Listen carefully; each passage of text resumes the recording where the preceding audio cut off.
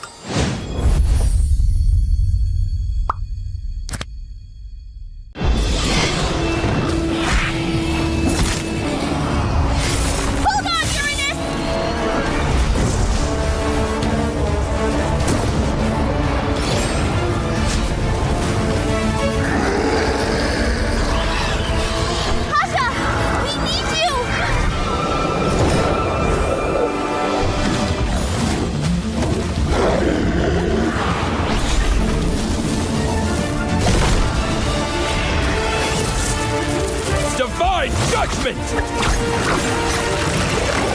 Witness the power of pure lightning!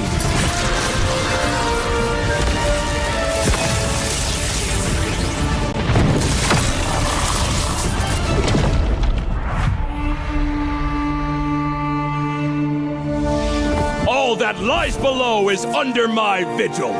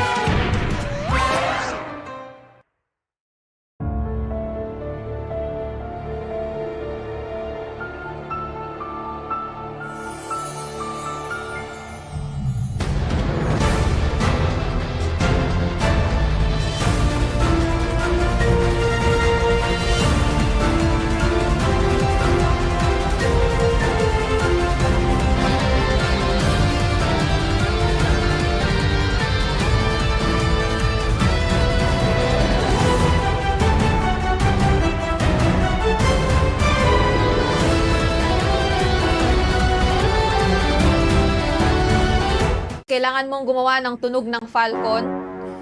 Ngayon. In 3, 2, 1. Yung ibon. Ay, ibon.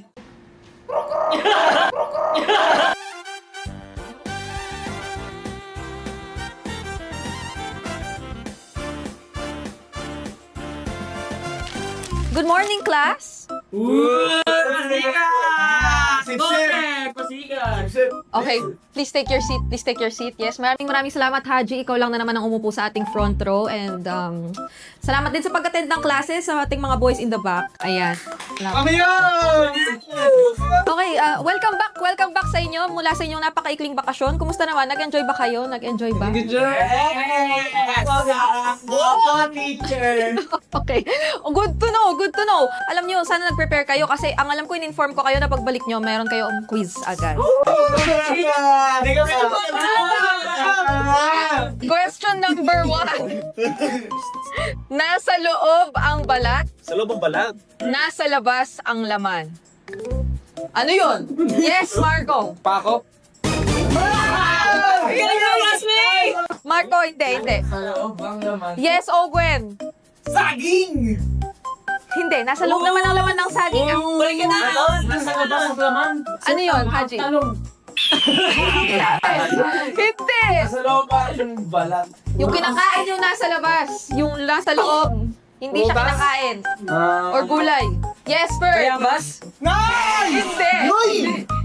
Nasa may balat pa rin ang bayabas sa labas ah. Nandito siya na. Ayan! Pineapple? Hindi! Mais!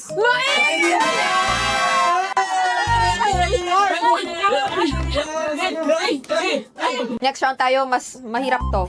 Tongue twister naman. Okay?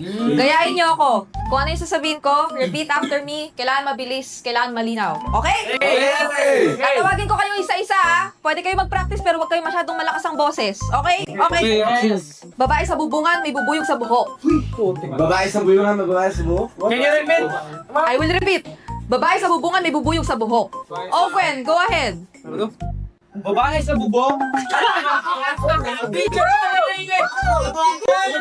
Aji, dahil lang dyan ka. Okay, go. May babae sa bubungan, may bubong sa buhok. Ang galing! Sinong gustong sumunod? Ako! Flap, let's go! May babae sa bubungan, may bubuyog sa buhok. Kyle! May babae sa bubungan, may babae sa buhok. Mali! Pagbigyan na natin. First, Ogwen, Marco, sinong gusto sumunod? May babae sa bubungan, may buhok. Malapit na. Ako naman. Isa pa. Oh, sige, pagbigyan natin. May babae sa bubungan, may bubuyog sa buhok. Yun! Ganun lang. First, ikaw na, iwan mo na yung dalawa. Oh, May babae sa bubungan, may bubuyog sa buhok. palakpakan natin. May babae sa bubungan, may bubuyog sa buhok. Ogwen! May babae sa bubungan, may bubuyog sa buhok. Okay, Marco, bilang ikaw ang pinakamabagal, kailangan mong gumawa ng tunog ng Falcon. Ngayon, in 3, 2, 1.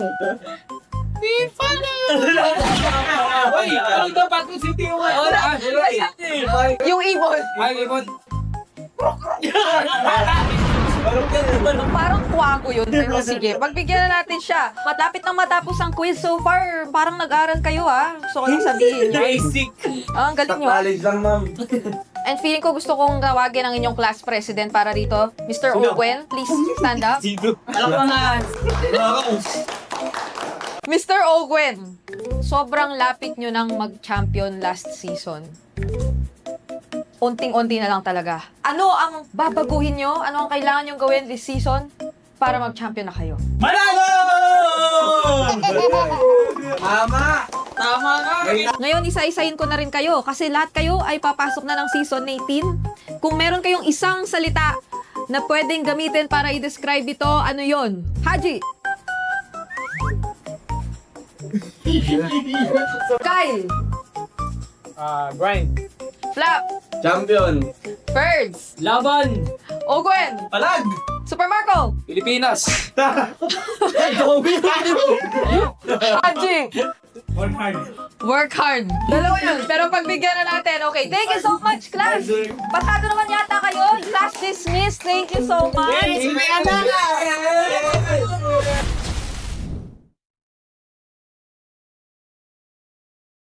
Pitongpot.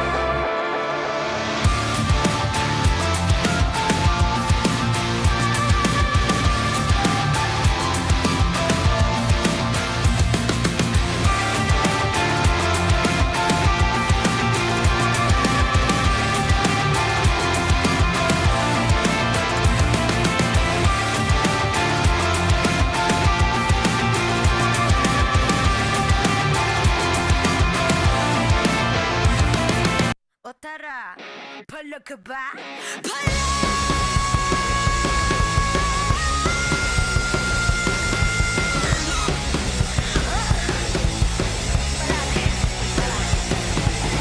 Handa sa laban, sandata sa aking kamay. Watch with my click, maybe fire in the eyes. Yeah, I walk with my head held high. Ano ba yung takot kong tere ang aking gabay? Iyan niya, isang niya, I hold down the lane. Ako ang kapuan, and you bring our name to the game. Eyes on the prize, do last, cause it's our time. Palag na to, me again, you already know. Automatic ka lang ang Pilipino. Break us when we steal the show. Automatic ka lang ang Pilipino. Lakas ng Pinas. Palag na to, kami na ang batas. Pilipino. Lakas ng Pinas. Palag na to, automatic ka lang ang Pilipino. Teka, wait. Remind you kung anong na-obtain. Palaging first place, lakayo sa PH. I'm here cause I got God, my team is super fan. Eyes on the prize, Pinas, cause it's our time. Palag na to, me again, you already know. Automatic ka lang ang Pilipino. Break us when we steal the show. Automatic ka lang ang Pilipino. Lakas ng Pinas. Palag na to, kami na ang batas. Pilipino. Lakas ng Pinas. Palag na to, automatic ka lang ang Pilipino.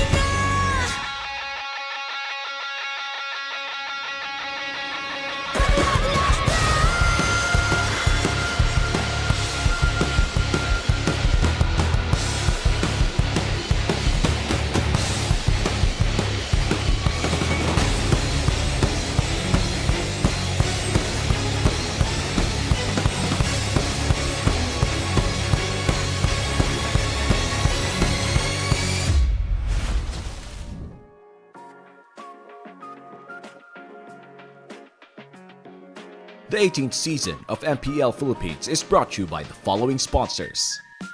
Infinix, the official smartphone partner. Unleash your ultimate with the Infinix GT Verse. Smart, the simply reliable connectivity partner of the MPL. And Visa, the official payment partner of MPL Philippines. Be the gamer you want to be with Visa. Our partner in esports, Clear Men. Power up and stay fresh daily with Clear Men. And our strategic partners, TT Racing, China Airlines, Ferry, and SIP. Don't miss any MPL PH action. Follow our official social media accounts and subscribe to our YouTube channel. Palag Na To. Catch MPL PH Season 18 action live at Victoria Sports Tower.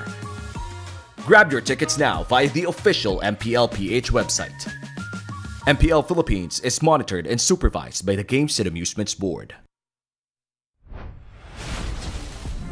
Magandang hapon sa lahat ng sumusubaybay sa MPL Philippines Season 17. Narito po tayo sa ating napakalupet na Superfan Saturday at kami ang inyong makakasama. Womi pa rin, Rockhart at pati rin si Joshi Cakes. At para sa ating English broadcast, Hans Galeria, kamusta tayo dyan? Yup, it's all good over here. Just like what he said, he's already mentioned my name. Brigida and Ranmar Santa Cruz are obviously wishing you guys to stay safe in the middle of everything that's been happening outside of the MPL arena because we'll bring the action just as is. MPL Philippines is monitored and supervised by the Games and Amusements Board. At katulad nga ng sinabi ni Hans, ay kailangan nating mag-ingat ngayong araw na ito dahil napakalakas ng ating ulan and sana safe at dry po kayo sa inyong mga bahay na nag-e-enjoy ng MPL Philippines ngayon. O kaya kung nasa labas kayo, ay sana nag-e-enjoy kayo kasama ng inyong pamilya. Yeah, as usual, ito pa rin the best way to really experience MPL Philippines for the longest time. You stay dry in your homes. Kami na bahala lumaban sa kung anong kailangan labanan. Tama naman. And kung merong mga papunta para sa mga next matches, doble ingat lamang po sa mga super fans na papunta dito sa Victoria Sports Tower. Oo. At kahapon, napakadami ng MPL action natin na napanood. Napagana ni Sanford yung Carmilla at Atlas, tapos ang Onyx ay napakalakas pa rin. Ano bang mga kaganapan kahapon na masasabi mong tumatak talaga sa madla? Honestly, there's been a lot. Number one, quite quick games. Masasabi ko na it's been kind of surprising for me how drastic some of the mistakes have happened and how teams have managed to capitalize in certain situations that the other teams just wasn't able to. Yeah, I honestly don't know if it's considered a good thing that the errors are so obvious, or are they something that you really have to be concerned about? Because I think a lot of people would agree on what were the major errors that we saw in yesterday's games. But another surprise to me, I guess, is how big the awards for the weekly champions are. I love shiny things, and you can see there being held by Super Friends. That's the memento that you get for getting the top 1 seed every week. That's why you have those little symbols beside the names of Onyx and Falcons, who finished week 1 top seed and 2nd seed. At dito nakakatuwa makita no, yung mga ganyan kapag dumami na. Dahil makikita natin kung matagal na ba silang nasa taas o bigla silang bumaba. And I feel like looking at the Infinix standings right now for Season 18, we could say that TLPH, even if we know na galit na TL ang pumasok this season, ay nandun pa rin sila sa punto na they are competitive but not yet the top dogs like they are for the last few seasons. I think this is definitely the phase of the tournament na kailangan nating i-temper yung mga sarili natin. I also actually like that they are not overheating like what some people would expect, especially now that they have a really good foothold kung ano, nasan ba yung power levels nila.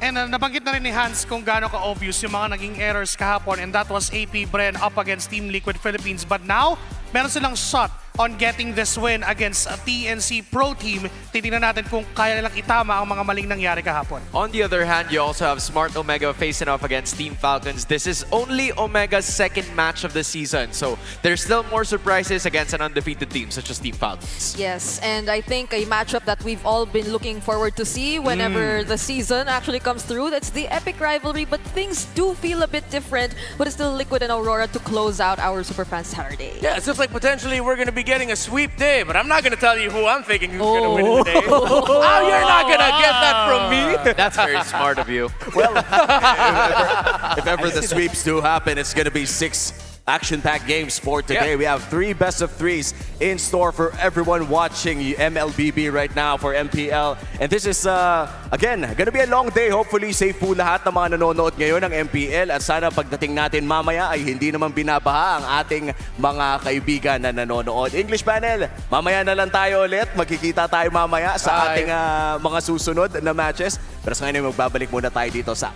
And yet, it's gonna be us again. We've already introduced ourselves. Hello. It's still Hans Galeria, Brigida, and Renmar bringing you the action for the triple header of today, guys. It's only been week 2. We haven't even gone past majority of the games that have happened over the course of the week, and I can therefore say that in terms of some of the changes with the recent patch, honestly, I don't think that there's a lot that we have to consider, but major adjustments have to be done by the first match composed of our 2 teams. Yeah, I think especially the slight, I think that's why we consider it slight, because they're very minor adjustments, and there are only very few heroes affected by it. We already got to mention it earlier in day number 1, but even then, some nerfed heroes came through and were actually successful, but this is what we have to talk about right now. Is it just me, or does this feel like a movie poster? Yeah, I feel like I've seen this somewhere. Yeah, it is. I'm running out of the... What's the name of that director that has this, those really funky movies where it's all colorful and stuff?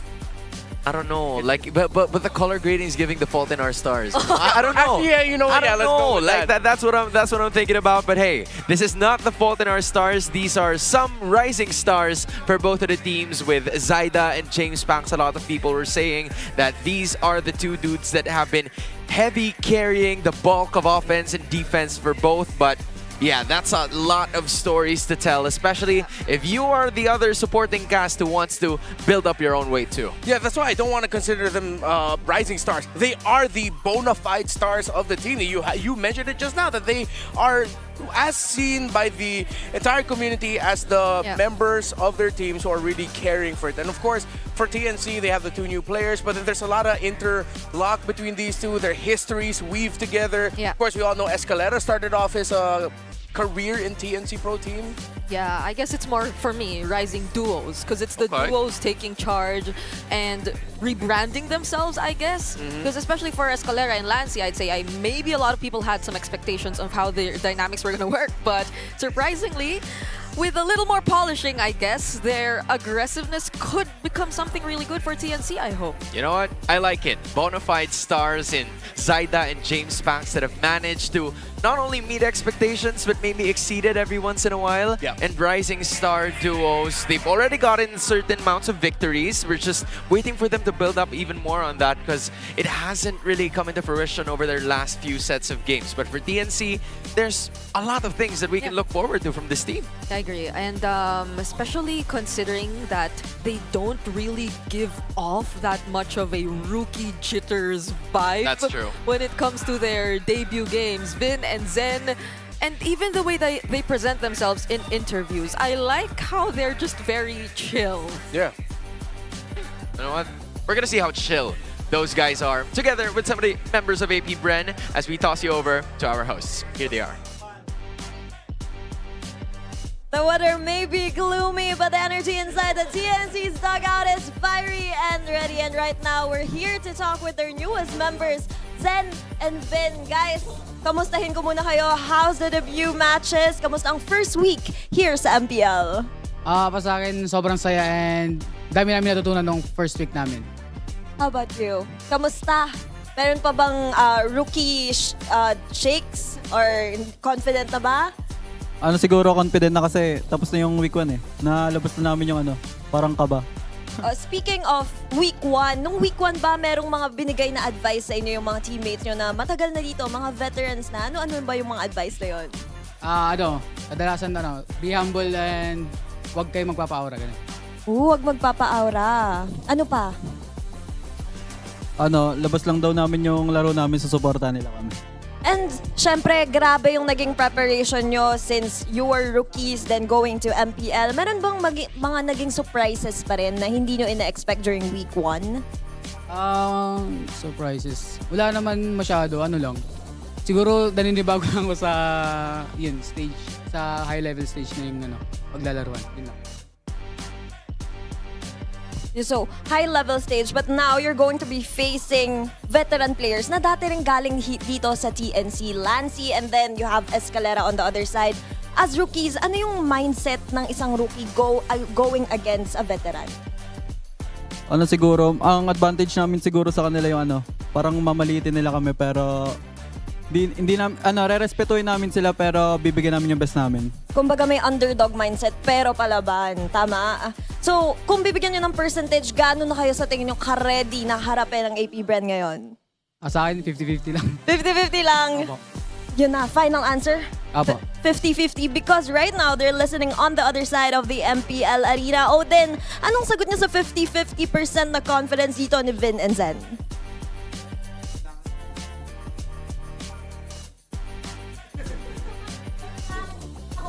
Sa panig ng AP.Bren at nakausap na nga natin ang mga players from the other side. We have here Lancy and Escalera for AP.Bren. Hello sa ating mid duo. Hello? Hello po. Ayan, sabi kasi dun sa kabila, 50-50 pa lang daw ang mindset ng ating mga baguhan na sina Zen and Vin. Ano ba ang tingin nyo na percentage ng ipapalag nyo against them?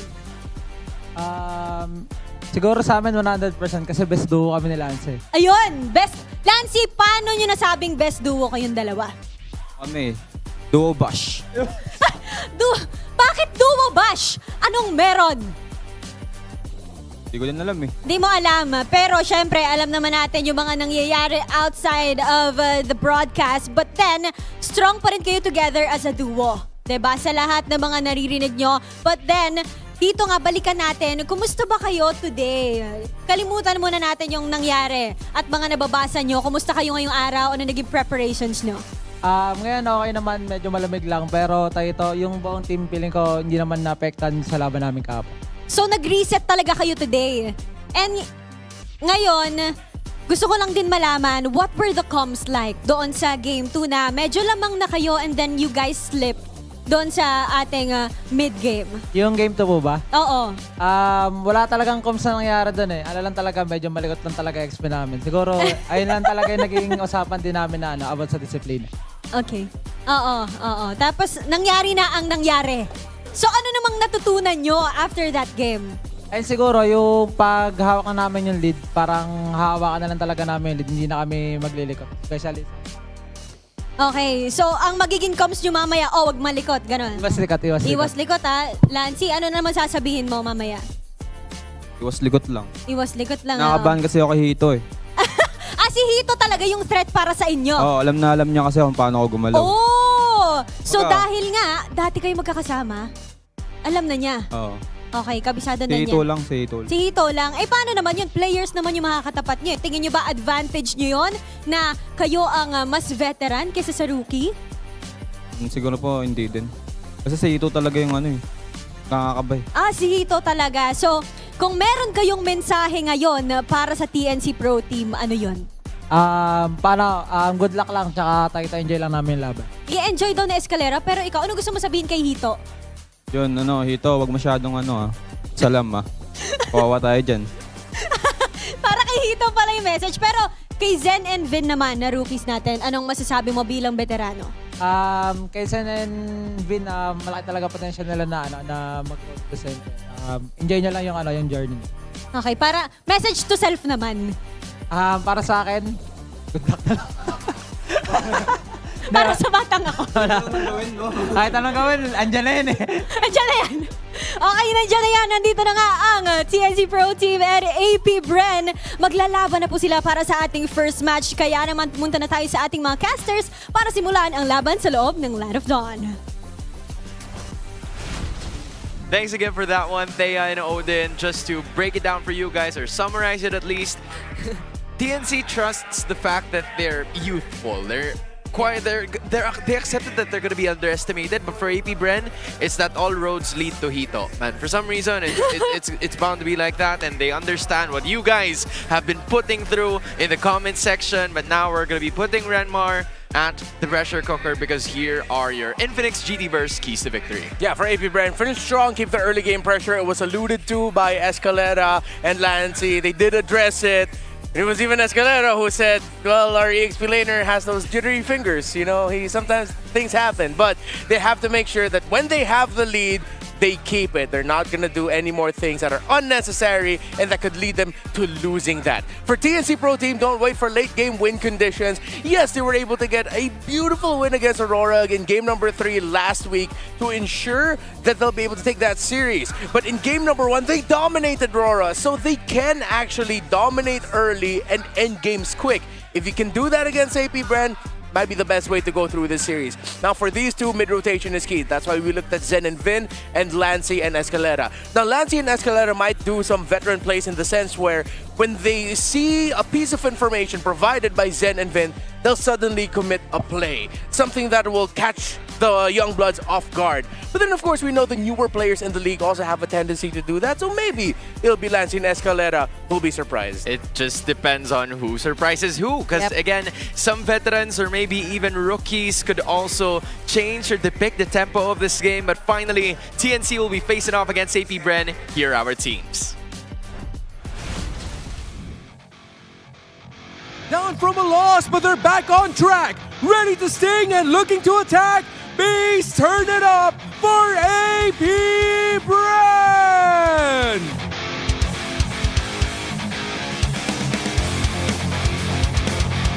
Eyes on the prize! Out to win their second, proving the first is no fluke. They're back in the arena and ready to execute. Phoenix Army, it's TNC Pro Team!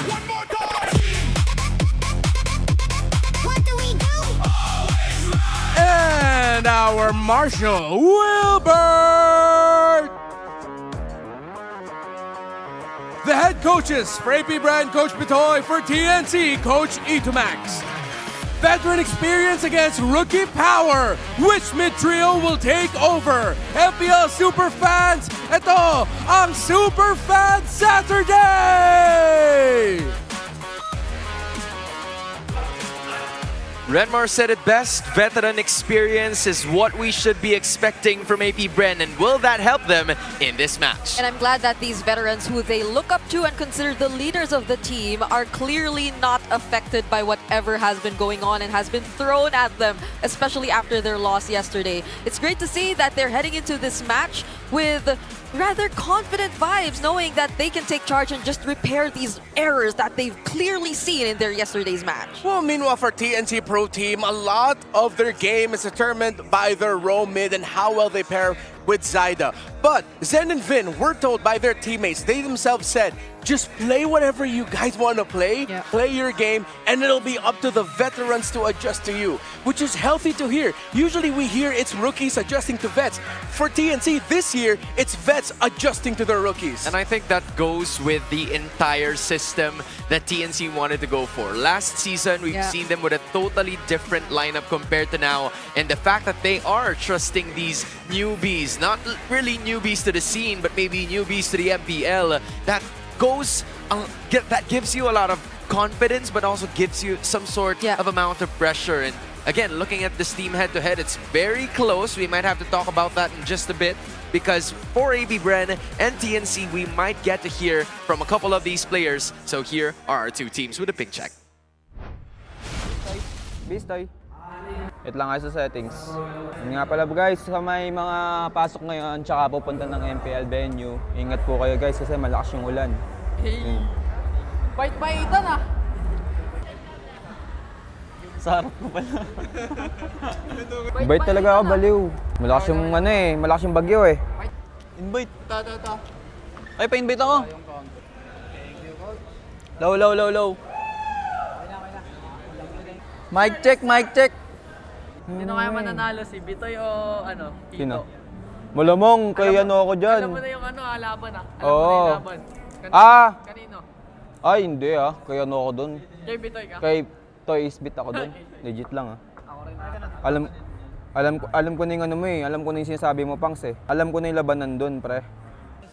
Ito na nga ba yung sinasabi ko eh. Ito yung pinakamahirap na part eh.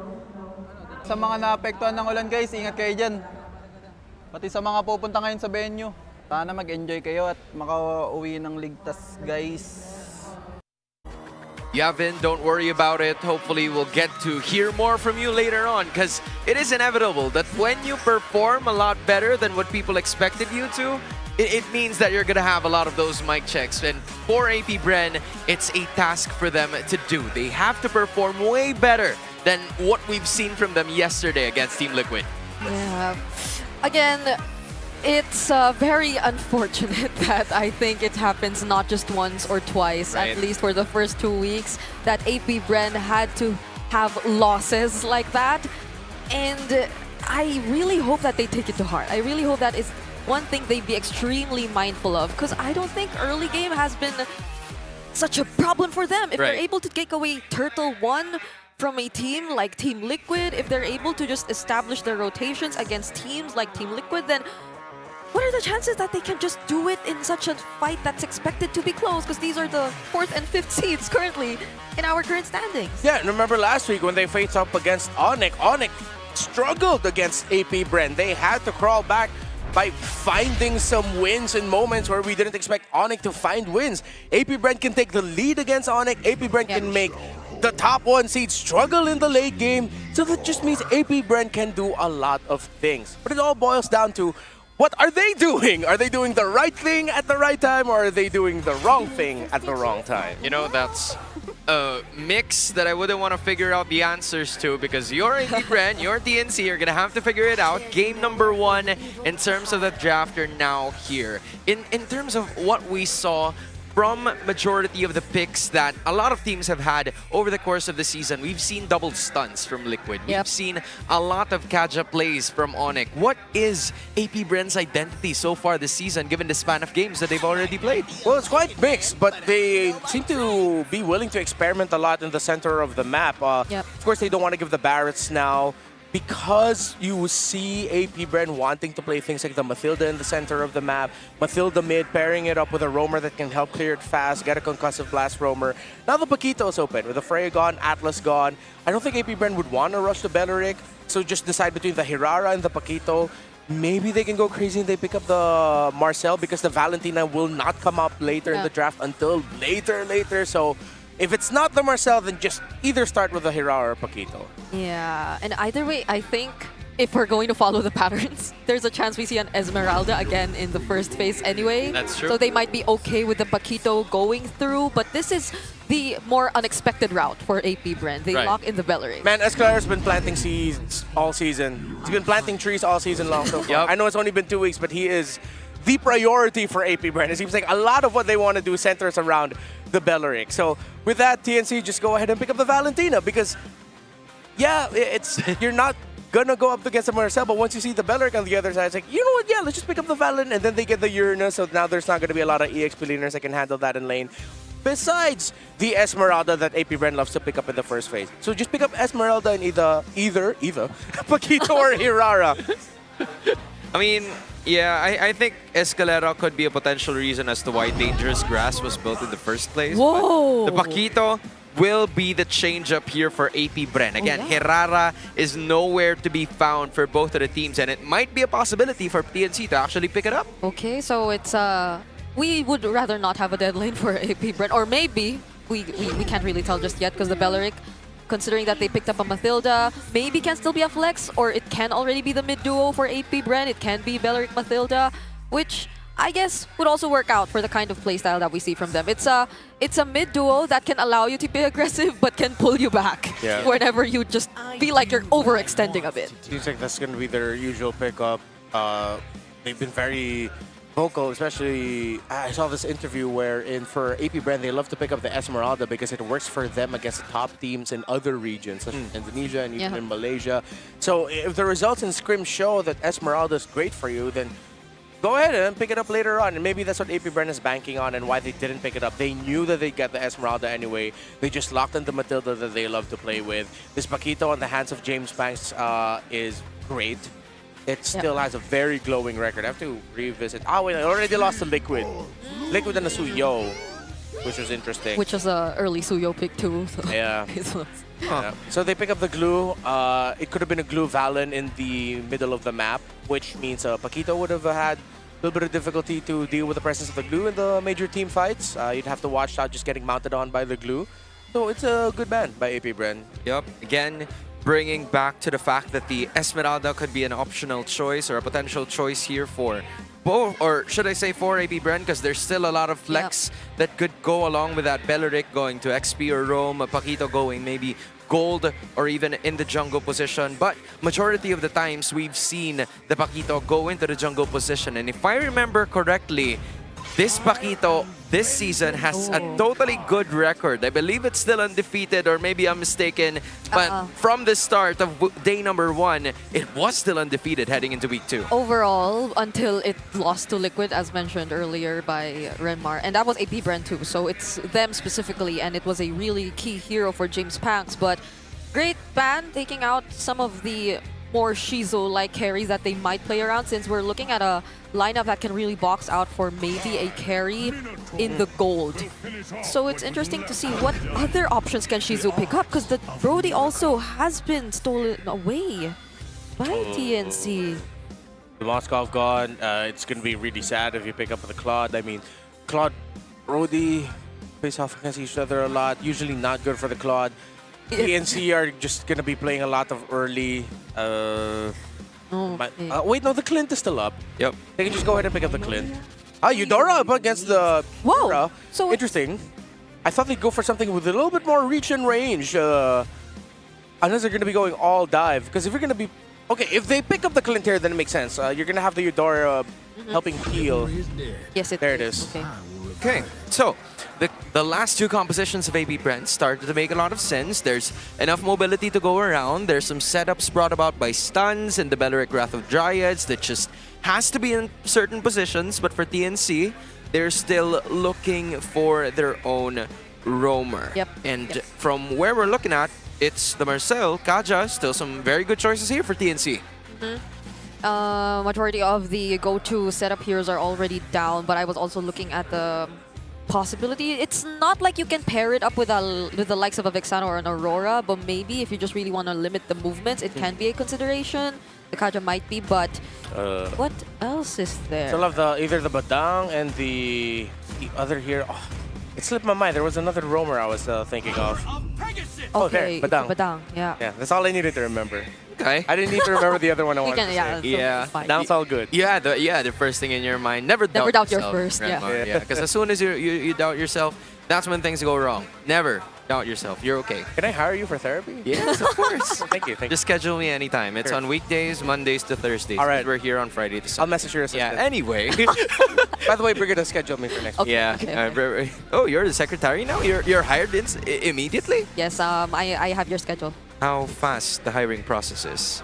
Hopefully for AP.Bren and TNC, they can speed things up the same way. Because for AP.Bren, we saw them yesterday. It seems like they were at a hold of the early game for the first 7 or 8 minutes of game number 2. Game number 1, let's completely forget about that because TNC was just doing what matters on their end, as well as they were able to beat Aurora in a 2-1 series. So both teams, they have some positives entering this game. Just a lot of things to tweak about, especially for the Phoenix Army trying to carve their way in terms of experience, finally losing those jitters heading it after Week 1 for this Week 2 matchup that we are bound to see from the Phoenix Army with Zen, Vin, Lancia, and Escalera, the mid lane duo that we've highlighted from the start of this match is going to be opening up the very first game of today's triple header.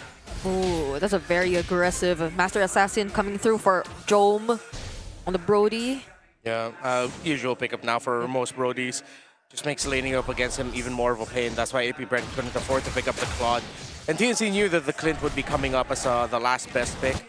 Their answer was the Badang for it. And it's this Badang is picked up with the same mindset of why you would want to pick up the glue. Right. Disrupt a lot of the Paquito entries.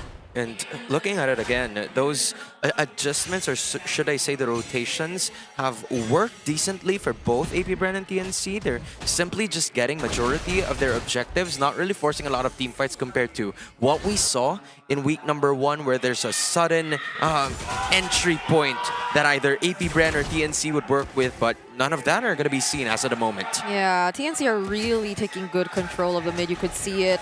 There's not much room for Escalera nor Lancy to move around nor even poke their counterparts across the river. But Zaida and James Banks here, okay, he doesn't get to seal it away. He will be slightly behind. So James Banks needed to go for the full orange start because if he decided to get closer to the top side of the map, his rotation could have been disrupted by a entry into the jungle by Ryota on the Uranus. So at least for TNC, you know where James Banks would have started, where he was going to go. So far, they've been man-marking each other's rotations very well. James Banks already 4. Zaida will hit 4 after he gets his orange buff, so it's a long delayed take for it. He's not going to have his purple for turtle number 1. Okay, that's a flicker already forced out of Zen. And this is a really terrifying early for AP.Bren. That's a Eudora plus the burst from a Paquito. But so far, TNC have regrouped. They're already here nearby the turtle, but it's going to be James Banks picking up first blood. But Zaida takes away the turtle. Again, some solid trades here for both of the teams. It's AP.Bren getting a kill, but objective goes to TNC, and they will be looking for more. JM Pinkman is not going to get out of that. No flicker left. He already used it to set up. Yeah, good chase down there by Zaida and Ryota. They knew that James Pinkman could have been chased down. Flicker already committed to go for the entry. Lancy gets caught in the mid by Zaida, and TNC's momentum continues to flow. James Banks had to fly out. Yeah, fortunately, the guiding wind was there, but Zaida has been getting kills and assists despite and after them taking that objective too. It seems like a clear advantage for TNC this time. Yep, they were able to get an extra kill, one of those going to Zaida, and it seems like the activity has started to happen as soon as that turtle was finally gone. Great team fights we've seen from both teams, but because of some extra or extended team fights that TNC was able to pull through, they've managed to lead at least 400 in terms of gold, and with Zaida getting that first kill, it's going to help him a lot just in case he builds up on that Sky Piercer later on. With that Piercer. Piercer's going to be on Paquito. Meanwhile, the Piercer for TNC should be on the Brody. The Hirara should be going for that more sustainable, like the War Axe Endless Battle. Wait, no, not AB. But yeah, the more sustained build.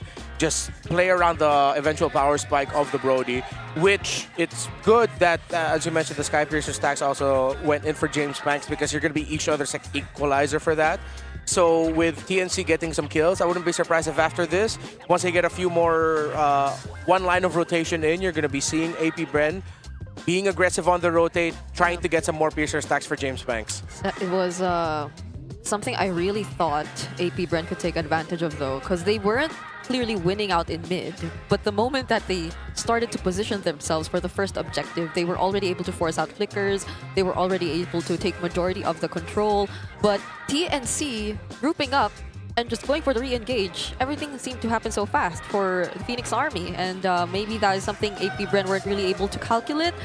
But it's somewhat still the early game again, although we do have a stat that says majority of the teams who take the first hurdle oftentimes eventually to win the game. Yeah, which is why I was quite surprised with the fact that AP.Bren was forced to be out of that turtle bit instead of them fully committing onto it, given the advantages that have already happened. But you're looking at this dude. You're looking at Zen. This dude, just yes. shutting This everybody dude. out. This dude, this kid, this newbie, this young blood, whatever you want to call him. It's still a solid performance. There's a bunch of win and losses over the block, but again, Beleric has been his best hero so far, still undefeated. That's the idea that you want to build up, especially if you're one of the newer players in this season. Best in numbers, but I would have to say my favorite that I've seen him play would have to be that glue.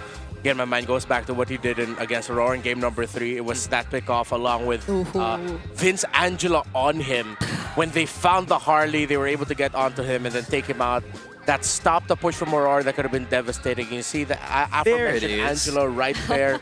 And if Angela and Rafaela, if the healing mids work really well for TNC, I know they're playing more damage right now. I'd love to see them try it out again. It seems like it's good for TNC to have more healing on their side. Yeah, for one of our rookies to debut and play majority of his games on a healing type of mid lane.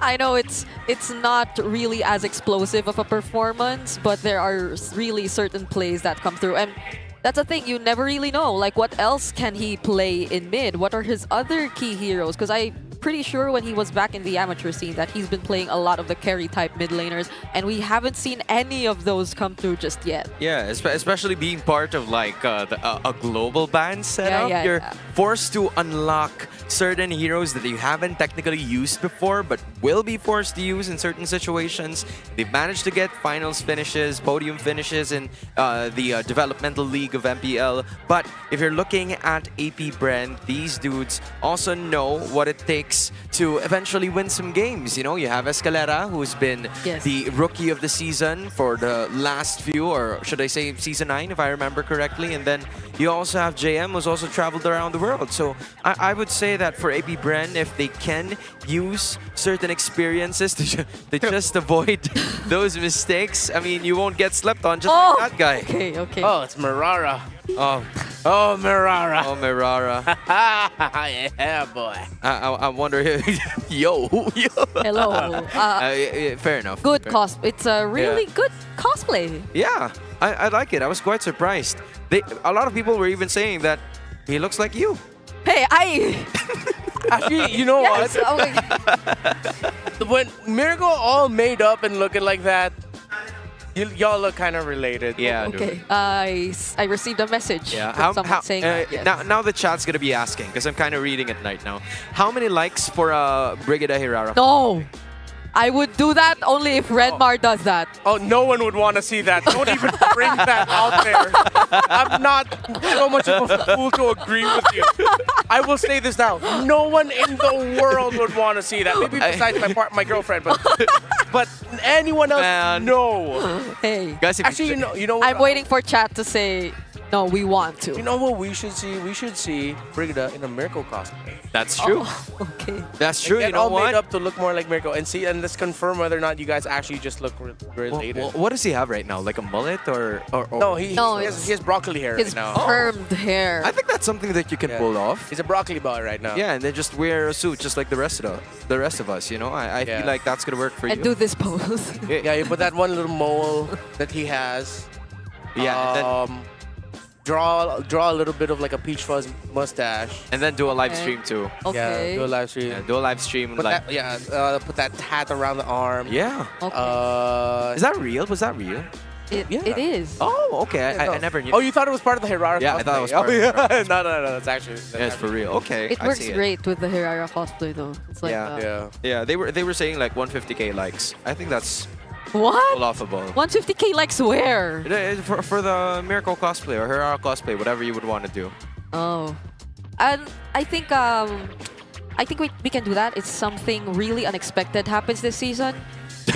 Let me think of what, but it has to be something as extreme as Mirko's saying he'll do that if BDR eventually wins the championship or something, you know? Okay. I guess we're gonna have to force that out of you. You need to come up with something that at least if it happens, that it happens. Okay, go ahead, man. Team Liquid Philippines don't end regular season top 2. Oh. What? You know what? Wilbert, save me. Come on, Wilbert. I see how valid it is. Okay, Wilbert. No, Wilbert's not gonna save you, man. The Pork Chop Master is not gonna save you. No, he said it himself. I didn't know. I know. He said it himself that he can call himself the Pork Chop Master, and we're gonna live by it. Yeah, we already have the Chop Master in Sen. Oh my God. We have the Pork Chop Master, Master. And I like how he has his own version of the handshake. You saw that? Okay, we're gonna go. Instead of the normal chop, he does double fist bump, sideways chop. Yeah, and then the camera just zooms out. That's cool. It's not zooming in. I like that. Okay, Vegeta, you get saved from the like situation. We're going to talk about that some other time. But for TNC, again, quite a recap. They were able to get the first turtle and lead in terms of the kill scores. Zaida has managed to get the Hunter Strike as well. And not a lot of, again, activity is happening before those objectives have happened. It's just that they're simply getting jungle creeps and then landing on those turtle pits when it matters. EXP lead for Jome in terms of the laning phase against that Clint, but the gold leans just a little bit more towards Shizo, now even slightly more towards Shizo as he got the last hit onto that gold crab. But Shizo's done a great job in the lane, taking care of himself, not really susceptible to any flanks. And he is beating the Brody in lane, so it's a good job there by Shizo. Yeah, let's just see if it's AP.Bren again who decides to start things up, because it seems like the punish has been better for TNC. Here's her now for James Bang, so he's taking a stack from earlier. Oh, and Vin has the Wrath of Dryad too, and now they actually find one, forcing out the Purify from Escalera. Not a good start for AP.Bren. They have some ways to set up still. JM Pinkman is going to be there, but Zen gets found out that bottom rush. And Zaida will freely get this turtle. No contest or no team fight breaking out whatsoever from both sides until now that TNC eventually decides to go full commit. There's a punish that's going to be put onto Ryota, but they take out two in the process. Zaida going for it, and the dives from Jome as well, and a double for Big J.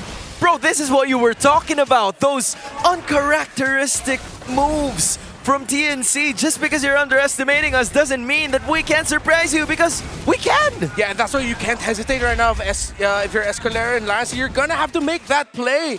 It's just they decided not to make the play here. Since JM Pinkman didn't use the Wrath of Dryad here, they had to use it defensively. Vin, beautiful. Flaker Wrath of Dryad stolen away from the Belleric.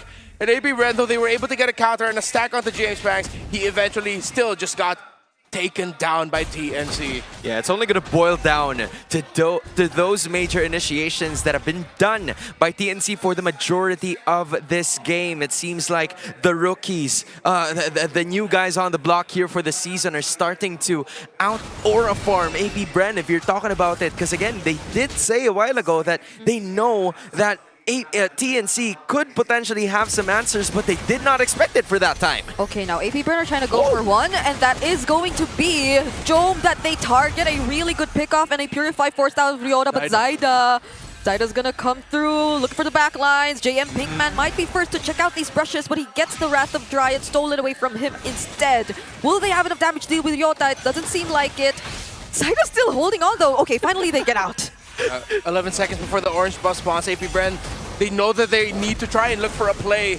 Lancey finally gets his first item 6 minutes in with a glowing wand. It's very essential for them. I think they're going to be forcing this bottom lane turret, and that's exactly what's going to happen, because the cannon is going to be there, but then a sandwich is going to happen. A 5v4 situation. Oh, they just want to focus on one, but eventually they catch two. That's going to be the counter Wrath of Dryad, and it's Zen who's going to fall down first. Jome is going to be able to make it to this fight, but there's already going to be a 2-for-2 trade. It's a killing spree for Zaida, and Jome just finds more. Lancey, where can he go from here? He's just going to get chased by Zaida, not even going to land the stuns. And the torn apart memory adds another stack to that Sky Piercer. 11 kills for TNC, 3,000 in gold. Not the start AP.Bren wanted. Beautiful flank and sandwich play by TNC.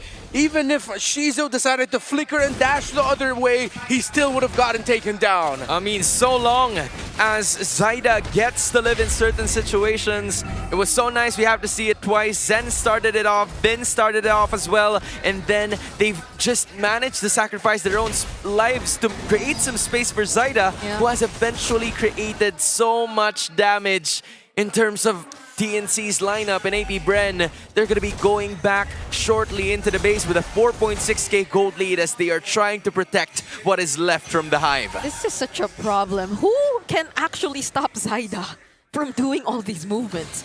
Who can just lock him down? I don't think anyone from AP.Bren is capable of doing that. You have a stun on Lancey, but yeah, that's pretty much it. That's it. Yeah, you're gonna need coordination, which doesn't look like AP.Bren has a lot of right now, especially from last week, from yesterday. Yeah. I don't know if there's a clear shot caller or something. It's just not flowing right for them. How they're playing, the calls that they make, when they're making it, it's so disconnected right now for AP. If there's any time for them to prove us wrong, I think now is the time to do it. Because again, you have a way for you to get the stuns possible towards Zaida. It may be a very slim chance, but with that stun coming in from Lancey, I think they could still pull it off in certain situations where TNC tends to overextend. Yeah, the difficult part of their lineup is, and which is why I was kind of surprised that they still picked the Eudora, is there's already a Uranus on the other side. Yeah. That in itself means you won't have the damage to actually mess the Uranus up before it ushers in the rest of TNC. I thought Escalera could still get away, that's why I kept yapping. He could not with that amount of damage, only with a Purified 2. He had Circling Eagle. He could have eagled and then flew far away. Yeah. He was okay until he wasn't. It felt that way as they had some tools to escape out of that situation. But I guess AP.Bren, it's not just even trigger discipline, it's trigger misuse. Like, he's not even utilizing it to the fullest of its potential. I think it's not helping them now. To add more to that, I feel like they don't even know they have a trigger. Oh, that's worse. That's tougher. And with that being said, man, TNC gets another Lord. I don't know if it's a play that was supposed to be made because we were moments away from the first Lord and there was no one else to really open up the map as much, which had or who had enough mobility to get out in case there was danger, but he eventually saw too much danger. You know what this feels like right now? It feels like that family reunion where one relative is just getting it from the entire family. Yeah. And then the perfect relative is just like, you know what, hon? You're doing great. Just stay there. Enjoy the chicken. Enjoy the lumpia rolls. Yeah. Meanwhile, AP.Bren's the member of the family who are just like, really, still? You're 27 years old, haven't finished uni yet. Oh my god! Gosh. Oh, they found that. Oh, they found that. Oh no, they didn't. Oh, no, they didn't. Wait, the caster curse! We gotta stop saying things before they actually get finished or something. You know what? I'm not even going to speak anymore. We're going to take this away. The Lord is going to be marching. The Holy Shields are going to be available. What exactly is going to happen? How will AP.Bren defend this? It's a question. It's a question we pose, especially towards their wave clear. Their wave clear, which is mostly just what? Shizu. Well, if you use your ultimate on the Aurora, then maybe there's a bit more.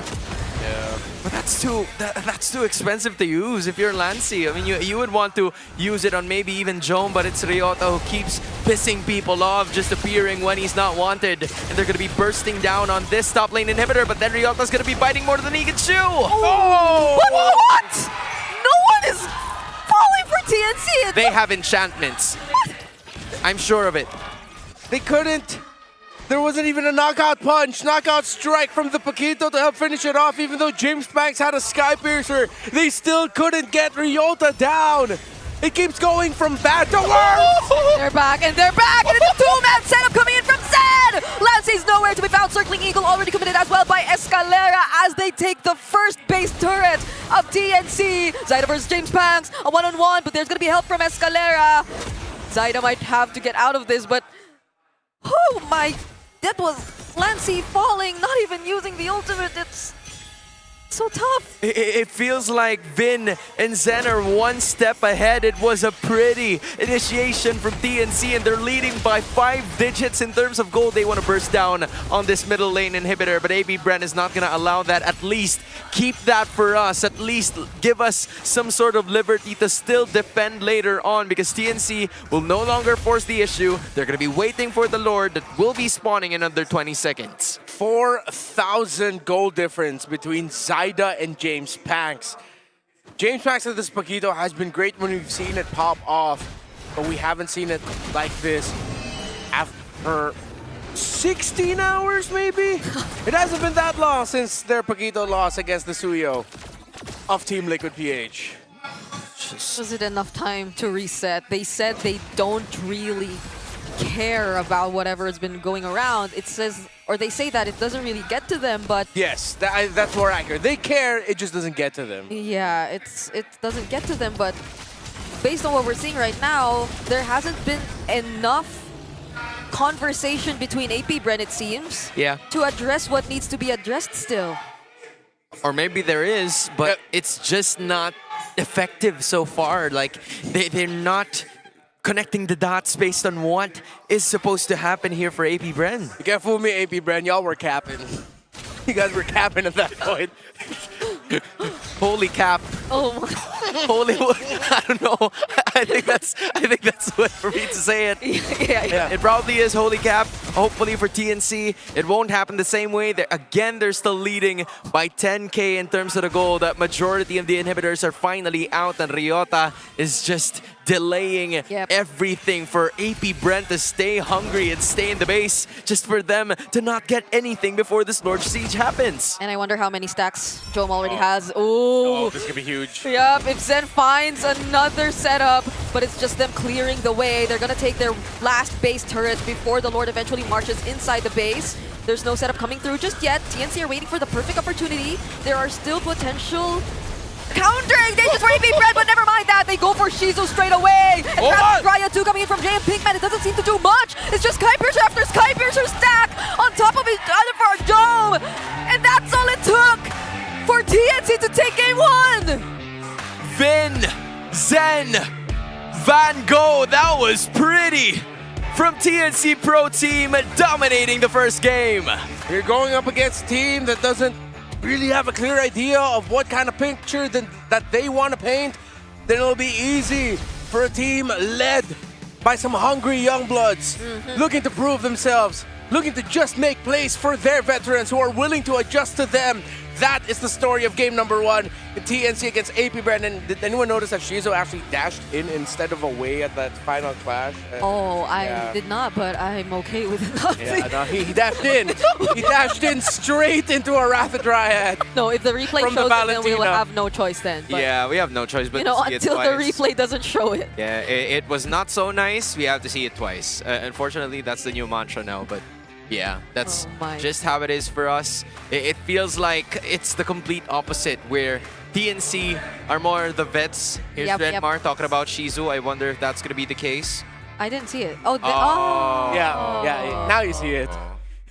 Yeah, I wish I didn't. Well, I'm sorry, it was right there. It's okay. At least you've brought that up. That's a point of improvement for AP.Bren. It's just unfortunate that it happened in the very last clash, but Zaida too hot with that Hirara taking control of game number 1. The nails. Of course, that's what you noticed. Wait. I always get surprised when I see those nails, but I don't know. It's been since week 1 that he's been already being able to perform, and even though before entering the season we did say it was somewhat of a rebuild around Zaida, it's great. I think as time progresses, we eventually realize the kind of mindset TNC has been going with. It's really them just pushing their rookies and adjusting accordingly to one another, and it's really, really great. Yeah, it just works out for them. Like, maybe... I know heading into the season, we've been hearing that Zen and Vin really injected like a youthful energy that the team needed. Especially, of course, with Jom, Ryota, Zaida. Not to say that they're old. They are very young. Yes, they are. None of them are even close to crossing 25. I think so. Yeah, but in terms of experience of how long, because the longer you you are in this system, you are in this esport. Yep. It's not that you get slower, it's just the way you see things change. But sometimes you just need that youthful energy to remind you, hey, this is what you should just do. Just go make plays. Just start something. Yeah, I think that's what we also have to acknowledge with how Vin and Zen has managed to move around the map. It's just them taking control. I start to notice the way that everybody was saying that, okay, fine, we'll play through you. We'll play through the rookies. And that was what was instated in that first game. That fist crack, that Wrath of the Dryad from the Valentina. It was the start of something that's so much better for TNC. Because most of the big plays were gonna come from them anyway. This isn't like the TNC Belleric Ryota XP lineup, you know, where I think some of the big plays came from Ryota, or maybe better attempt to make big plays came from Ryota. Every single one of them in this particular lineup just felt like they were activating and enabling the calls that Zen and Vin wanted to go for. Because Vin, it was always the Wrath of the Riot that he was trying to go for anyway through the IMU. And these fist break, fist cracks combos. Yep. On point. That's why I forgot the other hero I wanted to mention in the draft, and it's literally just a badang I got to mention. The carry brought to us by Vincent in the game, of course, Zyda, who is also the MVP. Perfect. Almost 90% in the kill participation. Had all the damage. You saw it. It was just, honestly, a very textbook game by TNC. Textbook, but then at the same time, Zen and Vin made plays when you least expect them to. They already got the objective. They could have backed off, but then Vin found that angle. Zen was ready to jump on it, and TNC were also ready for it. Besides wanting to just give a lot of praise for the roam mid, you also have to give praise to the veterans. I agree. But because it looks like they're just G to go with whatever Zen and Vin want to do. Yeah, I agree. It seems like because of what Vin and Zen were able to do, it makes it so much easier for Ryota to just calculate the amount of HP or amount of damage that he's going to be taking when he's under those turrets. For Jom to just deal damage to those turrets, and for Zyda to eventually get MVP. It's also Aurora's choice, still unleashed. The GT50 Pro brings height of roll, liquid cooling, and all-day 144 FPS to every match. Now backed by GT Watch 5 Pro and GT Buds 5. Collect the full GT set and unlock the ultimate experience. I'm not wearing it as of the moment, but it's been so helpful for me to track my steps whenever I run somewhere. But you can also run to the nearest stores and meet the Infinix XPad 30 Pro, a big eye care display for binge watching and late night reviewing. Casual gaming that's not fussy, and a slim, light build made to go wherever you do. A game winner, deadline killer. I mean, that's what they've been using from start to finish in order for them to help out with their reviews and stuff like that. Yeah, you could take a look at the Filipino broadcast, and they're using the exact same ones. All of us have these to help us throughout the day. Yeah. Again, major love to Infinix. Okay. That's you laugh? him before though. No. So Why'd you laugh? Yeah, you know what? No. You say it because strong play starts with confidence. Clearman, a proud partner of today's MPL action, is the shampoo made for men. Stay cool, stay fresh, and lock in a clear win. I was just surprised. Power up and stay fresh daily with Clear Men, the shampoo made for men. Huh. Hey, why is he looking at me like that? Because you're kind of sus right now. No! Kinda sus right I was just surprised. I thought he was, you know. Now laugh at the muscle then. I'm not gonna laugh at that. Laugh at the muscle now. No. Why weren't you surprised Yeah, about now that? you start I to am see. proud of you. Okay, thank you. Give some more words of affirmation, please. You have underwent such a glow up. Such a what? Glow up. Thank you. All right, we're gonna put up some Brigida Younger pics right here. Yeah, you're gonna have to search that. It's just search over the Note app or TikTok or YouTube. No, this is why we have the Infinix XPads right here. Agree. that's such a big screen. Yeah, she uses it for viewing the games. We just use it to troll, and I'm gonna do that right now. You know what? Go ahead. We'll give you a minute. We'll give you a minute to talk about that very first game. Just spare us some time of searching for a younger photo of Brigida. Yeah. If you actually find one, I don't know. I don't know anymore. Okay, I guess I'll have this graphic all to myself then. It's a jungle goal difference comparison between James Banks and Zyda. Where are they exactly here in this one? You see, it looks like multiple timelines like branching out. I don't know, but these are the results of all of the junglers. So all the other lines that you see are the junglers from the other team. Oh, that's... So this is just to look at how they look like in the early game and where they decide to veer off. Usually you see for James Banks, I think because they've had more snowbally wins, that you see James Banks on the upper end of the white line, while Zyda has had some longer games, and he's had some games where they lost the early game. See it branch off, but then as it goes longer, if you follow the orange line of Zyda, the goal difference gets way higher, while you see the dips for the side of AP.Bren, signifying their tendency of just losing mid to late game after getting an early lead. Yeah. So if you look at the middle line, it's always AP.Bren really getting a great start, or more often than not. Yeah, I agree. Especially for James Banks, I think it goes without saying that the team plays around him. Yes. It's just that as of this moment, he didn't have enough to eventually build on those momentum, because there's just a ton of errors that even the rest of the Bees were just committed to, and James Banks was just unable to deal the damage that he was supposed to. And it seems to always be the case, right? It seems like they are always playing around James Banks. It makes me wonder if there are other ways and approaches in which they can actually play with their composition. Because if you can't totally go for the play around James Banks play, which I think a lot of teams have already read out by now, then that's going to be tough. Like, what's next? Because teams are constantly trying to shut him down, and you could see it through the dips eventually in this timeline. I really like that graphic. Yeah. It was kind of hard to decipher, but then once you realize, like, okay, the lines, you know what it means. They need to recolor code Onic and AP.Bren though, because I was like, okay, where's the AP.Bren line? Wait, no, that's the Onic line. So yeah, at some point you see the AP.Bren line actually go into the negatives after going good for like 5 to 7, 8 minutes. Then you see a big slow dip towards the end as the game goes on. Yep. So it really goes along with what we've been saying about AP.Bren. Their early is great, their mid to late just is not working for them. Yeah, again, we appreciate whoever did that, man. You're a G, you're a bro, you're a dudette. I don't know. I don't know what I'm supposed to say, because assist might be cool as well, but here's the draft recap from what we saw.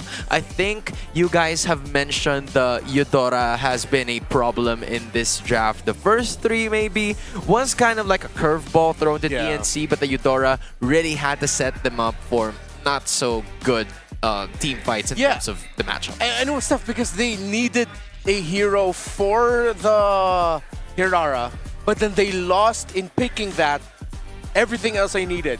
Good wave clear, a little bit more of good distance making between the two. Yeah. I can't recall if the Novaria was taken. It wasn't even. It wasn't. But then they needed that extra more bit of crowd control. I think they were expecting that the Mathilda would lean towards the mid lane and then they'll just pick up a different roamer, maybe something like a Gatot Gacha. We've seen them already play that combo. But then since they decided to swerve the Esmeralda into the roam so that JM Pikmin plays frontline and initiate, they lost big AoE and good distance in their mid lane because they had to pick up the Eudora. I think the most we saw out of the Eudora pick and how they could have used it to its fullest potential was before first turret. Agree. And that's about it. Agree. Because they forced out flickers from Zen. They were able to be very aggressive with their rotations. Not necessarily winning out in mid, but they were always there to accompany James Banks. And putting these two heroes together in the early game could provide really good amounts of burst. But they really struggled to find at least one player to burst down. And that's where everything shifted towards TNC. And I don't think they were able to recover from that at all. Yeah. As soon as the things started to become chaotic, it feels like Lancy didn't know where to position himself, who to damage, who to take the pokes possible. Because again, like you said, the flicker did work, but for some reason, they still weren't able to secure the first turtle, in which they had the position to take it already. So again, should it be decision making? But I really feel like that was just certain limitations of the lineup that they've had. And the question now is, can the veterans keep up? We've seen glimpses of brilliance from both Vin and Zen, especially in game number 1, not just in week 1, but for Lancy and Escalera. They've said it themselves a while ago at the interview that there's a lot of things that they need to work on. Yeah, at least I like that they're light about it. I think they've been in this seen long enough that they know that you really just go through these moments where it Yep. looks like nothing's going right for the team, or things are going right but you can't close it off. They have already started off of their season with a win against Twisted Minds 2-1 to open it. Even up against Onyx, as we pointed out earlier, they looked strong, so there was a lot of hopes for them heading into week 2. It's just yesterday, it seems like a part of me is thinking that's still in the back of their minds. There's moments of hesitation, the comms still don't look clean. Hesitation, I feel, especially as we don't see them going for the risky plays that they used to do in week 1. That's true. There were no flicker attempts from Lancey, even though he was on a Eudora, and he could have probably went for some in the early game. And it felt like they were just waiting for one another more than doing individual plays, which we're so used to seeing them do. You know what? That's so true. I think their reminder during the start of the interview was to not move a lot. Not to move Be at all. disciplined. Right? You just have to be disciplined. You can still take those risks, but at least manage them if it goes south. I feel like that's one of the things that AP.Bren still can't seem to find a good balance of taking the risk and actually being disciplined to go along with it. Yeah, exactly. Balance, I feel like, is the main thing there. If this was an older meta where we had utility jungles and you were playing around gold laners, play safe for 13 minutes as much as you want. You're good. But you really cannot afford that anymore in this current metagame. Oh. It's just gonna be different though. It has to be different. No Mathilda will be available for AP.Bren. That's surprising respect by TNC. Yeah. I did not expect them to actually take it away. I don't know if it's... Well, maybe it is respect. They just want to take away a lot of the comforts as much as possible. Maybe. I guess it's also because of game number 1. I'm sure it didn't really provide that heavy of an impact, but when Jome is found at the back lines, it provides them, or it sets them back for quite a bit. So I think that's what they're worried about. But both the Matilda and even the Rafaela is going to be taken out. So Vin is not going to get his hands on those healers except when an Angela's available. Yeah, the Harley getting taken away by TNC is just a signal that they're leaning towards a Hirara in the jungle. I wouldn't be surprised if they just go Hirara and then they'll get their roam Angela, a mid-Angela roam glue for later or somewhere along those lines. If they go ahead and give the Paquita, I wouldn't be that surprised. Oh, excuse me, Barrett's is also open. So correct. There's a lot of big trade pieces open. The top 4 you see in the AI draft predictor, Paquito, Barrett's, Hirara, Brody, all available for their trade, although the Brody might come a little bit later in the draft. Barrett, of course, is the first pick. Uranus open for AP.Bren if they want to take it. Yeah. Interesting though. Majority of the pairings you would put alongside the Barretts are actually banned out by TNC too. Yeah. So we're not going to see any of those. Not unless they go for an Angela later on, which I think considering that it's Vin, there is a chance. Because he's only ever used healing mid laners. Yeah, except for the Lilia, Except though. for the Lilia. I think that's the only thing. Because, again, if you're looking at it for Vin, or should I say for Ryota, just in case he's going to be the one to use this hero, he will be the major front line here, and the Valentina is going to be picked up once again by Vin. The Belleric and the Hirara are going to be taken by AP.Bren. Hopefully, this sort of flex from the Belleric would work better for them since it's been used by Lord JM in game number 1. It just wasn't used to the fullest potential in game number 1. So we'll go ahead and pick up the Paquito, yeah. So the Paquito closes out the draft. AP.Bren, I think, you just pick up the gold laner. You need that continuous damage. It wouldn't be too criminal to just go ahead and pick up the Claude here at red 3, or maybe pick it up later for red 4. In terms of the mid lane, you can pick that up later too. I think you hold on to the idea of the Belleric potentially being a flex. Yeah. So yeah, if that's the case, just pick up your gold laner now. Because honestly, it's up against the Valentina again. Right. So it can just be something beneficial for TNC in the team fights later on again. So if it's... Yeah, there's the Brody, the Claude, and Clint. I think those are There you go. the heroes. You have to make your choice. And the Claude is what they're going to be going for. So AP.Bren can set up for success even in the later portions of this game, while TNC is obviously going to be holding towards the early game momentum, just basing it on the first 3 picks alone. Rara, Belleric, Claude, the gold lanes for Jome still open.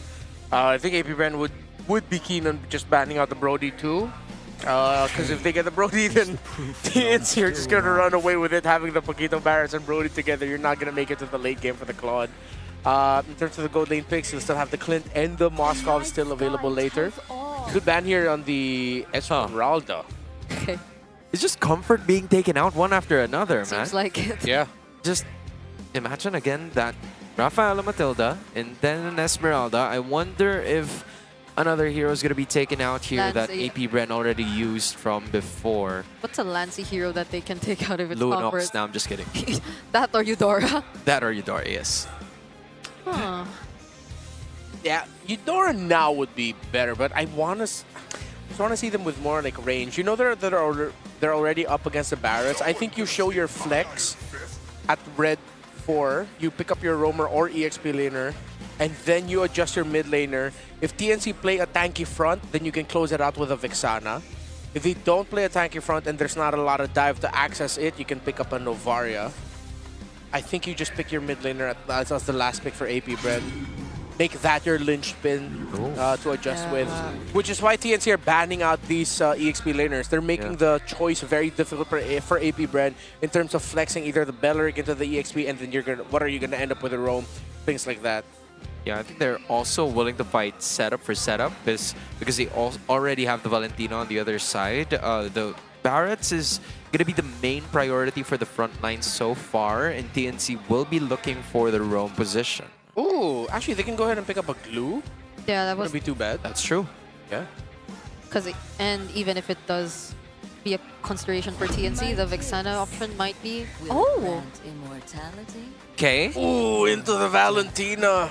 Okay, so there's an abundant set of sets that TNC, aka Vin's gonna be going for here. Would you go with Throne of Ruin or Wrath of the Dryad? Either way, I don't think Vin's gonna go wrong here. Yeah, it's gonna be tough. You can't pick the Clint anymore. I think you might just be stuck with a Moskov if you're Jome.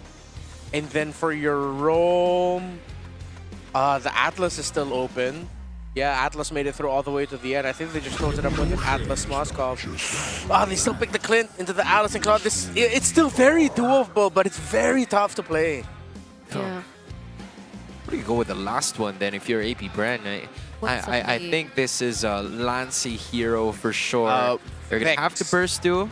You did say that before. If it's tanky front line, they have a Lunox and a Barretts, then you go Vex. But Vex has been hexed because the Angela is going to get picked up for the very last pick of AP.Bren. Whoa. I did not expect that. Yeah, well... Me neither. Neither did I. Maybe it's... trying to look at it from a perspective of, are they gonna play this through the XP lane? Or because are they waiting for enough time to scale? Are they buying? Because I don't know. Both sides are scaling anyway. And, right. Well, it's Angelus together. Theoretically, it could be very annoying for AP.Bren early. If JM Pigment can get comfortably to level 4 and then Lancey could be level 4 for the first turtle, then you can get turtle 1 and then an invade. So you have to see where the turtle's going to spawn. You're going to have to be careful of your rotations of your TNC. I guess they're also playing around the Hirara for the very first 5 minutes of this game. Oh, talking about AP.Bren, yes. right? Because the Angela's already there. Claude, Alice would have to farm up so much and so long just so they could make some certain amounts of impact in this game. But for TNC, they already have the Clint. They can take advantage. They even have Zyda, so that's something that they can work on in the very first minute. Look, it's a mystery shop for Shizo. Oh. Instead of the usual master, because some Goldeners would put the Master Assassin onto the Claude so that dueling is a little bit easier against the opposing Goldener that also has Master Assassin. Okay. So it's, I guess they just really want to speed things up and use whatever early game advantage they have as much as possible and just supporting it all the way. Because it's an Angela Belleric in mid. So it's really just supporting James Bang Switch. I think it's a similar idea to what they wanted to do in Game 1. Yep. Only that this one's a lot more obvious. Yeah, brother's gonna have to be LeBron James in this one, man, in 2016 Cavaliers or something like that. Because That's the early game that you would be expecting from AP.Bren here. Meanwhile, for TNC, obviously you're looking at Jome that could potentially win his lane, but so far Shizu has been doing his end of the bargain. Both teams are just securing their laning phases for them to transition into that very first turtle and hoping that they wouldn't have any casualties before that happens. Only player in the lobby right now is Shizu with a Purify. Oh. The only one with that Puri. Escalera forces to use his flicker out. No surprise initiation for AP.Bren, but the roamers are not going to be hitting level 4 heading into Turtle 1 anyway. Yeah. So, A-okay for both of the teams, yeah. So at least for now, just go for the plays. Because as long as Zen doesn't have the Fatal Link, then maybe you could play it a bit more riskier, but if he does get it eventually later on, then that's going to be a problem. Escalera doesn't have a flicker though, and TNC are just going to burst this down. James Panks, he can't even approach! Escalera's still going to go for the set either way. He doesn't have anyone around him, but he will... wait, okay. We really have... I'm sorry, that really just looks like they're not talking. We really have to revisit how AP.Bren... Yeah, are those headsets working? I think it is. It's just they're not opening their mouths. Okay, now James Panks is going to try to provide the damage. He gets terrified, but still survives. Oh, never mind. Aurora still finds the last hit. And now they lost 2. Yeah, that was painful. Jungler for jungler, but yeah, that's there needs to be a quick recovery right now for AP.Bren to come back. Ooh. You started with this. Now that's the first Fatal Link setup you're going to see, and that's going to be on Lancy. The 3 heroes in mid for AP.Bren have already been taken out at least once. And 2 of those kills has went on to Vin, so it's definitely going to help him to scale even further, leading by 800 gold against Lancy's Angela. Yeah, and that's not what you want to see early on, because if there's a significant lead between the 2 mid laners, it makes it so much harder for a smoother curve into the mid game. Yep. Especially on this Angela that, yes, you just want to hit level 4, but look at the level difference. It's 3 levels separating the Angela and the Valentina. Lancy, once he hits level 4, Vin should be closer to hitting level 7. Yeah, and we were saying AP.Bren wanted to play through their mid trio because their sides are going to take a bit more time.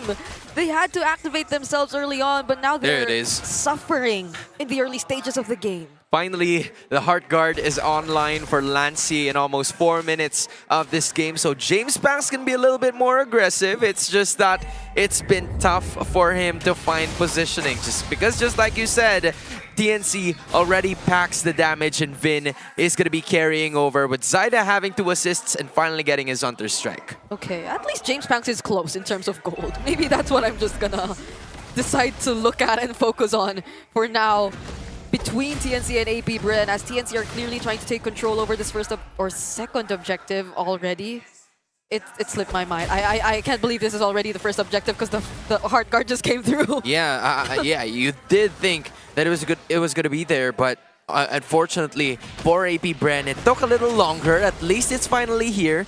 TNC still leading 1.6k. The positioning in terms of the turtle, as Zen is going to be pushing it or pulling it towards TNC side. AP.Bren is just too busy securing majority of those jungle objectives as they're going to be trying to fix on this. Now or never for AP.Bren. They have to pounce. They have to make a play together as a team.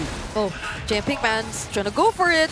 Are they going to try? Escalera still not using the Wrath of Dryad. It's actually going to be Shizu taking the objective. Does AP.Bren want to engage? They're going to go for the fight! But there's going to be a counter Wrath of Dryad as well. Ryota trying to run away. No one falls just yet. TNC are all going to survive.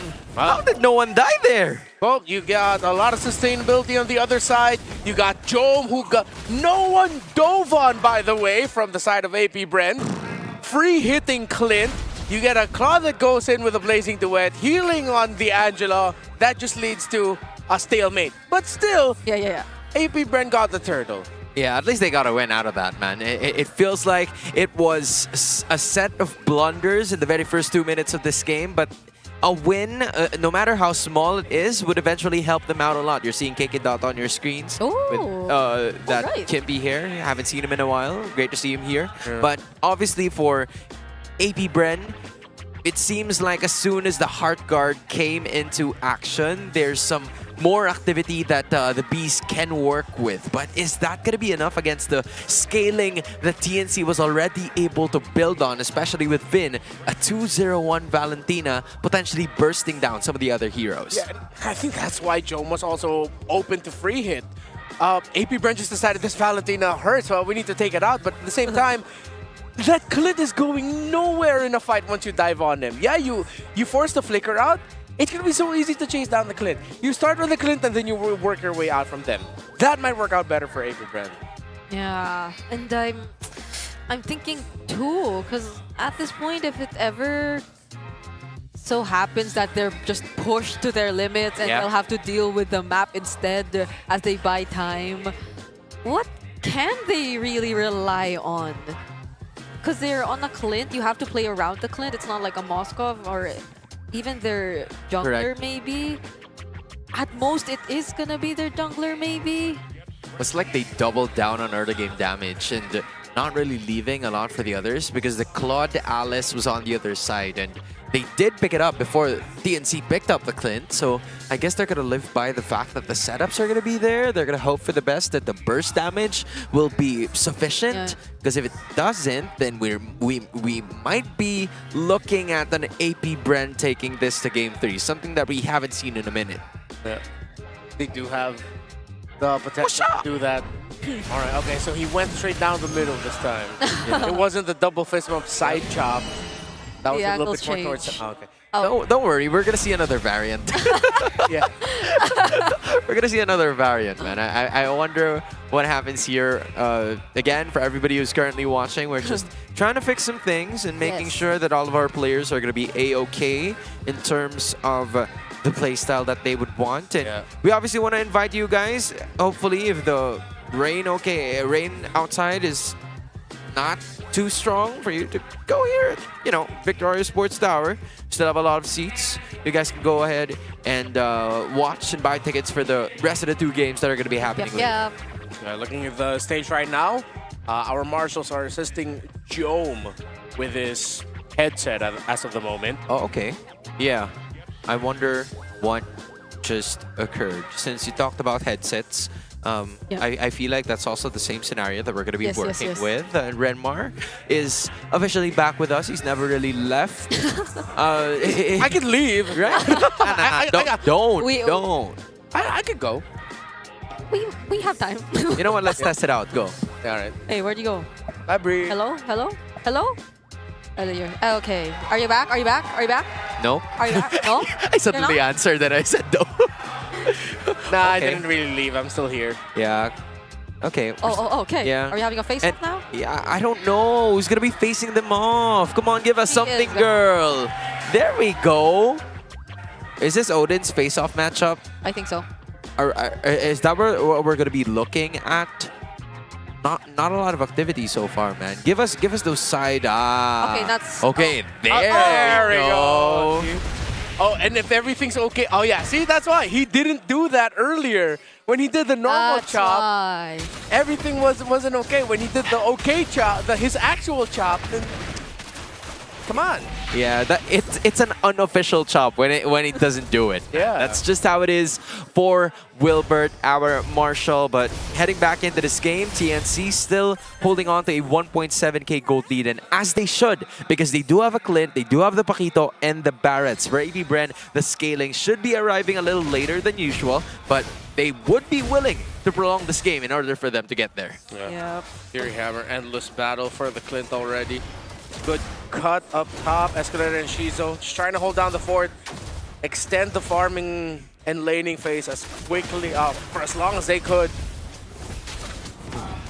It's been so tough. That's all they can do. Yeah, that's all they can do. It's just to farm, wait for the next turtle to spawn, and then use all of their AoE skills, man. It's the Throne of Ruin, Blazing Duet. There's a huge amount of it, potentially huge amount of damage as well. It's just that the scaling isn't there yet. The damage potential will not be available, but maybe Zyda's gonna feel it now. Okay, that's gonna be the Heart Guard used on to James Pants.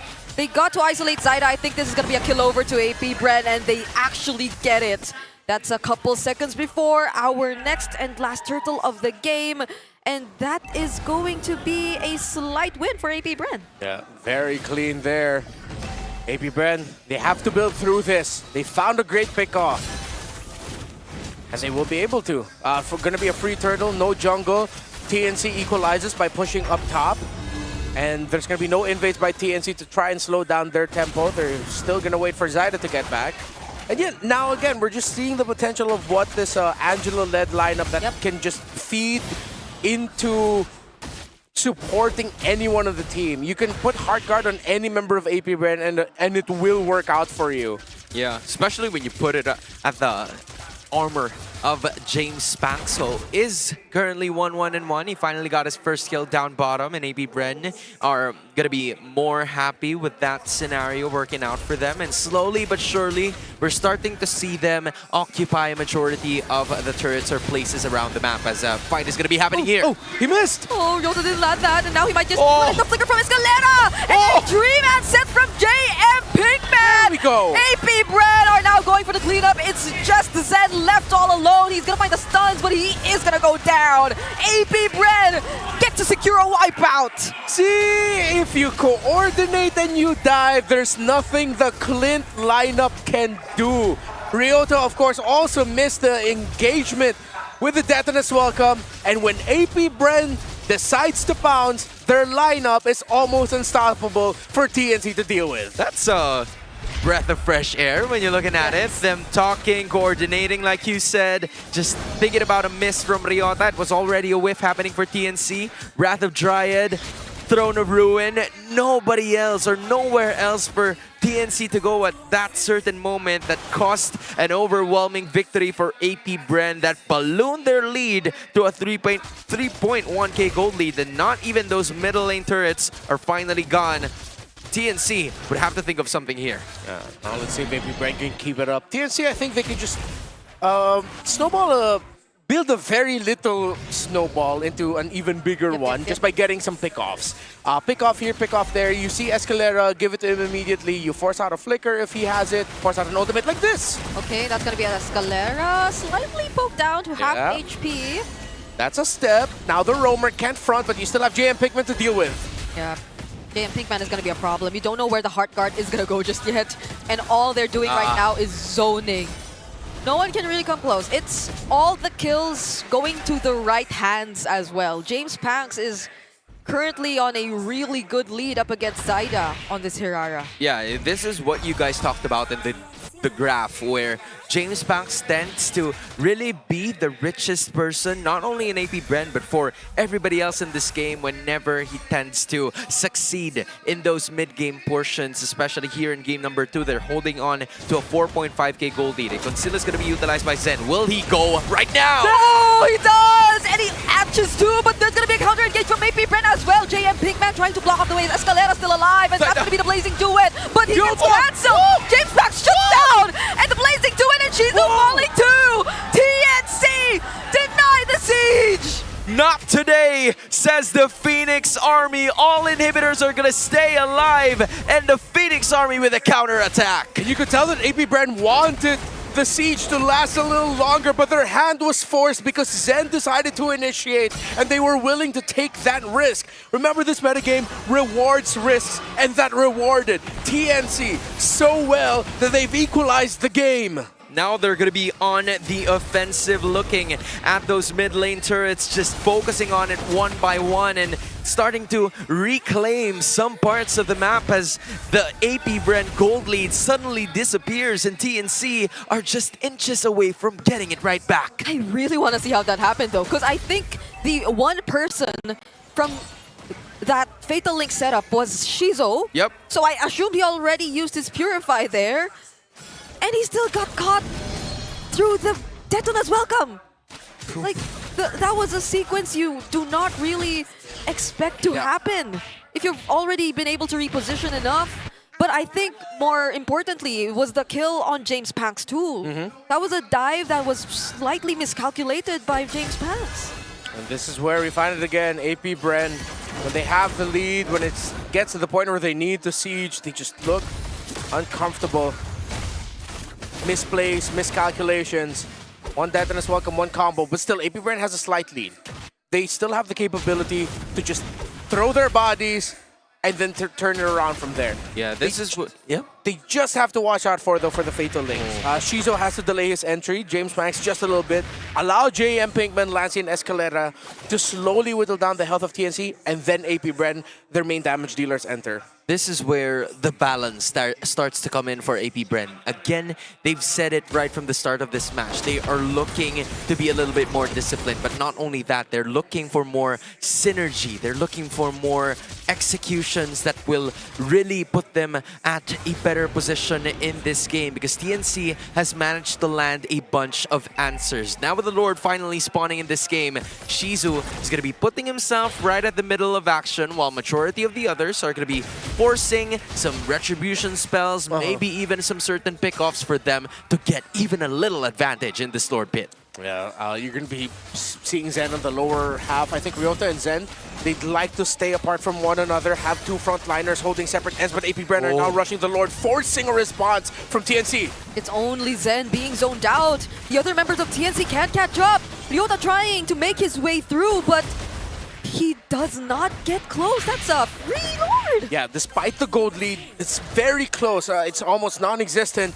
AP.Bren still has the advantage in terms, again, of how their lineup looks, their damage profile. The TNC, despite them having the resources, do not want to take that risk. So AP.Bren, I think they're going to try one more time for a big play. They can end it with this one. They just have to be disciplined, and Shizo really has to time his entry. Yeah, on the other hand, you're looking at TNC that may have some certain amounts of damage, but doesn't have a decent amount of wave clear. You're looking at Zaida, of course, that could push and pull some of the other heroes. Zen with some setups. They were able to do it once, but some inhibitors are going to be falling down eventually, with Escalera finding Zaida at the top lane. Yeah, Zen is looking like he's trying to position himself for another play though, and he does! Force out the Purify from Shizu already. That's going to be a small advantage for TNC in the long run, but it's going to be Zaida caught here up top. Do they have the damage to deal with him? He is going to try to escape. He actually survives. Wow! Pull, and no one from TNC falls yet again. Yeah, Ryota almost got eaten up by that Barrett. Oh, excuse me, not Ryota, James Spanks. He was able to dodge it just in time. That could have been really punishing. Good discipline by AP.Bren. Although they could have taken the risk to dive, they said, you know what, play it safe, we've taken enough risks, let's just force this game 3 to happen. Yup, there's been a certain amount of risks that they were able to do that went onto their favor. Getting and blitzing that Lord is one, and sieging that middle lane inhibitor is another. For TNC, this is where the scaling starts to go down. It feels like the damage might not be enough. Zen setups are going to be there, but then Purifies over and over are going to be utilized by Shizu just to stay alive in certain situations. So if you are TNC, what exactly is going to be the route here? You do have the damage, you do have a certain amount of setups, but will it be enough up until the 18th minute of the game where the Lord is going to be spawning up? Yeah, the thing, even though their damage is all burst type, and theoretically they should be able to shred, that's why these two lineups are very tanky. That's why no one built Sky Piercers here. No one decided to take that risk of, okay, let's see if we can build up, get those stacks, so that we can get that damage that we need to finish things off. So we go back again to what this lineup is good at. When you have an Atlas, Valentina together, and then another main frontliner in the EXP, then you just chip down the first target you see. You force them to use their battle spell, you force to use for them to use something, and then you back off. Then you chip whoever shows up next. You keep that up until AP.Bren have just had enough of it, force a fight, while Jome is left out in the open. Yeah. So TNC, they have to play around supporting their Clint to make sure that he can free hit, stay okay, while leaving enough an opening to rope AP.Bren into a, hey, take this fight. But then actually, it's not going to be good for them. Yeah, because honestly speaking, the raw damage of AP.Bren towards the late game looks very terrifying. That's a Hirara and a Claude that can just go for the more aggressive dives later on. So TNC really have to take it slow, one step at a time, especially towards the heroes that show up first. But at this point, you already have Lancy out of the picture. You don't really get to expect Lancy show up anytime soon. So who is going to be the first one that they see? Is it going to be a JM Pinkman? They actually are dealing with some damage right now. Okay. The cooldown's gonna be shorter, but will it come back in enough time? That's gonna be a multiple match setup from AP.Bren again! They are just not allowing entries for TNC, and they isolate Triota as well. James Panks going for Vin, Flicker going to be available, but they lost Jom, they lost Triota. Both of their sides aren't gonna be here for the defense. And again, TNC tried to do what we said that they would, but this is just how good the Alice, empowered by an Angela, and the Belleric is, especially if they're firing off together. Also, I wish Ryota just decided to go for that fight, but hey, we're going to game 3. Okay, that's gonna be a throne of okay, a big man to catch side off guard! And AP.Bren, they finally get access to the base as James Panks takes one more kill. They still have the Lord. Zen's trying his best to pull it away. He actually buys some time though. Jom finds Lancy. That's it. Could this be a defense by Jom? But it seems like it's not. AP.Bren, bring us all the way. We were looking for answers, and that was definitely one from the Bees as AP.Bren ties the series, and we're taking us to game 3. It feels like what now we've gotten from 2 games is a team that have finally decided, you know what, JM Pikmin, if you want to be the guy who just keeps going forward, we'll build around you and we'll play for that. So you pick up the Angela here for this Alice, or the Angela for the Hirara. But in the times where JM Pikmin and Escalera just decide to engage, that's when you see the Angela go to the Alice, and then it actually does a fair bit amount of damage, even though James Max and Shizo haven't hit anyone yet. You already see TNC's life bars, especially for the frontliners, already going close to half. Man, they cover so much space. We've seen them be very patient in the first 5 minutes, and then all of a sudden, as soon as they all got their ultimates, it seems like Escalera had a lot of Wrath of Dryads in him, and JM Pinkman had a lot of Throne Ruins as well, and there was not a lot of room for TNC to move in, especially with the range that they were provided with. Yeah, and this is why this Clint pick worried me. JM Pinkman, you know, well deserved, man. After the 24 hours that you've had for you to get a game MVP here on this Alice, deathless, 11 assists, 100% kill participation. They played around JM Pinkman, and they played around him well. Going back to what I was saying earlier, this is why that Clint pick by TNC Pro Team to me was, I get why, because Clint over the Moskov in lane is Clint more for the laning phase. Yeah. But in the mid to the late game, it's so tough for you to fight against that Alice, against that Angela, Hirara, all of that. That's a lot of dive. Even that Belleric is enough to mess you up. But a Moskov pick would have been a pick for the mid to the late game once you're all fighting as 5, because the Moskov has a lot more ways to reposition, get out of the reach of the Alice and then the Belleric, and then you go ahead, re-engage, free hit from a distance. So since TNC picked up a hero that's better for the laning phase but not so great in terms of the team fighting theory, then that's why you saw it's tough for them in these fights. They are good on the defense in the base, but outside of that, Jom is struggling. Yeah, but that's a highlight. That's a MVP highlight right there. Their game-winning highlight too, or the last sequence we saw before they eventually got to close out the game. And mind you, again, this was an Angela who got the hard card very late into the game. Yep. But it was all time that they needed, and maybe that's another way to look at it, because yes, their early game kind of suffered, especially when you look at their mid trio, but that just meant that majority of the attention from TNC was towards them anyway. So the sides were pretty much okay.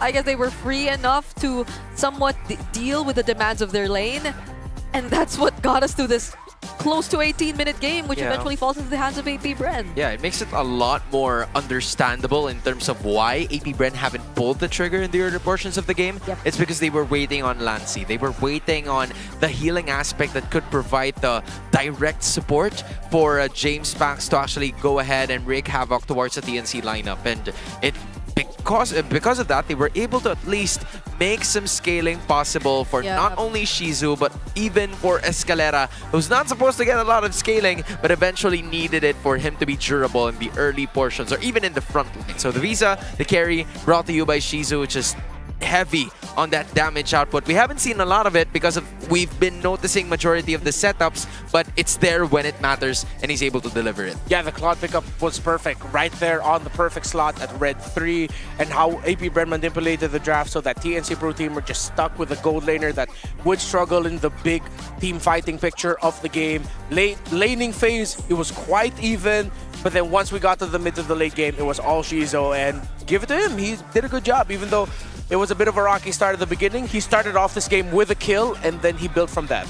With that being said, both of AP.Bren and TNC Pro Team just having some positives in this specific series. You know, we've been looking for that maybe last week for AP.Bren, maybe since yesterday, but we're seeing some signs of brilliance from both of the teams, honestly, and it's the mid lane duos that have been making some certain impacts in this series. But before Game 3, you can also check out Acecraft, the STG game that you don't want to miss. Random skills, bullet deflection, and a retro cartoon art style that brings back childhood memories.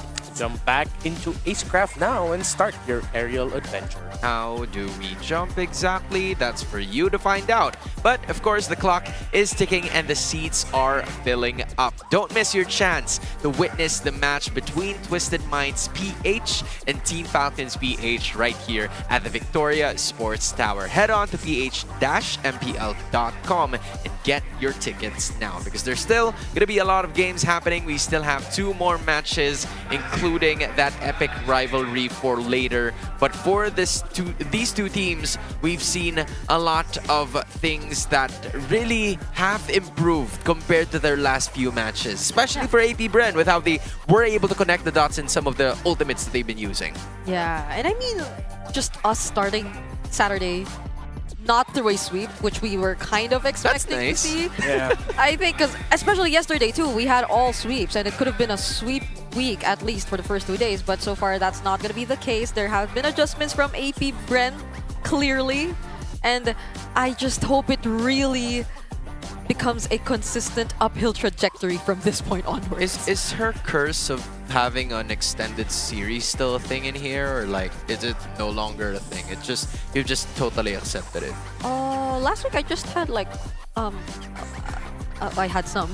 I don't know. If anyone's gonna curse today, it might be me, because I said today's probably gonna be all sweep. Yeah.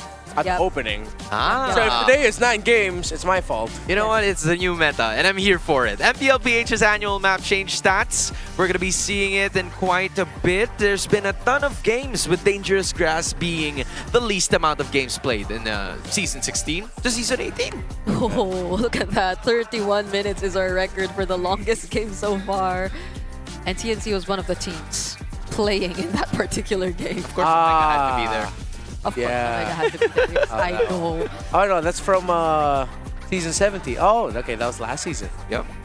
Huh.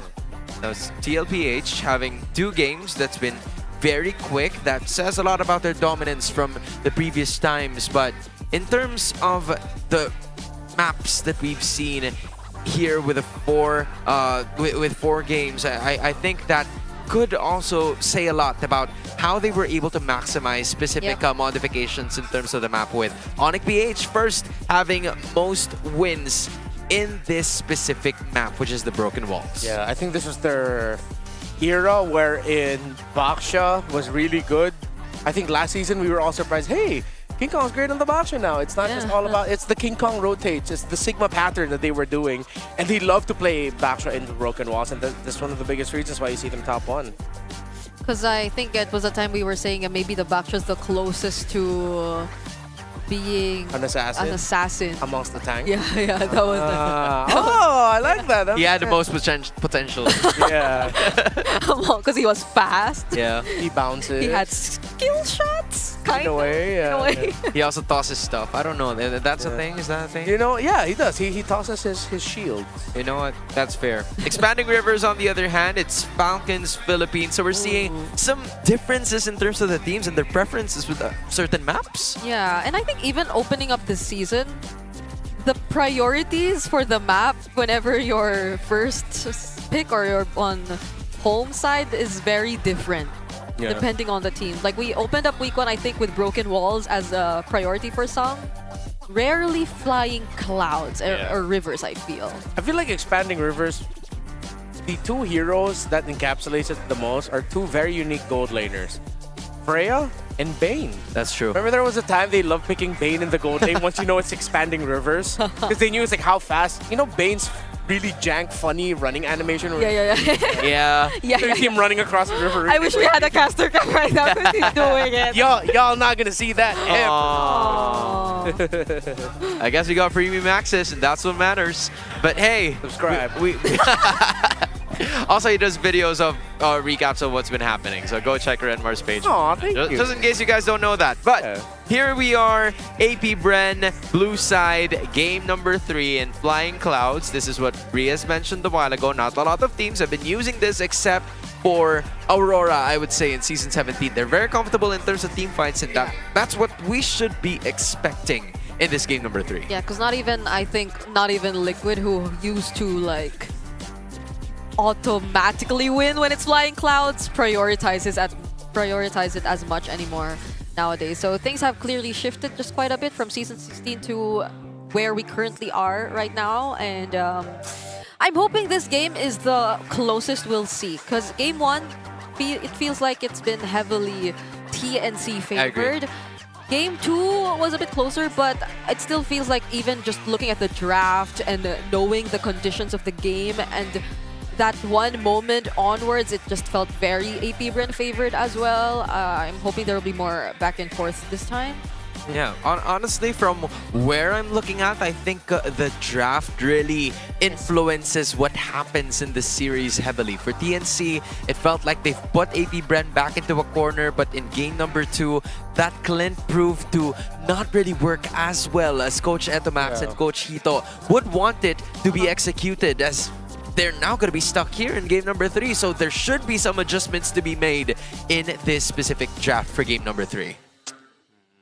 I'm thinking if anyone on the side of TNC, maybe it would have been better if someone opted to build a Sky Piercer. Because there was a lot of... I mean, that probably wouldn't have done much because they couldn't even get those early snowballs. So probably no one thought about building the Sky Piercer because, again, the same thing that we pointed out earlier. They knew that everyone is so tanky that it might not even be worth it because you might not even be able to get the early kills. And then come the mid of the late game, without any stack, Sky Piercer is just a very sad item. That you're looking at as like, should I just sell you?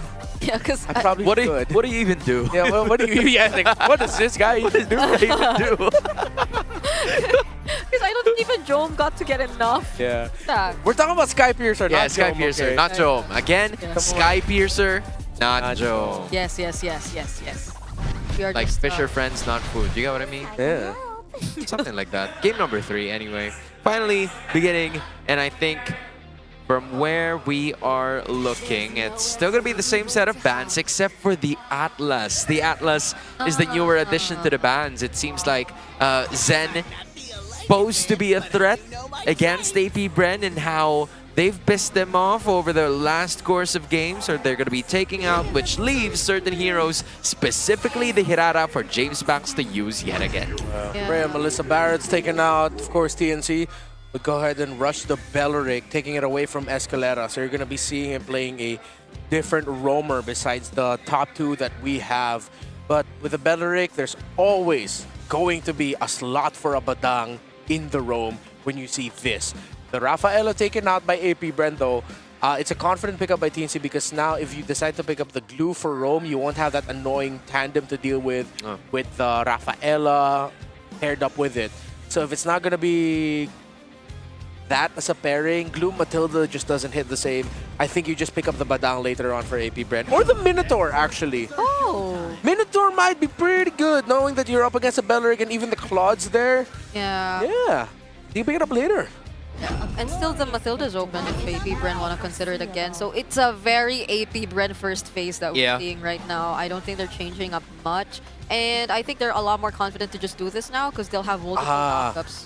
Yeah, and considering that it's the Matilda in mid and they need a little bit more magic, I think they just pick up a Gata Kacha if it's not the Badang. The Gata Kacha helps clear the wave really well. A great pickup there by TNC, of course. See the Hirara. No one picks up the Paquito. You go ahead and pick up the Harley. Yeah, that's the matchup that TNC is willing to go for. The Paquito could prove to be handy in certain situations, but TNC thinks not at this game number 3. It could go into the banning phase later on, but like you said from a while ago, there's some sort of pocket picks that AP.Bren could even utilize here. They could go for a Minotaur if they want to, or should I, yeah, even a Matilda, because again, it could go into the mid lane, just like how Lancy was able to use it, and even TNC, I think, was using it in certain situations, but the Moskov is going to be kicking things off in the second phase of the banning stage. Thinking if TNC are still going to want to take away something like the Harith from AP.Bren, that Shizo comfort. Clint is still up, and since you don't see the EXP yet, I think it'd be better for TNC to pick up their mid laner at 4, so that if ever AP.Bren go ahead and close out the draft with the Clint, then you pick up a strong diving EXP laner to make team fighting for the Clint difficult. Similar to what we saw in the previous game. For TNC, when they picked up the Clint, you already knew the Alice was there, and then the Alice was empowered by the Angela that was last picked. Oh, now they're banning Heroes for Vin. I think they are thinking about picking up the Glue. Oh, what? Okay. Yeah, okay, so I think TNC picking up the Harley instead of the Paquito to go into the Aurora is them accepting that, you know what, I think they're most likely going to pick up Glue in the roam. But again, Gata Kacho still works just as well. Yeah. Yeah, and at this point we might just be seeing something new from Vin, honestly. If the trends continue, because we aren't really seeing the Rafaela anymore, the Lilia too, and they banned the Valentina themselves. I think they will have something different in mind for this upcoming draft, not the Angela, considering that there's an Esmeralda already on the other side. And there won't be as much synergy to go along with it. Okay, now the mid duos have been really bad. Yeah, I think they're trying to force the Belleric to go into the roam position. Yeah. Since those are some of the choices that they're worried about, but the Zushin is going to be the choice here for TNC. We still don't know the XP laner. Renmar, you did say that it should be some sort of diving composition, because the way things are looking like for AP.Bren, they already have a Matilda. They already have a manner of reaching the backlines. Yeah, I think TNC are banking that there's going to be a Glue and a Harith to close out the draft here for AP.Bren, or again, Gata Kacha. Then if ever it's the Harith picked up for AP.Bren, they might just be able to close it out with a Phoveus. Throwing it back, but should be fine. Brody's still available for Shizo, and oh, that might be okay. Yeah, Brody might be. Yeah. Brody's fine. Yeah, maybe if they want a bit more physical too. Yeah, it can be all magic. Yeah, Gatot. They get the Gatot. Kari! Oh. Huh?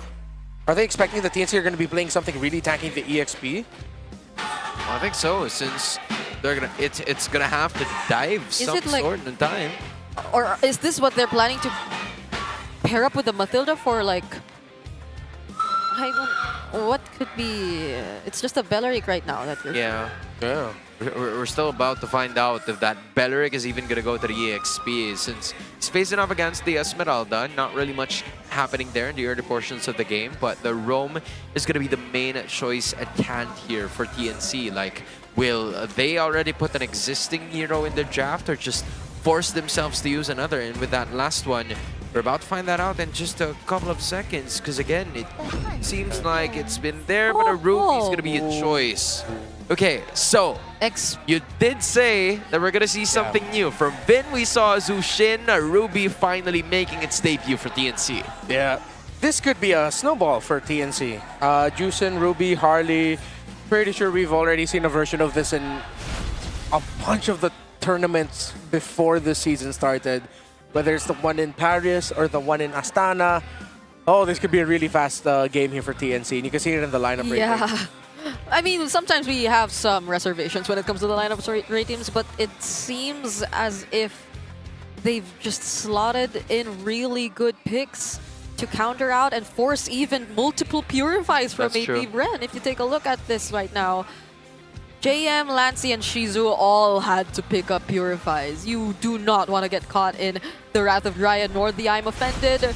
And that's a combo you can expect multiple times here in this game. TNC wanted to replicate the same thing that AP.Bren did to them in game number 2, where there was a Throne of Ruin, there was a Wrath Under Dryad too. This time, and I'm Offended would put themselves in closer vicinity, and it's gonna help them out in trying to deal the most amount of damage possible, and from minute 1 up until the end, where the Claude is gonna be coming in handy. So, again, same scenario from where we're looking at. It's execution to its finest. Not a lot of risks taken by both of the coaches, where Clint was there from before, and then the other idea from AP.Bren losing in game number 1 was as well. It's just them sticking to the strength of their composition, which is just overall going to be effective later on. Yep. This is well, the draft doesn't tell us that we're really expecting that close of a fight, at least for now.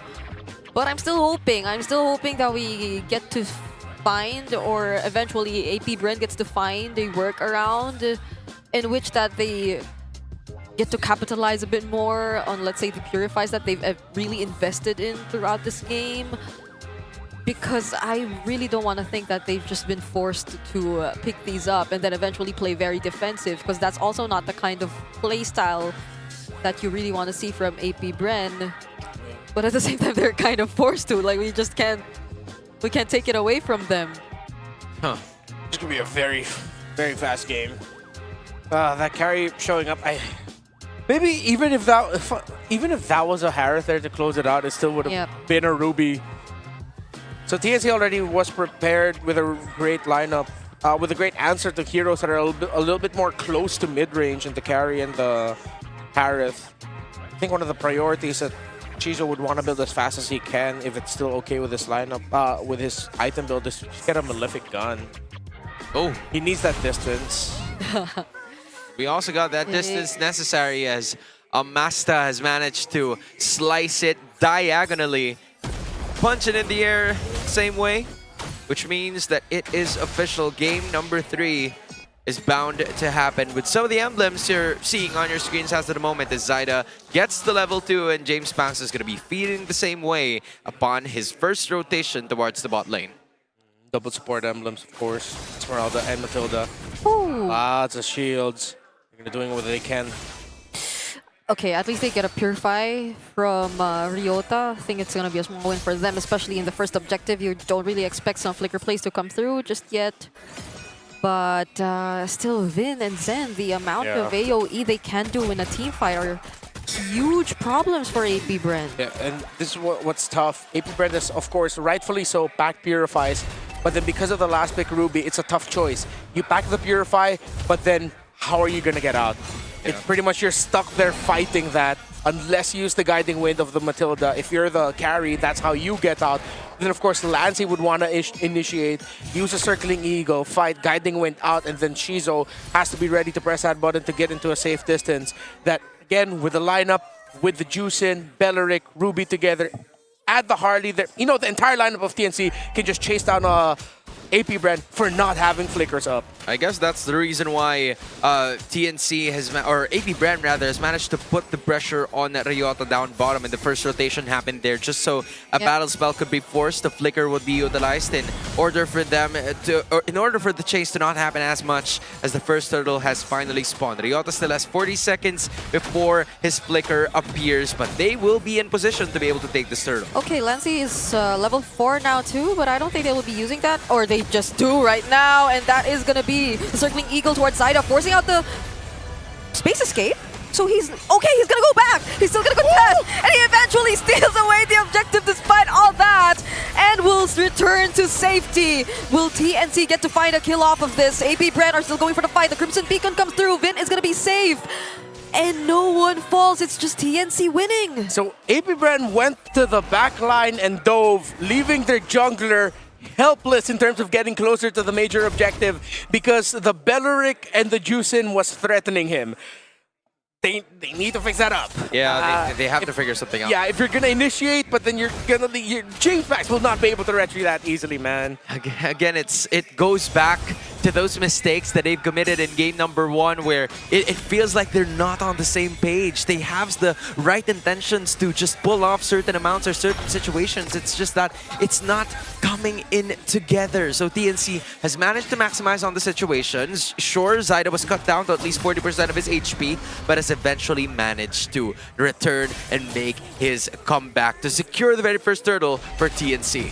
Yeah, it's not a sequence that you're really expecting. It could have been a great start, okay, but Escalera, there's just going to be the guiding wind to keep him safe there. But so far, even in terms of the lanings, I don't think TNC are even putting that much thought into winning their lanes, per se. It's them just being confident that when it comes down to a fight, they'll have the upper hand anyway. Slow and steady. Turtle 2 should also go very well for them unless AP.Bren can get a pick off to start things off right. But they're not really a pick-off lineup. It's a Mathilda, Gatot, Esmeralda. It's for long team fights, but then you're fighting into a Crimson Beacon, a Don't Run Wolf King, and I'm offended. I'm trying to... my brain is running all the simulations as fast as possible of like, dude, how do they win this? I guess TNC like the extended team fights a little bit more though. Yeah. The long list of things that could be a ton of problems, that could pose a ton of problems for AP.Bren. There's someone leading by 200 in terms of gold, and they're occupying this turtle pit first, but it becomes a 4v4 scenario. Ooh, even up top. Look at that. Jomes winning that laning. JM and Escalera, they can start things off. Okay, AOG still here. Falling Star Moon, James Panks wins the retry battle this time. AP.Bren might not decide to go for a team fight, and maybe that's the way to go. Yeah, perfect initiation there. Falling Maple entry by James Banks, free to retry, and he got it. Oh, wait, Escalera. Did he okay, he has the guiding wind. He does save that turret too. It's still okay for AP.Bren. Okay, as long as they were able to protect the turret, I guess that's the notion and the idea behind it. So far, AP.Bren is just getting what they can, entering inside the room, probably getting a piece of chicken or two and just escaping with it, not having any sort of casualties. But obviously, TNC, they're going to try to fight this consistently, hoping that they could land the pick-off, maybe land a major team fight. What's really stopping them from doing that is how mobile AP.Bren has been over the course of 5 minutes. Yeah, I guess that's one thing. It's also them, well, yes, kind of limited by the Purifies, but at least they have a guiding wind. JM? They just gotta use it really, really well. Man, the 1v1. Dude, Ryota's not letting this turret go. He's gonna use the I'm offended, whatever it takes for him to stay alive, but the Falling Star Moon's gonna be committed as well. I'm assuming not a lot of activity is gonna happen there, but since James Banks already enters, you know what? Let's cut this. Let's just manage to break that down, and JM, join me up top. Yep. Escalera lands the Unbreakable, but he is going to be the recipient of a lot of damage too. That's a lot of damage coming in from AP.Bren too, however. Shizo, I did not expect him to have that much already. Yeah, plus the tower hits also, so... It made the carry look stronger than it actually was. Because we were surprised. What minute is it already? It's 6 minutes. Yeah. Oh. But they're sandwiched here. 3-4. Okay, Yeah. they don't want to take the risk. Okay, it's fine. It's fine. The Unbreakable didn't land too, maybe that's why. Yeah. Okay, so... Maybe if they could get like that quick little taunt that could have been them to try and start things off. But now the turtle is almost up anyway. AP.Bren looks really good with how they're playing this. JM Pinkman has been bullying Ryota, nullifying the presence of that Rupee, but it only takes one big combo from it. Though I'm offended that Don't Run Wolf King, but I don't think TNC will contest this turtle. They will just give it up. Whoa, AP.Bren. They are finding ways to deal with this situation. It's the second objective that's going to fall into the hands of AP.Bren. And they are just choosing to avoid the fights. I think that's what they're trying to do right now. Again, because they know if they fight into it, the risk and the chances of them having this game turned around in front of them is way too high. Just look at that, man. Lanty and Escalera, the duo that everybody's talking about, was right there. They were surrounded by 4, and they were like, you know what? discipline. Yeah. Discipline. Maybe It's not. Maybe not. I don't know if they really said that, but hopefully they did. Because again, that is the name of the game for AP.Bren. It's for them to not force things, not make unnecessary movements, and so far they've been successful. It's just Escalera here in this position, acknowledging that Shizu and Lance are going to be there. Pinkman will be arriving shortly, but this might be a window that TNC will work with. Not so much. They'll just prioritize on those turrets yet again. I thought they tried to go for the pull onto Escalera. Actually looked good for them, and now this just opens up a push for AP.Bren up top with Escalera holding down the fort in mid. Amazing. Now TNC a little bit too overly cautious. They definitely could have taken that Gato down. Yeah, and at the same time, here in mid, seems like TNC have been really trying to force a fight, but AP.Bren are just dealing with the macro. It's great that AP.Bren have been trying to keep themselves here in this game through this, but that's gonna be a Wrath of Dryad forced out. Multiple knockups coming through with the Circling Eagle, and from the back lines, JM Pinkman! He fights Ryota. Jome responds with a Blazing Do It, but there's not gonna be enough damage. James Pax too, dealing a lot. TNC, they'll have to scramble back under this tier 1, but AP.Bren are still gonna go for the play. They want to surround them and they just want to take it down. TNC successfully defended, however. Push and pull. In many aspects, it seems like the damage is there and both is not there. It's Schrodinger's damage profile. Just a lot of damage.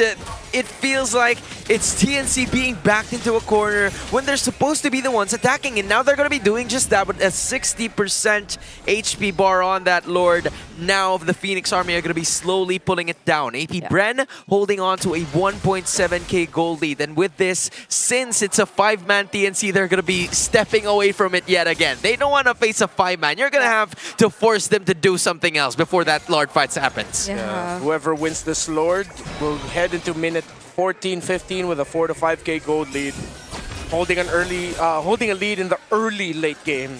Yep. But I think it's also Zen. Oh, Zaida! My Shizu, no. Oh! Clutch by Lancy! Flask of the Oasis to save them right there, but JM Pinkman is gonna fall, and now the AOG just might be the cause here for Escalera eventually going down too.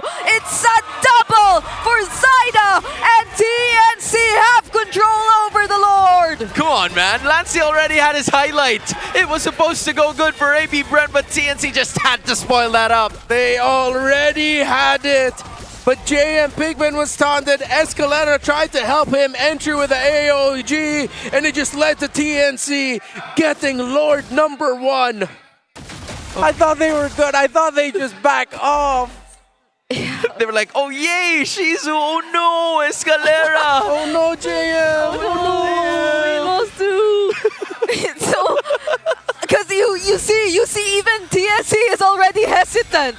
Zen is operating under the assumption that the Purifies are up. You can't expect him to go for very Zen plays, but it's AP.Bren just serving themselves up to TNC. Yeah, it's like, you know, this can't even be explained by science anymore. Like, I don't understand. It's paranormal. It's paranormal activity at this point. You're right. And TNC, they're not holding on to the gold lead just yet, but I feel like it's eventually about to change because of the fact that TNC has it on their side. And they're also going to be marching down slowly but surely. Highlights by AP.Bren. They've done it from before. Can they still do it again? And Shizu has managed to stay alive. And it's Skay, the Star Moon. Oh, they're going for a backline play! Escalera landing the Unbreakable into the AOG, but Shizu falling is not a good sign. Now that's a Purified forced out of J Pink and SL. Escalera isolated and left all alone. James Pax just finds one. It's going to be Ryota in exchange of 3. TNC!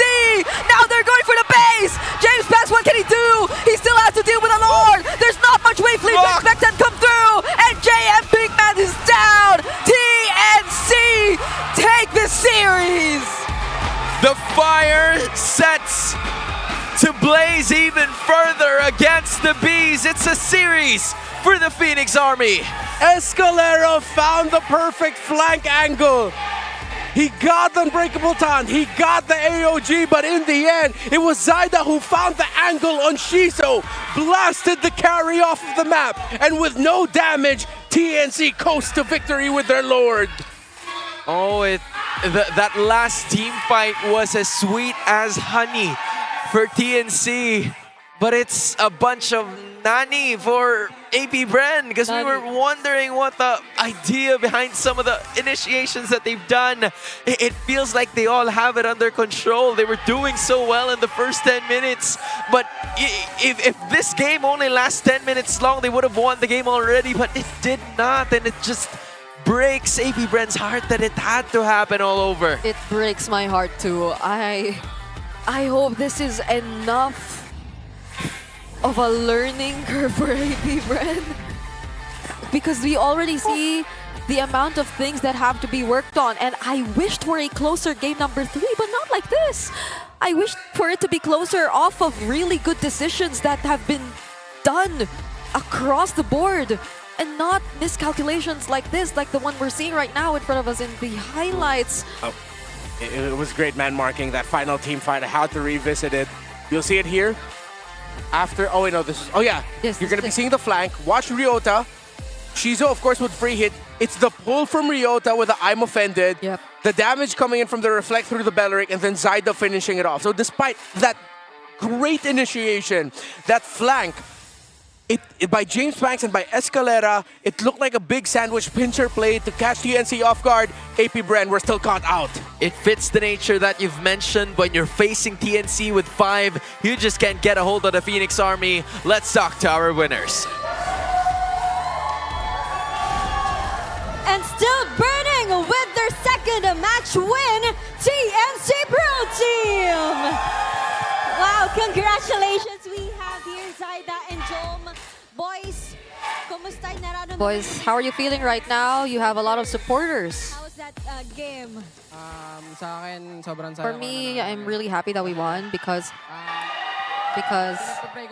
I've been praying for this, that we get the momentum, hopefully, and we're really thankful to everyone who came to support us. And you got 2 consecutive wins, and now I want to know, for you, what sets your trio mid apart from the trio mid of AP.Bren? I guess it's the mechanics of my duo mid, because we have an advantage over them in terms of mechanics. So it's Vin and Zen for you, okay. Yep, and the trio mid played a huge role, and the casters keep talking about it. It's always the trio mid comparison, and how important is it right now? Does it really give you a huge confidence boost, or is it really more on mechanics? I guess for me it's because in the current meta, the trio mid is really important, and that was our focus as we were trying to build this roster. It's really the trio mid, and that we get really good chemistry. And we see that. It translates in game. You see it in your mid rotations. And I also want to know from Jom, you're not part of the trio mid, but we also mentioned the comms. And before we started, you were the one wearing the headset. Why is that? Oh, I was practicing to be a director. Okay, he was wearing the comm set of the floor directors. Okay. Okay. Zyda, I just want to know, does Jom contribute to your comms? Yes, he's a huge part, because even if he's a gold lane, he does shot calling for us. This is your only match this week. And this is your only match this week. And next week, you will be going up against the top 1 seed currently. What are the lessons that you learned from this match that you will be carrying over to your match next week? We went from game 1. Because we went from game 1 to game 3. What can we expect from you? I guess we are going to bring with us the good things that we did in this game, and we just have to stay consistent. Before we move on, what is your message to everyone supporting TNC? First of all, thank you, Lord, because we won, and to all the fans who are here right now, thank you, because even if it's raining, you're here to support us. And hopefully you all get home safe, that's all. Thank you so much, Jom. Congratulations for winning and turning around that game. Once again, our match MVP, Zyda and Jom. Once again, TNC Magingay! And we're gonna throw it back to our casters to find out how that game exactly happened. Casters, Palag Na To. It was TNC Pro Team eventually getting the victory, and Jome being one of the interviewees that we've seen a while ago as the MVP of game number 3, unscathed and just really solid positioning coming in from his squad to get this game. Did I hear that right? Big J wanted to be a director? Yes. Direct J? He was wearing the comm set of our floor directors. Yep, that's the reason behind it. And I think he also, not really directed, but he was playing all along to the active DNC and what they would wanted to do in this game number 3. Yeah, it felt like a support Claude. It was tough to find where even he was. No, he was one of the people who were just trapped under all of the crowd control. But you see just how good it is to have Festival of Blood, Fighter Emblem on the Claude, Blazing Duet. You have your items locked in. If you can't burst him down immediately, then he's going to be able to regen through. It was a good attempt by AP.Bren. Again, we saw the Wolf mentioned it yesterday, is the event horizon of the turnaround was when Escalera just decided to go along. That's good teamwork, you know what? That's good teamwork. If one falls, we all do. We all do. It just can't be one. Yeah, we succeed together. It had to happen. We go down. It's a step. It's a step. At least they were on the same page. Man, it's I don't know if you know Rise of the Planets of the Apes, but like apes together is strong, man. That's sir. A lot of people say apes together strong. Apes together is strong. Unfortunately, it had to happen against TNC's victory, man. AP.Bren. Oh, apes together strong. Okay. That makes a lot of sense, but I hope that's not what they were thinking of in this game, man. It felt like that was a good setup until it wasn't. It's like watching AP.Bren is like riding a roller coaster, man. You don't know what's bound to happen next while you're rising up, and then the downfall is just shocks you so much to the point that it makes it so difficult and just... The carry brought to you by Jome, obviously. Very solid with his Claude, 45.2 damage dealt, and yeah. The carry brought to you by Piso. Yup. He's also the wingman. it is indeed. Yep, the rich guy is Zaida, and the sandbag is Escalera, just to bring that up there. Yeah. Oh, and look at that. I think this is already enough showing of how their peak BPM were really just spiked probably during that one moment they decided to go for a specific play. No one really expected it to come down like that. I'm gonna have to revisit it. I can't remember if it's that whole thing happened because JM.Pigman was just caught, or he decided to falling star moon into the middle, and of course Escalera rightfully so would be thinking, okay, I think I have to help this guy out. Or if it was just he got caught out and then Escalera still jumped in. Yeah, it's like they're two skydivers, you know, one looking at the other side, giving you a GoPro or something like that. But hey, as of the moment, we're going to be looking at an ultimate coordination in Phoenix mic check. Binigyan ako. Ba't na? Buhay ako dito. Going out dyan, boys. Going out. Imata ko yung rara, pre. Target tayo, boys. Target. Pre. Turtle, basan ko. Loko. Esme. Nagparang ta. Gadot. Out ako. Kaya ka ba? Nice boys. Nag-fury ata. Wala. Patay ata. Esme, boys. Casting Esme.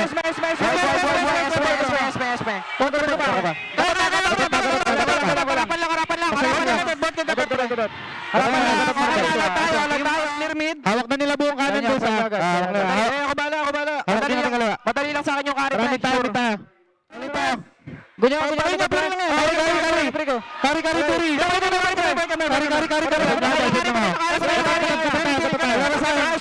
Rara sa akin. May tapa. Tap tayo. Huwag suicide ka. Huwag kayo suicide.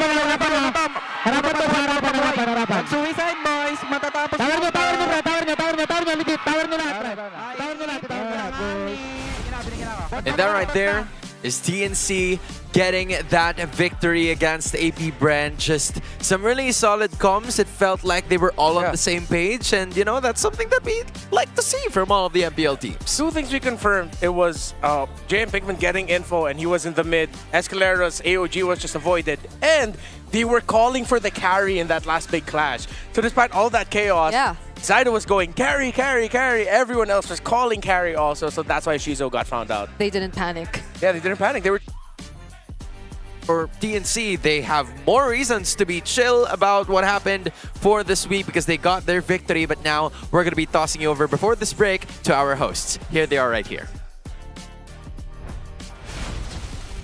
Casters, what a match to start our Saturday. And of course, we will not disregard the efforts of AP.Bren. And I'm here with their jungler, James Panks, who refused to give up, who's the man on a mission. James Panks, grabing game yung nangyari. Anong nararamdaman mo ngayon? Ako talaga nangihinayang ako kada talo Pero the same time parang kinetake note ko na lang yung mga maging mali namin para di namin madala sa mga susunod. And yung mga mali na yon, you got game 2, then game 3 nagkaroon lang ng turnaround. Pwede mo bang ma-point out kung ano sa tingin mo yung mga what-ifs or what AP.Bren could have done during that match? Tingin ko ng game 3 yung sa Lord. May call na kasi kami na Lord Pero may isa rin call na parang farm muna. Ganon. So naging split yung decision making namin.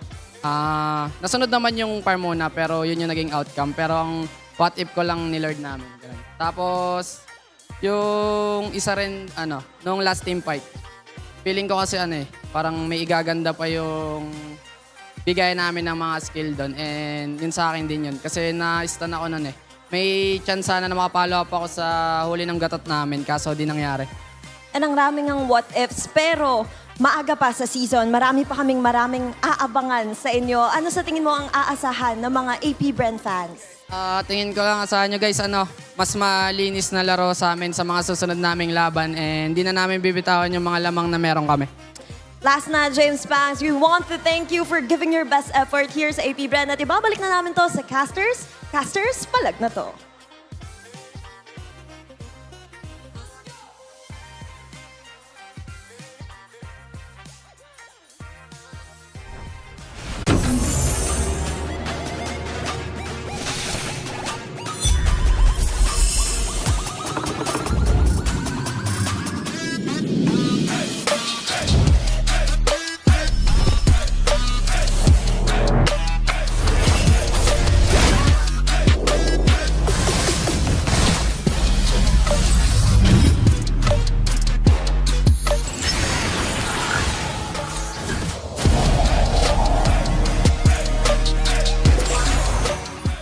Power your next side quest with Smart Power All.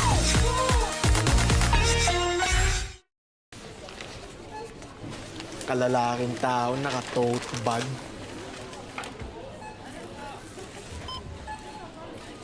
Kalalaking tao mo, sir. Ito shampoo mo. Bago ka na, sir. Hindi mo ba alam? Iba ang scalp ng mga lalaki. 1.5 times na oilier at mas pausin. 5 times na mas may chance magka-dandruff. Dito ka na sa Clearmen.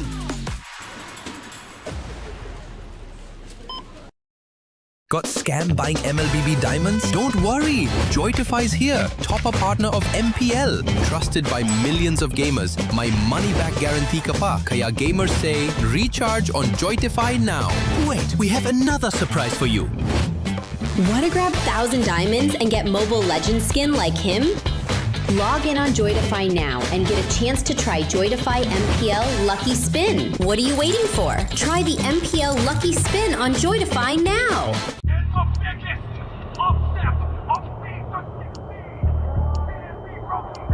Paano ko kaya sila masusuportahan yan ng mas maayos? Kailangan ko ba magpalit ng strategies? Nagagampanan ko kaya ng maayos ang role ko? Will I be able to meet their expectations? We have to prove them all wrong.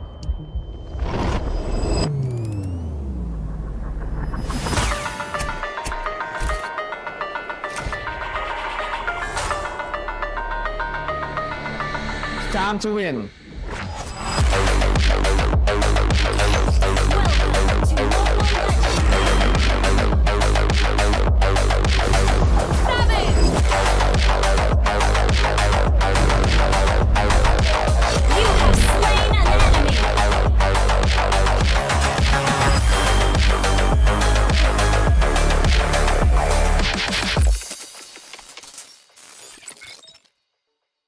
We continuously enhance our services and steadily expand our destinations.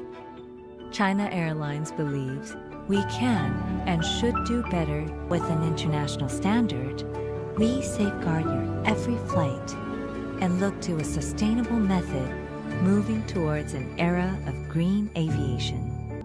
Together with China Airlines, blossoming in the sky.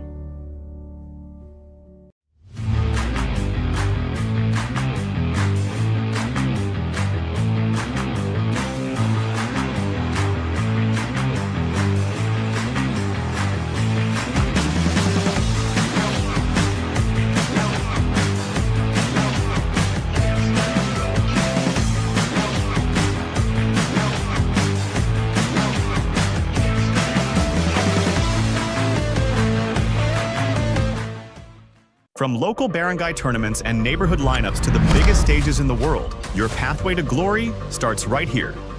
Welcome to MDL-PH Season 8, where legends are forged and we are officially breaking limits. It all begins at the grassroots level.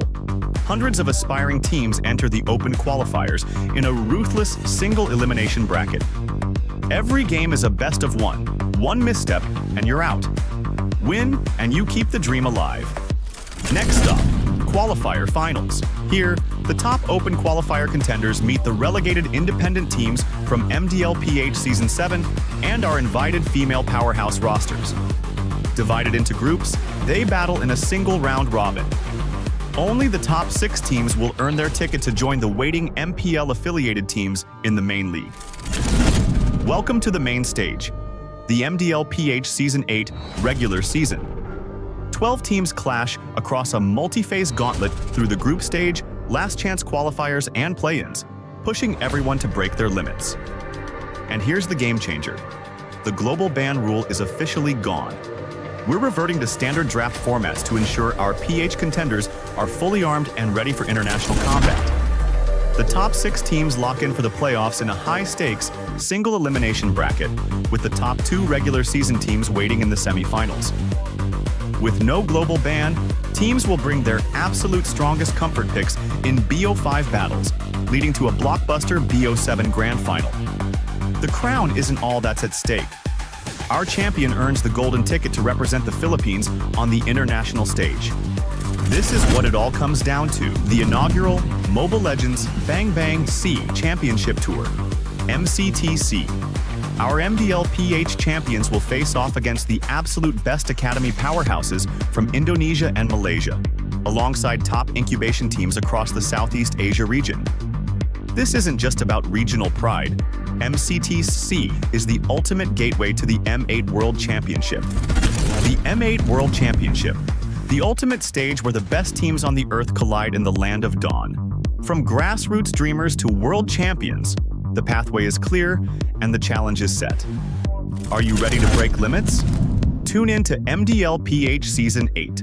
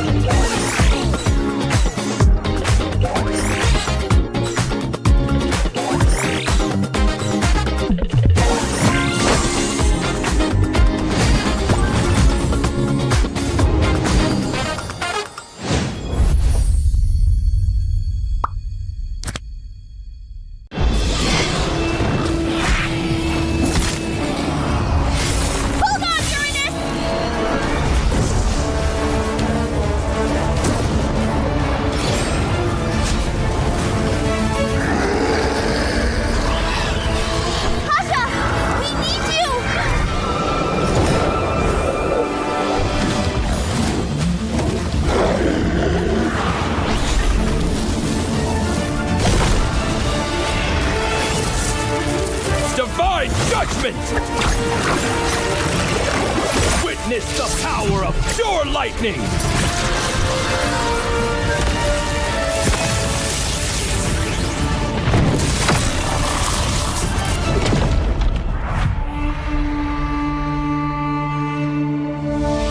All that lies below is under my vigil.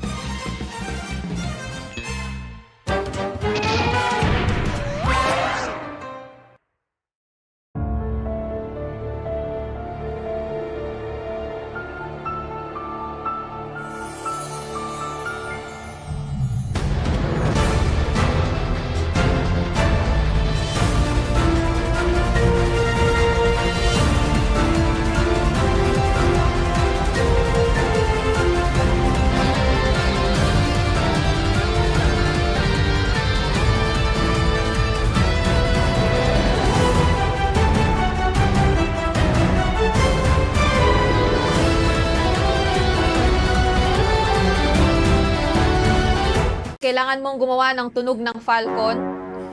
Ngayon. In 3, 2, 1. Yung ibon. Ay, ibon.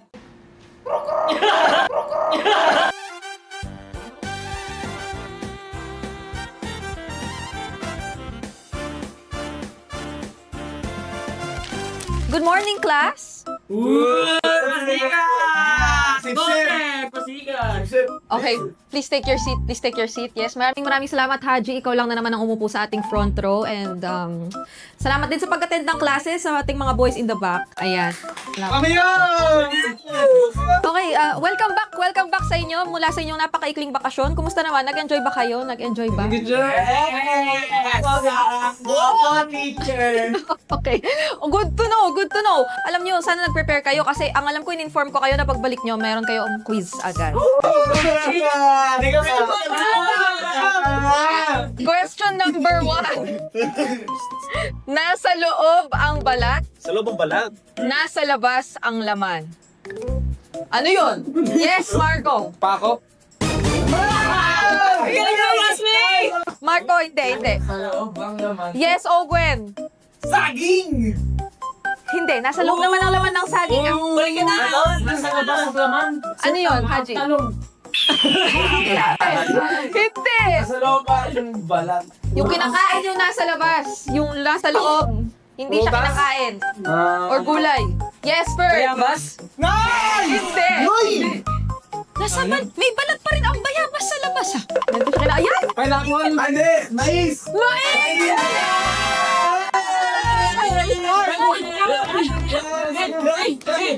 Next round tayo, mas mahirap to.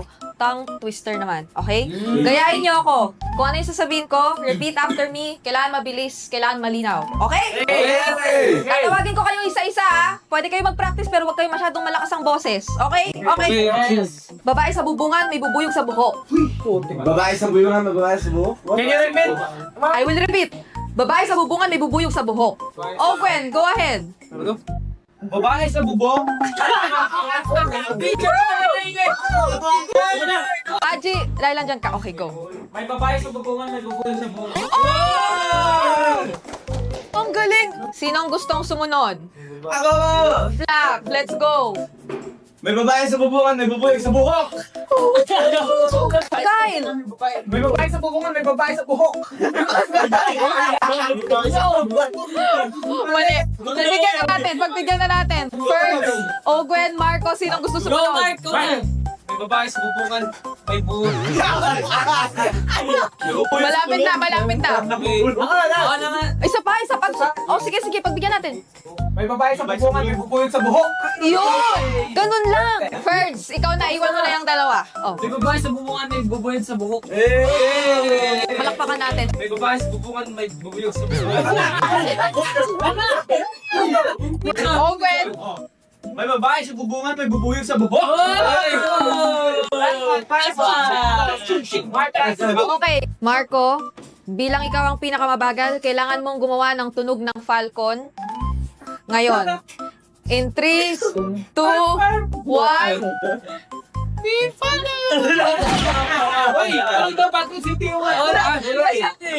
Yung ibon.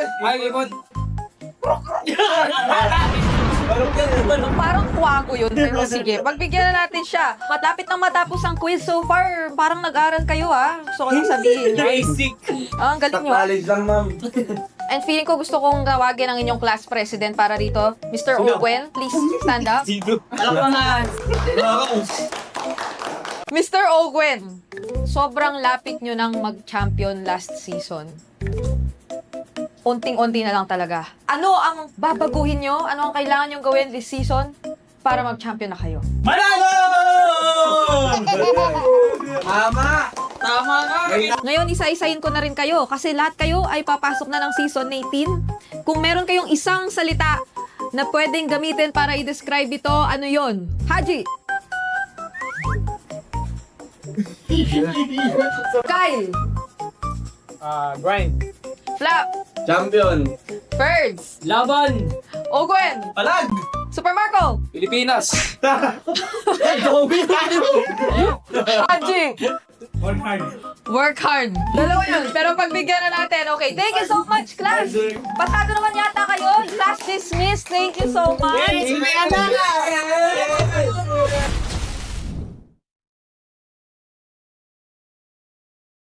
Pitongpot.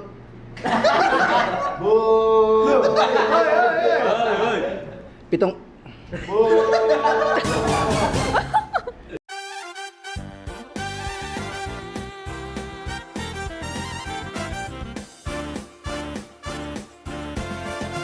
Kayo na naman. Okay, sige. Tara, magsimula na tayo. Ma'am, may quiz ba tayo ngayon? Oo. At may parusa pa sa mga bagsak. Ay, tama na. Ma'am. Oh! Wala kami dito! Close up! Sige, ma'am. Dali mo. Bugtong muna tayo. Okay, una. Laging tumatakbo pero walang paa. Ito! What? Hindi, bubuksan mo lang ang generator pag walang kuryente. Yes, Savero. Car. First letter in Tagalog. O. Oras. Oras! Wow! Grabe! Super okay. Okay, very good, very good. Alright, next round tayo. Isa-isa kayo rito, ha? Kailangan nyo sabihin ng mabilis at malinaw at pagalingan kayo. Ito lang ang sasabihin nyo. 77 puting tupa. Hands, go! 77 puting tupa. Wow! Savero wants to go next. Okay. Pitong put, tipong. Pitong put, puting. Pitong put, puting tupa. Yeah! Oh, King Kong. 77 puting tupa. Wow! Oh! 77 puting tupa. Clear. 77 puting tupa. Class, quiet. Si Super Prince na. 77 puting tupa. Yan! Dan! Ay, dan. Ako na. 77 puting tupa. Wow! Super Yoshi! Super Yoshi! 70 puting. Okay. Ano? 70 puting tupa. Oy! Brusko! 70 put.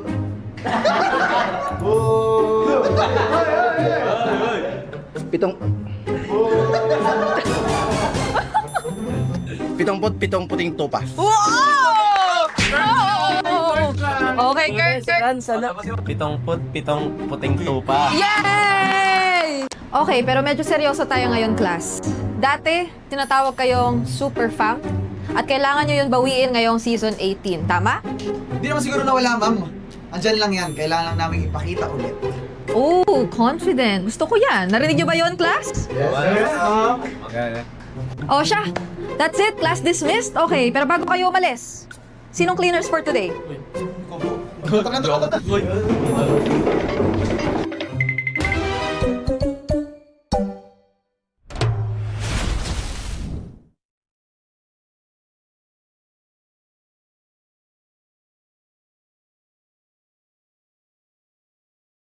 Susi ni Kuya Simon sinususi sing-sing.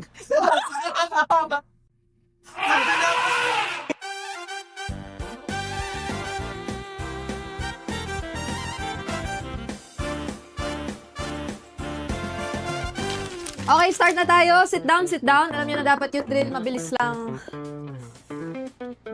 Yes. Maria Mailing, ma'am. Opo. Section po. Opo. Wala akong barong, ma'am eh. Pero, Okay lang po. thank you, ma'am. Sorry, ma'am. Kung barong mo. Okay, wala nang hahabol. Kompleto na tayo? Goods na? Alam niyo na dapat yung drill. Mabilis lang. Ang dami na namin ginawang ganyan. Alam na namin lahat. Okay. Sigurado ka? Sige, subukan natin.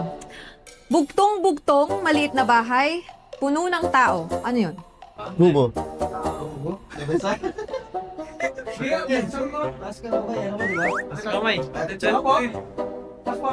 Okay, tama. Mabilis pa rin pala. Eto, next round tayo. Tatawag akong dalawa. Carl, JP, pabilisan kayo rito. Sabihin nyo ah. Sabihin nyo ah. Okay. Sige. Susi ni Kuya Simon, sinusi sa singsing. Sino mauna? Oh, ikaw. Sushi ni Kuya Simon, sinisig. Wala. Carl, ikaw. Susi ni Kuya Simon sinususi sing-sing. Pinaktis mo, boy! Pinaktis mo eh! Okay naman ah! Isa pa! Bibigyan kita second chance. Carl, ikaw. Susi ni Kuya Simon sinususi sing-sing.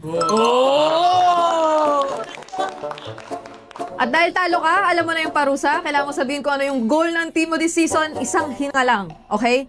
Go! Ipalalang talagang korpit tayo.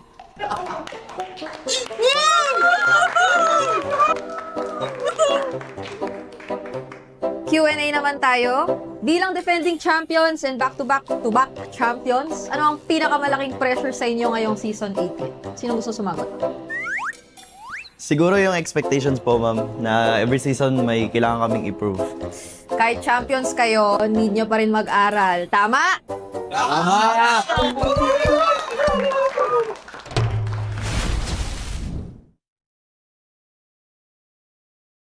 Base toy. Ito lang nga sa settings. Yun nga pala guys, sa may mga pasok ngayon tsaka pupunta ng MPL venue, ingat po kayo guys kasi malakas yung ulan. Bait-baitan ah. Sarap ko pala.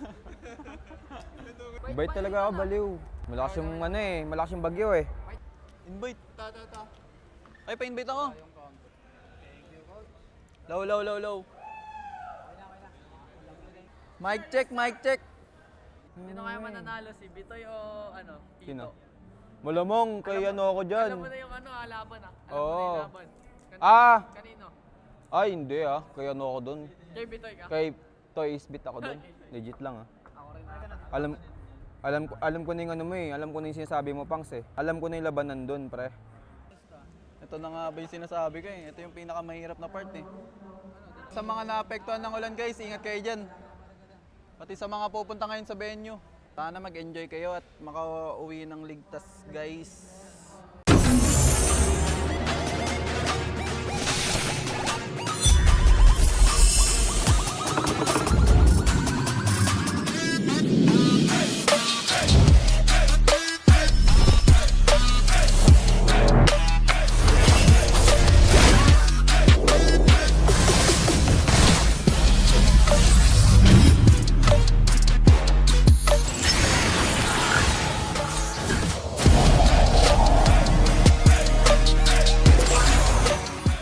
Power your next side quest with Smart Power All.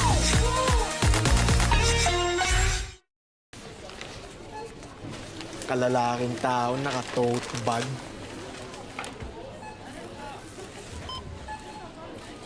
Kalalaking tao mo, sir. Ito shampoo mo. Bago ka na, sir. Hindi mo ba alam? Iba ang scalp ng mga lalaki. 1.5 times na oilier at mas pausin. 5 times na mas may chance magka-dandruff. Dito ka na sa Clearmen.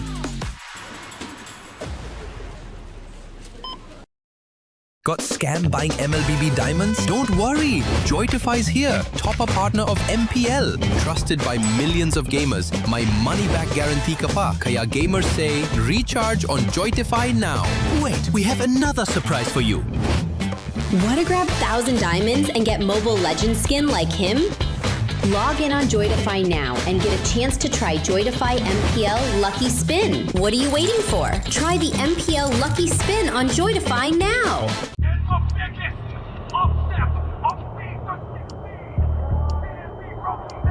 Paano ko kaya sila masusuportahan ngayon ng mas maayos? Kailangan ko ba magpalit ng strategies? Nagagampanan ko kaya ng maayos ang role ko? Will I be able to meet their expectations?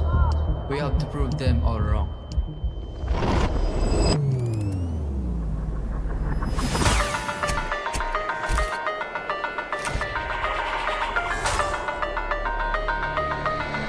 It's time to win.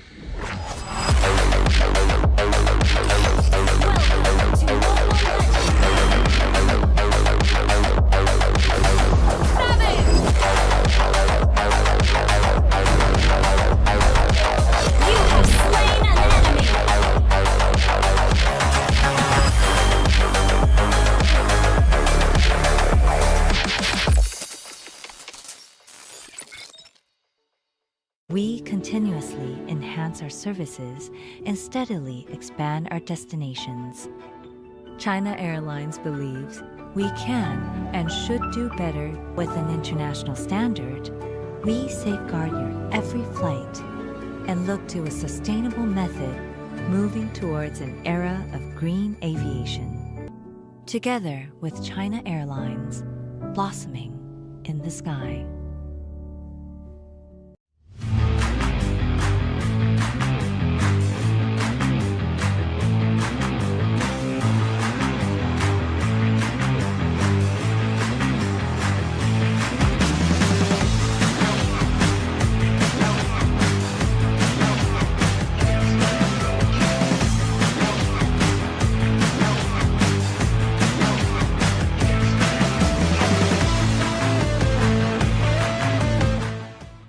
From local barangay tournaments and neighborhood lineups to the biggest stages in the world, your pathway to glory starts right here. Welcome to MDL-PH Season 8, where legends are forged and we are officially breaking limits. It all begins at the grassroots level. Hundreds of aspiring teams enter the open qualifiers in a ruthless single elimination bracket. Every game is a best of one. One misstep and you're out. Win and you keep the dream alive. Next up, qualifier finals. Here, the top open qualifier contenders meet the relegated independent teams from MDL-PH Season 7 and our invited female powerhouse rosters. Divided into groups, they battle in a single round robin. Only the top 6 teams will earn their ticket to join the waiting MPL-affiliated teams in the main league. Welcome to the main stage, the MDL-PH Season 8 regular season. 12 teams clash across a multi-phase gauntlet through the group stage, last chance qualifiers, and play-ins, pushing everyone to break their limits. And here's the game changer. The global ban rule is officially gone. We're reverting to standard draft formats to ensure our PH contenders are fully armed and ready for international combat. The top 6 teams lock in for the playoffs in a high-stakes, single elimination bracket, with the top 2 regular season teams waiting in the semifinals. With no global ban, teams will bring their absolute strongest comfort picks in BO5 battles, leading to a blockbuster BO7 grand final. The crown isn't all that's at stake. Our champion earns the golden ticket to represent the Philippines on the international stage.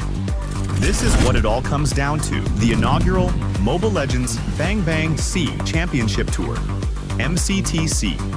Our MDL-PH champions will face off against the absolute best academy powerhouses from Indonesia and Malaysia. alongside top incubation teams across the Southeast Asia region. This isn't just about regional pride. MCTC is the ultimate gateway to the M8 World Championship. The M8 World Championship, the ultimate stage where the best teams on the Earth collide in the land of dawn. From grassroots dreamers to world champions, the pathway is clear and the challenge is set. Are you ready to break limits? Tune in to MDL PH Season 8.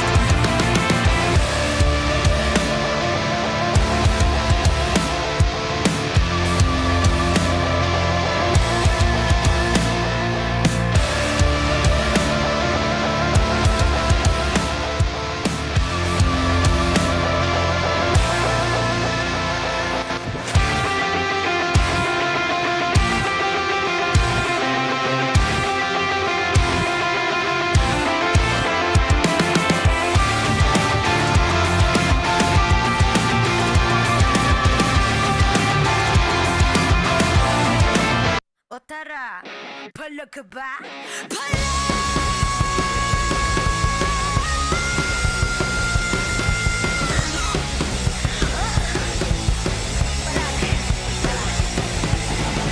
sa laban, sandata sa aking kamay. Watch with my click, may fire in the eyes. Yeah, I walk with my head held high. Ano ba yung takot kung tore ang aking gabay? Di namin sama, ako lang away. Ako ang kabuuan, when we bring our names to the game. Eyes on the prize, do not, cause it's our time. Palag na to, me again, you already know. Automatic ka lang na Pilipino. Break us when we steal the show. Automatic ka lang na Pilipino. Lakas ng Pinas. Palag na to, kaway na ang batas. Pilipino.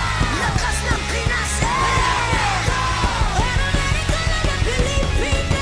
Teka, wait. Remind you kung anong na-obtain. Palaging first place, lakayo sa PH. Cause I ain't no Superman. I'm here cause I got God, my team is super fan. Eyes on the prize, Pinas, cause it's our time. Palag na to, me again, you already know. Automatic ka lang na Pilipino. Break us when we steal the show. Automatic ka lang na Pilipino. Lakas ng Pinas. Palag na to, kaway na ang batas. Pilipino. Lakas ng Pinas. Palag na to, automatic ka lang na Pilipino.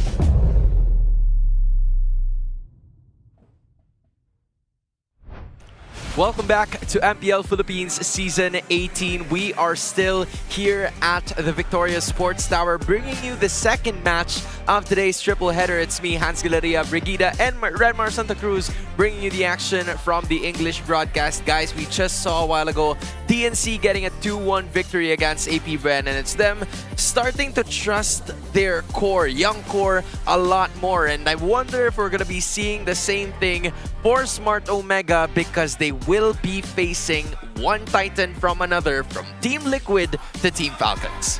Yeah, it's such a test that Omega have to go through in their opening matches. It's always been Titan after Titan, and to think that I think it's been a similar path for them too towards the last few matches that they had in the previous season.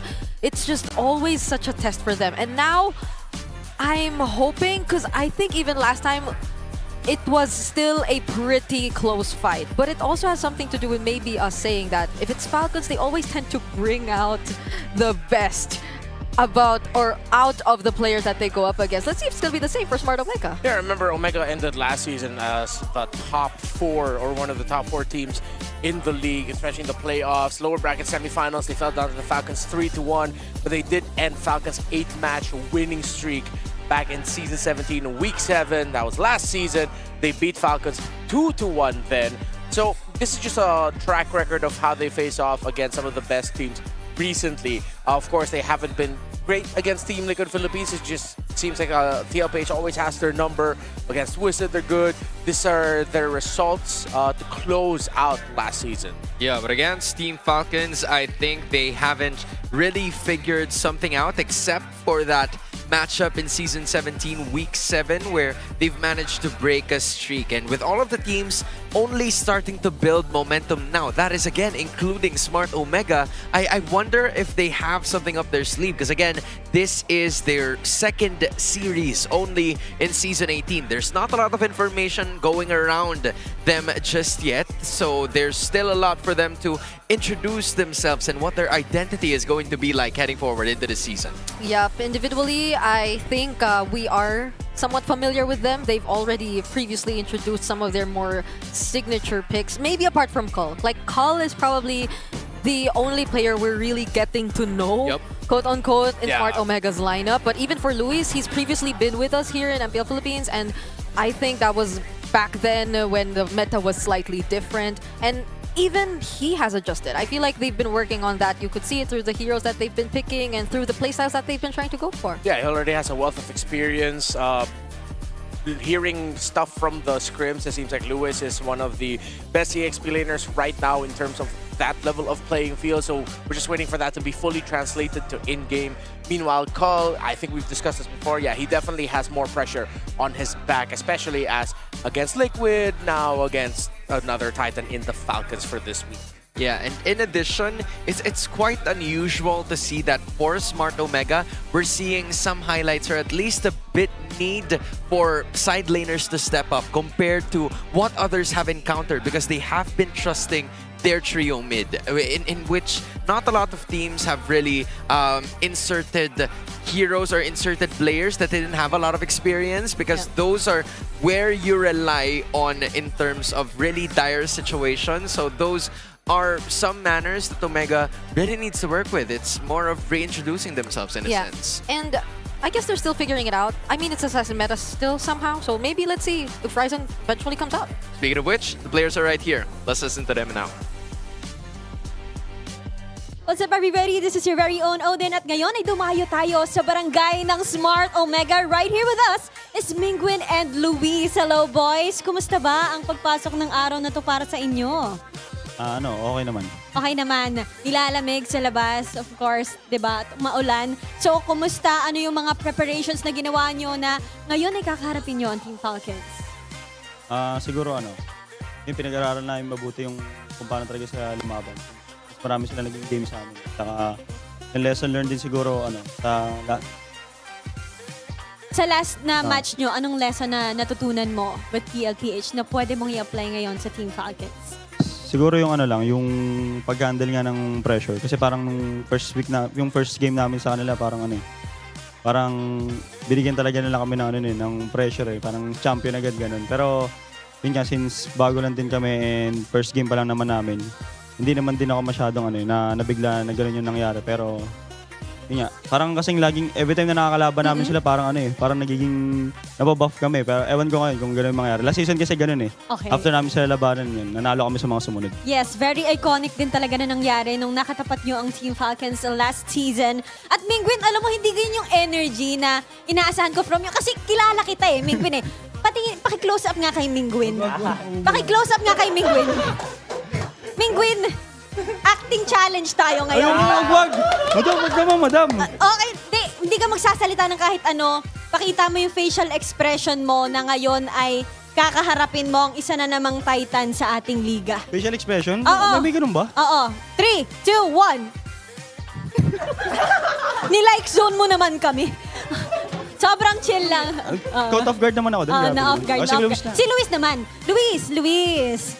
Ngayon, nagbabalik ka ng MPL PH. Kumusta ba? Ano ba ang lamang mo ngayon kay Flap? Kasi siya din yung makakatapat mo sa XP Ang lamang kay Flap ay may abs ako. May abs! Wag dito Feel ko muscles na lang Patayin niya. Ito ba, sabi niyo kasi nagbubuhat no? Nagbubuhat. Consistent ka daw. Totoo ba yun? Hindi, kakasimula ko lang. Kakasimula lang. Hindi daw. Parang may binubulong dito si Mingwin Ano ba ang lamang ni Luis kay Flap? Mas consistent daw siya mag-gym. Oh! Mga ilang kilo ang binubuhat mo sa gym? Ano lang po? 20 kg lang. 20 kg lang. So, mag-flex ka muna kasi syempre ito-throw na natin to sa kanila. Hindi naman pwede na ito-throw natin nang wala kang ka-aura-aura. Okay, lapit. Okay, Flap! May palag ka ba dito, Thea? Anong meron tayo dyan?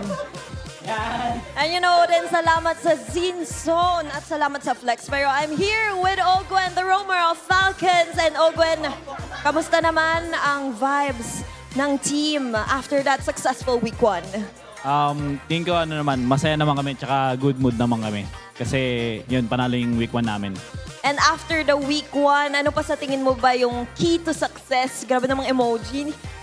key to success ng Falcons para ma-continue yung streak nyo? Tingin ko yung key to success namin, laruin lang namin laro namin, tsaka wag lang namin malitin yung kalaban. Tsaka feel namin lahat sila threat. Yan. And that's the key to always be ready. And to celebrate that success, allow me to welcome our head referee, Wilbert, to give you the second seed trophy for the week. Wow, Yes!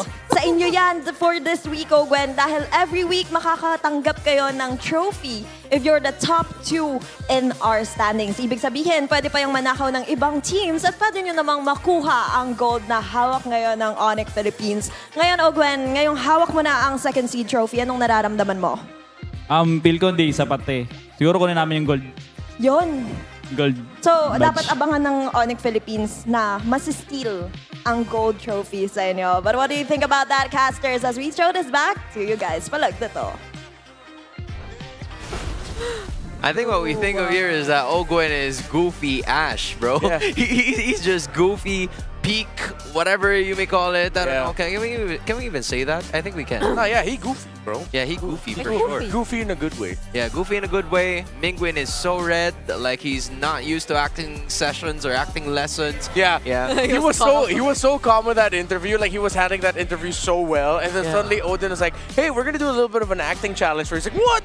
Then you see slowly start turning into a tomato. He got redder than the decals on our desk. Yeah, bro. And that's, you know what? Now that I'm thinking about it, it's true. It resembles him in a sense. Yeah. Starting now, I will remember him through our red decals. Wherever he may go, whether he stays here in the Philippines or not for next season, whether he stays in Smart Omega, he's a red decal to me. Here is going to be our Infinix GTverse Keys to Victory, brought to you by Infinix GTverse. Redmar, take it away. All right, so Ryzen's pretty darn good on the Assassins as well. I know he shined with the utility, but if you get him on the Assassins, if there's a way for you to make sure that he gets the Fanny and that Kyle doesn't, that would be good. But if that happens, then you have to watch out for something like the Badang. Stick to the Paquito Hirara trade. You can't go wrong with that. Or the Nolan. Good too. Deny the Barangay of any trades. Omega, love to trade.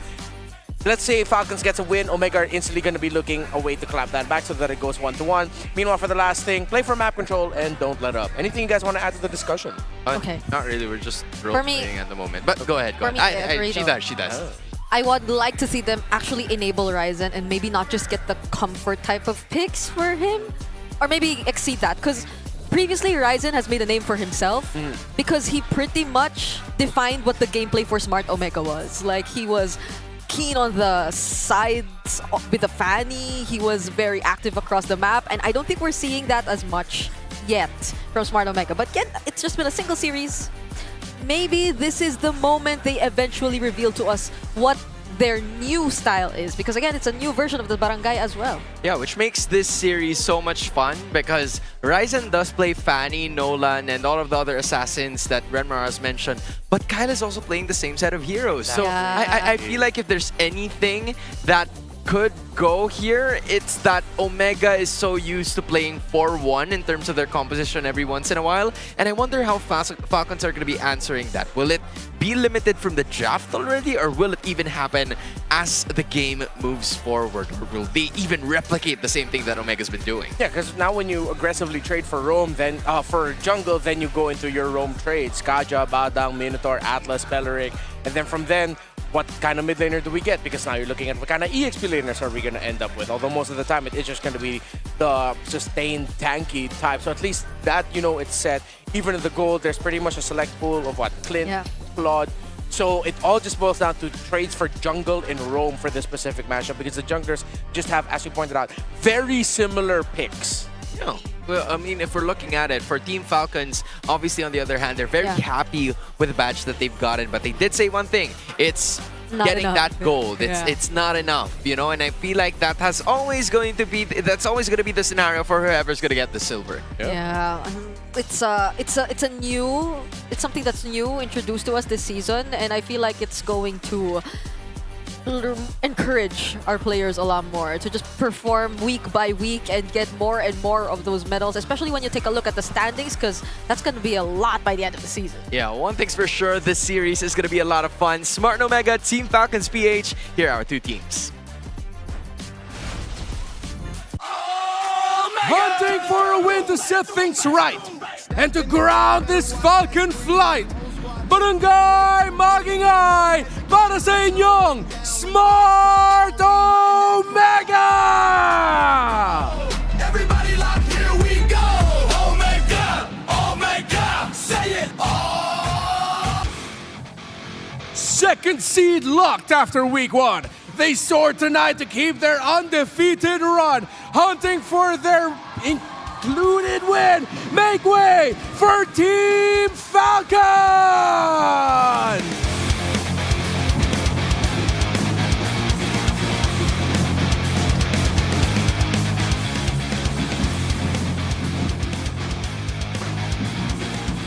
To ensure the integrity of the game, our head marshal, Wilbert! The head coaches are Coach Aurora and Coach Moody!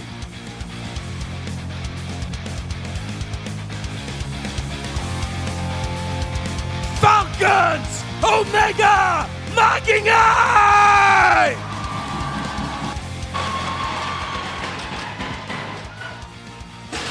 It's a battle bound to happen. Smart Omega told us that they can get momentum through Falcons. Can they do that again in Season 18? I think there's a lot of history into that as well, and I wouldn't doubt if they would feel rather confident this day. This was actually their second match, yes, but the last time that we saw them here, at least in MPL Philippines Season 18, you saw it against Liquid. They were able to push it to a rather closer fight, even though not necessarily reflecting in the number of games, but the mid trio staying the same and their chemistry being there. I think they've had enough foundations to just really add a bit more flavor through their new players introduced to us in the sides, in the EXP and in the gold. I love the idea. I love the word foundation. And I think that's what this Team Falcons roster is all about. This is a lineup that have proven themselves time and time again. With the addition of Haji being part of that mid lane trio, it's a major buff as well, and it feels like for them, it's a little bit more polishing that is needed, because from the international events that they've been part of, we've seen them go toe-to-toe with some of the strongest players, strongest teams in the world, and facing up against Smart Omega, a team that has managed to defeat them some. Yeah. Every now and then from before, they're gonna have to think about that and create more momentum from themselves, because only them and Onyx are the two undefeated teams in Season 18. Yeah, it's a bit similar to AP.Bren occasionally snatching away some wins from Liquid, but in a sense that Omega actually gets to seal the wins. Sometimes it did happen. There are going to be moments that you could really look up for and see how Omega eventually got to take away some wins. But Falcons, as they entered the season, it just seems like it's such a tall task to make them struggle and actually put up a really good fight against them. They had a lot of experience, barely had a rest, but I wonder what's going through their minds. Yeah, what is? Smart 5G ping test? There you go. Buti na lang guys, nakarating kami ng safe. Buti na lang nakahabol kami dito sa venue, guys. Sobrang lakas ng ulan. May bagyo ata ngayon guys eh. Guys, mag-iingat kayo sa mga balak pumunta sa games today. Sana kayo din, safe din kayo. Mag-iingat kayo, prioritize nyo yung safety nyo. Wait lang guys, ayusin ko muna itong relo ko. If hindi nyo kaya pumunta, manood na lang kayo sa bahay nyo. Kamusta kayo guys? Kawawa naman yung mga prinsesa ko. Ingat kayo palagi May bagyo ngayon. Mga baby cakes ko dyan, mga prinsesa ko. Ayoko na nababasa kayo. Bye guys. Lord, wag yung mga prinsesa ko, Lord. Kahit ako na lang. So, ingat kayo guys, ingat. Wow, Luis, come on. What? Stop that, you know? How do we translate that though? It's like... Yeah, just take care, stay safe. To all of his princesses. To all of my... Yeah, I think we just take it literally. He called his teammates his princesses. and baby girls. And baby girls. Oh baby girls, my gosh, bro. Flap. Okay. Never forget the baby girl part. Although, again, for Luis and Flap, that is a matchup at the XP lane that we are bound to see, just like what Brigida has told us a while ago. Luis is no stranger to the stage that we have here in MPL Philippines. And same could be said for Flap, most especially for him given how well they've been performing in the very first week. The question is, can they maintain that in the second? Because who they're going up against, Smart Omega, still hasn't won a single game in Season 18. Yeah, last time was a sweep as well, and I'm not really feeling like it's just week 2. Correct. I don't know why, but I think that we really have to remind ourselves that it is just week 2. So there's still a lot of room for our teams to continuously reinvent and rediscover what needs to be done. Because I think for Smart Omega, it's not like they had major errors. Correct. Or anything, especially in the last series that we saw from them. It's just a bit more polishing and the chemistry that we've been talking about. Yeah, but we just have to be honest. Taking away James and Nets fundamentally changes this team. You keep your row mid trio, yes, and that's 3 out of the 5 members of your previous team. But a lot of the energy of what made Omega last season was through Nets, was through the gameplay of James. Now, that's not to discredit Lewis and Cub, but then it just adds more pressure and the reality of their situation wherein it's a different team just because you changed their side laners. So chemistry will be a point of issue here for Omega. It might take some time to rebuild it to the point where they're going to be a top 4 team again.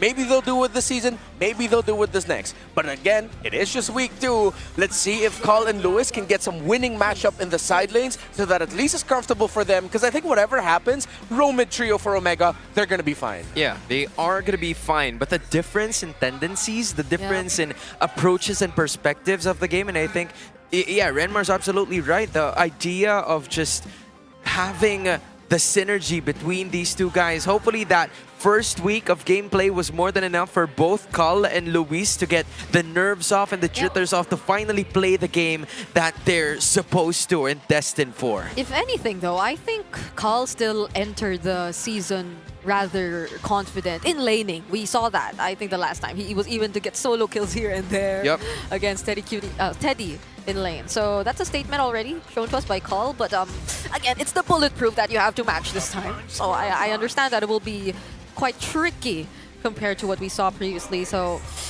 a lot of the board of Hira. Oh, yeah. Did he Nissa? Because the Hirara, Nolan, Fanny are all open. Yeah. So with that, Omega will just go ahead and pick up their gold lane. It's just gonna be a quick adjustment here for Falcons. Again, you can't rush Fanny in this metagame. It either has to go into the. It's still first phase, but it's later.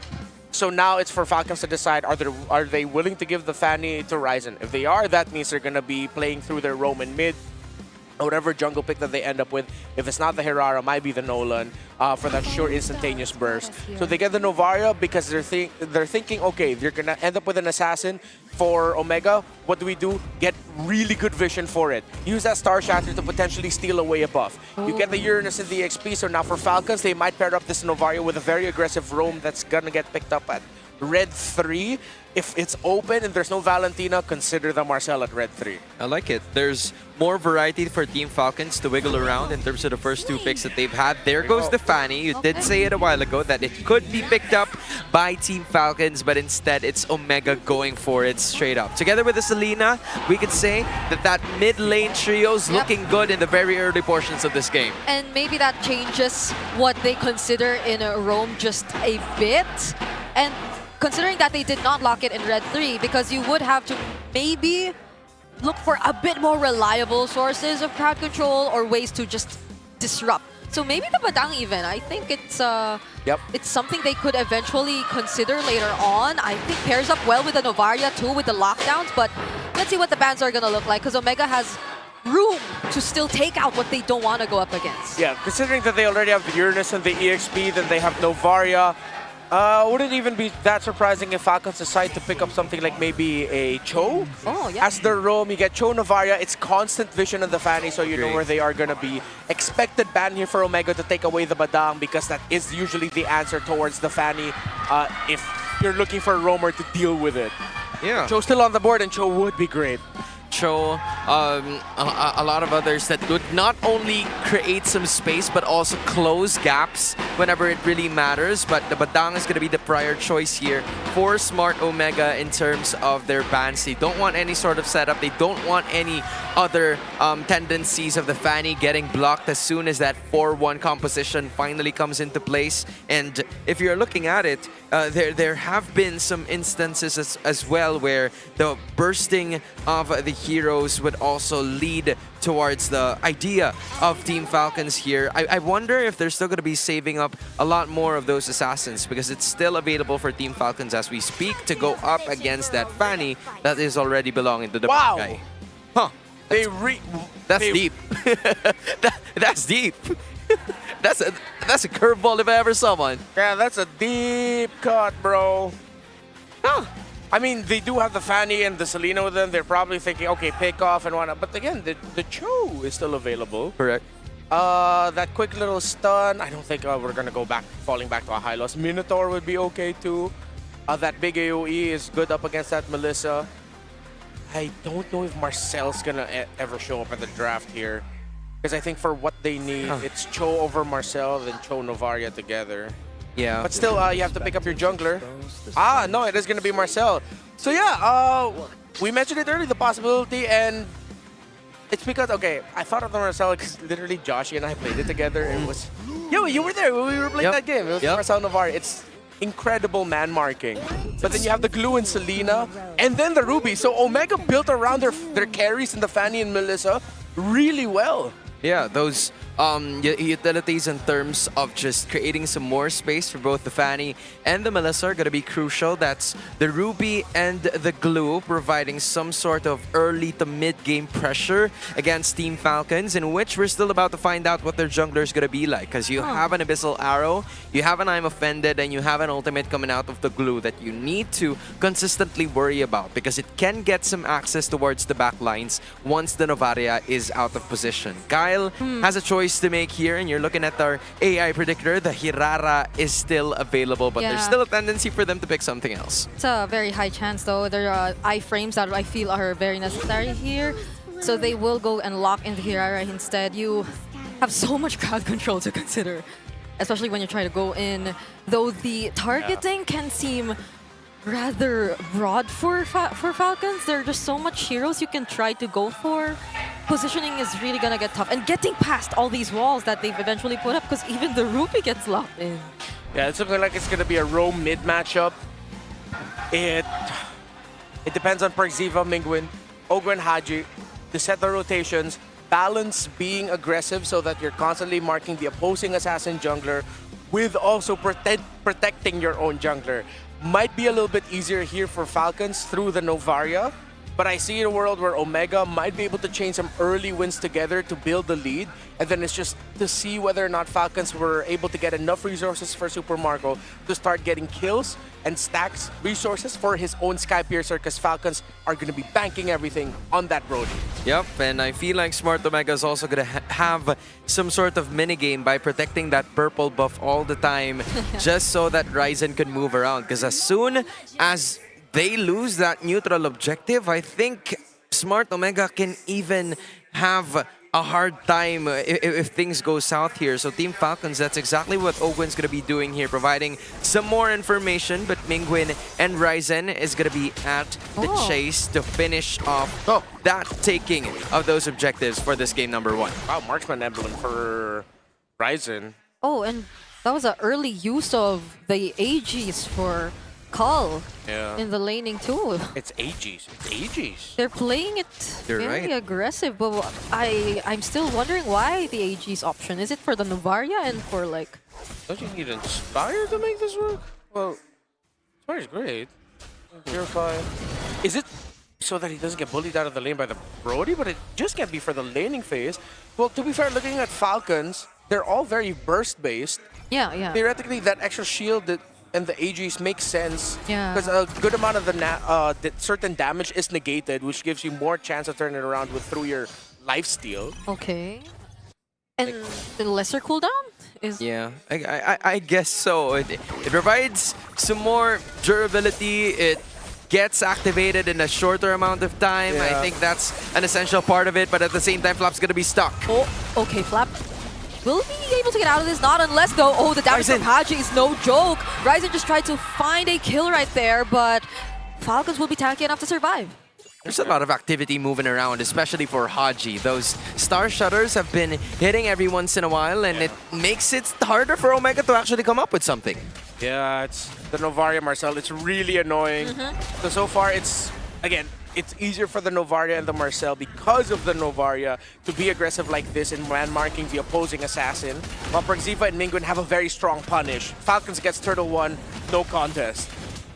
Solid take from Team Falcons, creating a lot of space, and in spite of having Ryzen with his Fanny and Mingwen in a Selena, it seems like the pressure has always been answered by Team Falcons. Yeah, and just look at that, just wanting to check these brushes, but still dealing a lot of damage along the way. So all they could probably really do now is just focus on maybe speeding things up for Ryzen right here, who gets caught in the golden hour.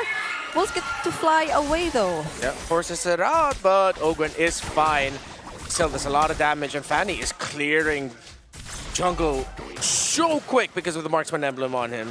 Yeah, very fast basic attacks. Very essential too, because again, it kind of limits Kyle from roaming around the map freely because he might not have enough damage compared to what has happened over the other times. Looking at the goal differences, not a lot of things have been happening except for Perxiva, who finally goes down to the hands of Ogwen. That's a first blood kill taken down. Such a good catch there by Falcons. Man marking Perxiva and Mingwen. It's all about vision. It's all about Roman mid. Okay, go away from Call plus the AGs to survive, and he will, even despite that dive, will lose a couple of energy shields though. But the arrows! Can Mingwen find a kill? He does not. There's a revitalized pop even from Ogwen. Would that have hit? Because it looks like it wouldn't have. Or was it just right at the end of the animation? Might be just right at the end. Yeah. He had to play it safe. He had to use the falling maple. Like every single Mingwen specific again. Mingwen. All over again, but the golden hour might just save Marco from this attempt plus the flicker. Close call, but really good timings from Ogwen. Okay, so we're seeing sort of effects here. The reason why the AGs was there is because of the laning, definitely. But then, if you're looking at Team Falcons, there are some sort of things that you can handle when you just micro your way out of it. Yeah, really fast use of the golden hour there, giving Super Marco time. And remember, that passive lowest health member within the golden hour, Ogwen will give him a shield and then he'll be able to move freely within it. Okay, he's trying to dance his way through this, but he cannot. Torn apart memory, but there's still a minion up here, and Cole will take as much energy shields as he can. Cross map trade, Omega understood that they don't need to fight for the turtle because they want to get items on this Melissa as soon as possible because it is packing AGs and you're up against a Brody. Well handled macro by Omega. Yep, that's Ryzen providing a bit of help. Flap is gonna be here though. Kyle too. Perxiva gets to get back under the turret and will block off as much as he can. But does Ogwen still want to look for a play? There's so many things going on around the map. Like it's either a skill from Haji or an abyssal arrow from Mingwen. If it hits, it's gonna deal a major blow to either squad, but so far they've been at the stalemate over the last 2 minutes with Omega getting a lot of plating and finally securing that turret up top. All right, orange buff is up here for Kyle, but he is invading Omega's jungle, stealing resources away. He got the golem and he will get the beetle. So Ryzen will only be able to get his buff and the lizard up top. But now they've switched up the lanes as Call already made progress up top. He'll get even more farm here. It's slower, it's steady. Is this their way of somewhat matching the power spike of Brody? Yeah, it looks like it. If you can avoid those fights initially in terms of the laning phase where he was forced to use the Aegis quite early, Super Marco was able to deal a decent amount of damage from the start of the laning. But as soon as Skull finally got a turret, it became a completely different story because Omega starting to push things up as soon as he got the first 2 items, or maybe even the first one. Oh, does he not know that? Okay, he's gonna be okay. But I agree. I mean, even Cole, he's the one who gets the kill first. But speaking of Cole, only forced to pop that Aegis. Flap is trying to go for the chase, but he has so much members of Smart Omega trying to protect him right here. Even the Star Shutter gets delayed by just a bit, and Cole is gonna be safe. Good golden hour there by Ogwin. Instead of hoping to see if Flap can get the kill, they just the back off! Oh, they re-engage and they go for Flap. It's a double kill for Mingwin. How did that even happen? Now they're gonna get back to this turret they badly wanted to get. Yeah, it doesn't look like Falcons was ready for Omega to stay and actually force the pick-off onto Flap. Because they thought that Falcons would just focus up top, but no. And Kyle first it down. And Kyle was even taken down by Mingwin all alone. He probably stepped towards one Abyssal Trap or another, but then it's been so tough for Team Falcons now that they've been marching and they finally got the turtle. I'm talking about Smart Omega here. Yeah, this is the trades that Omega are really good at. Cross map, macro, give up objective for a win elsewhere. They've only gotten to one turtle in this game, excuse me, but they've gotten bigger wins in the big picture of it all. 3,000, 2,000 and climbing is their gold lead. Slowly growing lead between the Melissa and the Brody in terms of item progress. But with Super Marco now having the Sky Piercer, Falcons will flick a switch and just continue the aggro. Okay, but that's more and more map control secured by Smart Omega while that's happening. And it's really great, the way that they've just been able to avoid the members that they shouldn't really go up against in the early stages of the game. It's proven to be so effective, and now Ryzen tries to go for the steal but does not get to take it away. Kyle will still secure his own purple buff, but still, this map is looking very Smart Omega right now. Yeah, there's been a lot of places that Smart Omega can go to. In spite of them only leading by 1.8k, I thought it was going to be different again! And Flap is considered an option for a pick-off because Omega are just so good at grouping up together and boxing around Call at this point of the game. Yeah, they need to get that vision somehow, so they send their Uranus and just have Ogwin close by to get vision. Kyle able to sidestep away from Ryzen in time, while Omega now moving on that 4-1 rotate, leaving that Fanny alone and the rest of the team playing around their Melissa. And this is where Smart, or should I say Team Falcons, are also going to be playing 5 members approaching this Lord. It's going to be quite difficult for them as Ogwin was already cut into more than half of his HP, and you were talking about some pickoffs, and Luis has already been put on some targets. Kyle is going to be focusing on this one, and then a target! No way! The Abyssal Arrow! Perfect! Kyle was just trying to dash around everything, but he still somewhat gets caught, and that was just in time for Smart Omega to focus their attention to this Lord. Ryzen will be the one trying to deal a bit of damage to those other members trying to go for an attempt. It is going to be Omega trying to burst this down. The Star Cutter is not going to make it in time. Ryzen secures it for Smart Omega. It's Mingwin on this Selena. He's one of the standout Selena players from last season. We didn't know he had it in his game, but he reminded us then, and he's reminding us now. He woke up on the right side of the bed today. It feels like a majority of his Abyssal arrows have been hitting into the right targets. They've also gotten a purple objective. The orange one probably went towards the side of Falcons, and they would have been able to maximize on it. Now enveloping a 3.5k gold lead. Trinity in 9.5 minutes here for Call. Full item build, Melissa. Oh no, but he's getting chased down! He's all alone, he's a flicker from Super Marco! They want to secure the kill right here, but he still has an Aegis to keep him safe! It's the Aegis! My goodness, what a pickup here by Omega! And it's throwing the Brody off its game! Oh, even Ryzen. Again, it's a burst-based lineup, and Aegis is good against that!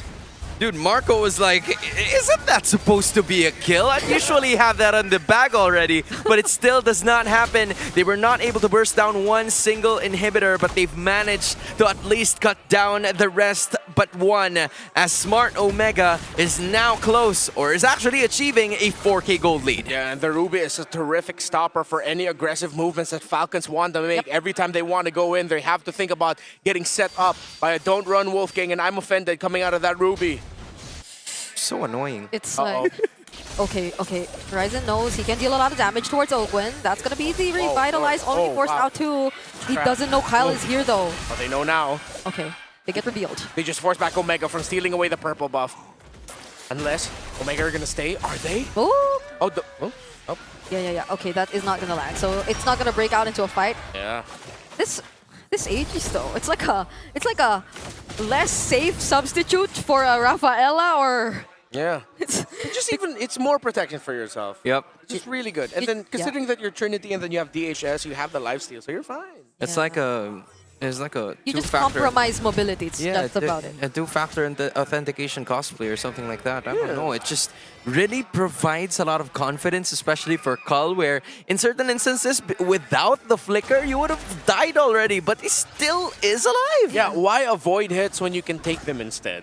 You know? And it's up again. Like, it's always up. this agent is always... He gets it super quickly. This is somehow a more annoying Hanabi. And Hanabi gets CC immunity with shields. Right? I don't think he notices it. Like, he walks, he uses his joystick around, and then all of a sudden, oh, my Aegis is up. I think we can fight now. Fight as well. Oh, wow. And you saw there was a massive lead between the two junglers. 9.9k for Ryzen, 7.6 is 3,000 compared to the Herrera. Again, because of the Marksman emblem, he was able to just farm so fast. He has a Selena with him to help leash things. Omega have really thought this out. Oh, they're in position anyway to still take this Lord. The Fanny, obviously brought to you by Ryzen, is going to be up there as Team Falcons will try to find or locate some of the other members here of Smart Omega. 4.5k gold lead is still massive. A 2k held by Ryzen in this moment against Kyle, who is still nowhere to be found, and they are still looking for it. Smart Omega. Winter Crown for Marco. Built after the Malefic Gun. So more than enough items for Marco already, but the question is, can the front line of Falcons hold against this Melissa? Haji and Super Marco are just on their way. Omega are starting to blitz this. Oh, Golden Hour! Golden Hour catches it. Oh, it's still Kyle who finds the last hit, and Perxiva will find a target. Kyle is gonna go down. The free hits from Cull are dealing massive amounts of damage. Ogwen is gonna be isolated here, but he's gonna buy time. He wants the rest of the members of Team Falcons to be safe. They can't get the Melissa, and their front line cannot get through the wall of the glue and the ruby together. What a draft, and what an execution by Omega. Marco versus Ryzen in the bottom lane. Ryzen gets taken out by Marco. He turns into a stack. Just use that second skill to your advantage in a complete outplay. Brought to you by Super Marco, so that gives some Team Falcons some more room to be able to bounce back at least in this game, but the damage has already been done. Smart Omega was able to take down a mid lane inhibitor, and that is before the Lord even spawned, so this means they can still work on that bottom and even on that top side before everything happens. Unbelievable. I guess that's where the Winter Crown play came. Yeah. I think that's where it happened. He definitely took advantage of that item and was eventually able to outplay Ryzen on this Fanny. Dude, the Melissa's front line and Cull doesn't care. Look at that. Oh, I'm offended. They catch two with the Don't Run Wolf King, and they will have to disperse. This is a composition you just cannot fight against when you're grouped and clumped up together. He's gonna have to start caring now, though. The damage starts to hurt a little bit more from Haji, maybe even from Super Marco, who may be a little farther from her in terms of the gold gap, but we cannot deny it's already almost 15 minutes. Everybody's gonna get majority of their items from here on out, so Cull has to be more careful if he already has in the first few minutes of this game. Yeah, I think just Falcons need to watch out and not use everything against that Melissa. Whittle it low so that it forces the AGs. Once the AGs is gone, then you're good to fight. So far, Flap hasn't been able to do much here. Again, he doesn't have crowd control. He has a lot of damage, and we saw it early on. But Omega are fighting a formless team fight right now. Yes, it looks like they're playing around their Melissa, but then with the mobility of the Selena and the Fanny, you have a lot of divers to try and avoid, while Ruby and Glue are literally just playing around. That's so true. That's so true, because I feel like for a lot of this game, Flap has been bypassed so many times in terms of the damage output, just because of having Cull alone. The Aegis has served out to be something that's solid, and maybe that's something we can see a lot more, as that I'm Offended was just pixels away from hitting. That would have been a -1 already, but Ogwen gets to live and tell the tale to his teammates, as they will be both 13 seconds away from getting the Lord to spawn up top. Yep, great movements from Ogwen there, not getting caught. It was a very crucial timing, but I agree. The fact that Omega seems so free in terms of their formations, and Falcons, on the other hand, are probably a bit torn between wanting to just group up and utilize their teamfight capability to its fullest, or then eventually falling into the traps of Cull, just taking advantage of Muddles and its placement. Falcons really have to find a way around this team fight. Waiting for Flap to turn that anti-cuirass or that Dreadnought armor into an anti-cuirass. He gets a vision, he gets pulled. Oh, that's an Abyssal Arrow landing onto him as well, forcing out the Purify and the amount of burst Cull damage. Two members get caught by the Golden Hour though. Cull Wind of still Nature. having the Wind of Nature. Flap now caught again. And it's also Perxiva looking for Kyle. Ryzen doesn't get to deliver the damage, but it forces Falcons out. It's a close call. No one from Falcons fell. They can still fight this out, but Omega are tanky. They're still playing around their Melissa too good, too well. Oh, but the setup from Lewis, he finds Oakland! That's gonna be a pick-off! They know Perxiva doesn't have the ultimate just yet, but even then... 0-3-1 of this Hirara for Kyle. BOD just locked in. Marco has to place himself forward. It's this Ruby and Glue. The setups, the front line, the hold, and the fact that this Melissa just cannot be taken out. Rose Gold, Wind of Nature, AGs, go away. Too many defensive tools. It's grabbing and holding, and the attack is about to happen again as Flap goes down, and Kyle still can't find a way to do it. Ooh, he had to dodge that arrow. He's stuck in between both Perxiva and Mingguin, constantly hunting him down. Kyle hasn't had a great time here on the Hirara. They tried to make a steal play. I think Flap showed himself and decided to make Omega answer the Uranus to take him out.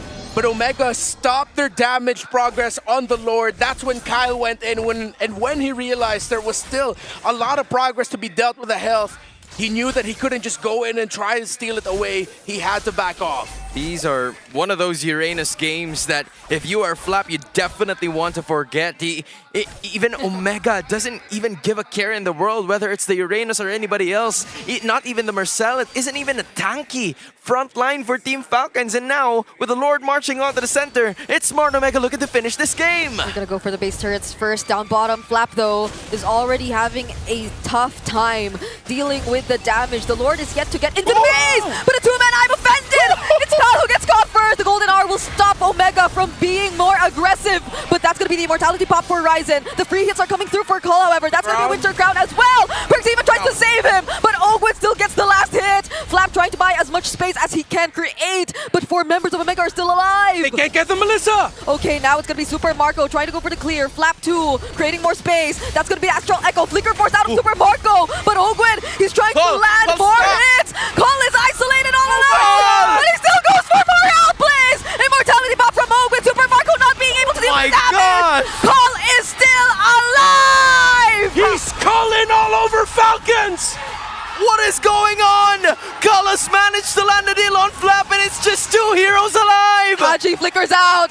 Their only hope to save and defend. 3 members of Team Falcons are going to be here. Cole still has an immortality. Could it be this moment where it gets finally popped? It's popped just now, and he eventually goes down. It's a shutdown for Team Falcons. It would have been completely over had Cole not been there, but Falcons did not mind the Melissa, and they're still gonna stay alive. It took them almost an entire minute just to take that Melissa down. All the defensive utility, the survivability. Omega has just shown us something absolutely disgusting. Try it out in your ranked games, folks. Melissa AGs, man. Yes. Melissa AGs is the moral of the story, and for Team Falcons, they're having a hard time. In terms of the draft, this was first priority. Omega's always had first priority in this Melissa, but for the past few games, it has not worked. They've tried to find out a way to make this into fuller fruition, and Ryzen is going to be seeing one, zigzagging his way in and out of there. Full confidence from the barangay as they no longer have any inhibitors to attack, only the base in target. It's just a very slight modification to the Melissa pick, but look at how big of an effect it eventually does to Smart Omega's game. This one of, sorry. Yeah, it changes so much. This is one of those times where I wish I was on the Filipino broadcast, only because I could be making so many AG's jokes right now. You know what? Me too. Right? Me too, bro. Siri Do they have an English song? I don't think they do. I can remember. I can't. Right? I can't recall either. I can't say ang halik mo na miss ko because everybody won't understand that, bro. You can search it though. Like, Yeah, I can search it. It's a pretty good song. My mom likes it. Anyway, to continue with this one, man, it's just this game, bro. We can't seem to understand. You know what? We haven't seen a game like this in a very long time. Where it gets so fun, it gets so interesting, and Smart Omega changing things up, like you said. Not really a lot of changes, but just with those ones and another Abyssal Arrow strikes. Oh, the knockups from the Lord too. Flap eventually gets out though. Louise very low on HP. The Melissa holding the Lord. But Ryzen, look at Ryzen. Ryzen, here they go again. No! There's no one paying attention to Ryzen! Falcons eventually get the Lord! But does Ryzen have enough time? Golden R already forced down Ogwen. The base! Be able to get back! But Ryzen! He puts an end to game number 1! He does it again! Nothing more barangay than a Ryzen split push! Yo! Ang halik mo, na-miss ko. Bakit iniwan mo ako? And Ryzen was left alone. Yo, what a game this was! Big MLBB right here. Like Renmar said, it isn't an Omega game if there's no split push included. The star on paper was called. We were like, what the hell is about that Aegis? And then all of a sudden it was Ryzen all along, showing us that even those assassins can fly and can win. I missed seeing this. I missed seeing this. Oh, yeah. I was asking for this in the pre-show.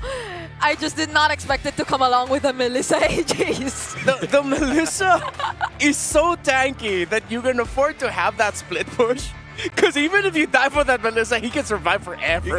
Yo, what was he on? He had the Malefic gun, he had the Rose Gold. They were all already starting to back off, but then when they realized it, and remember, that's a marksman emblem on that fanny. You even got the glue. Perk Ziva was able to mount Super Marcos Brody in time, and that delayed him long enough.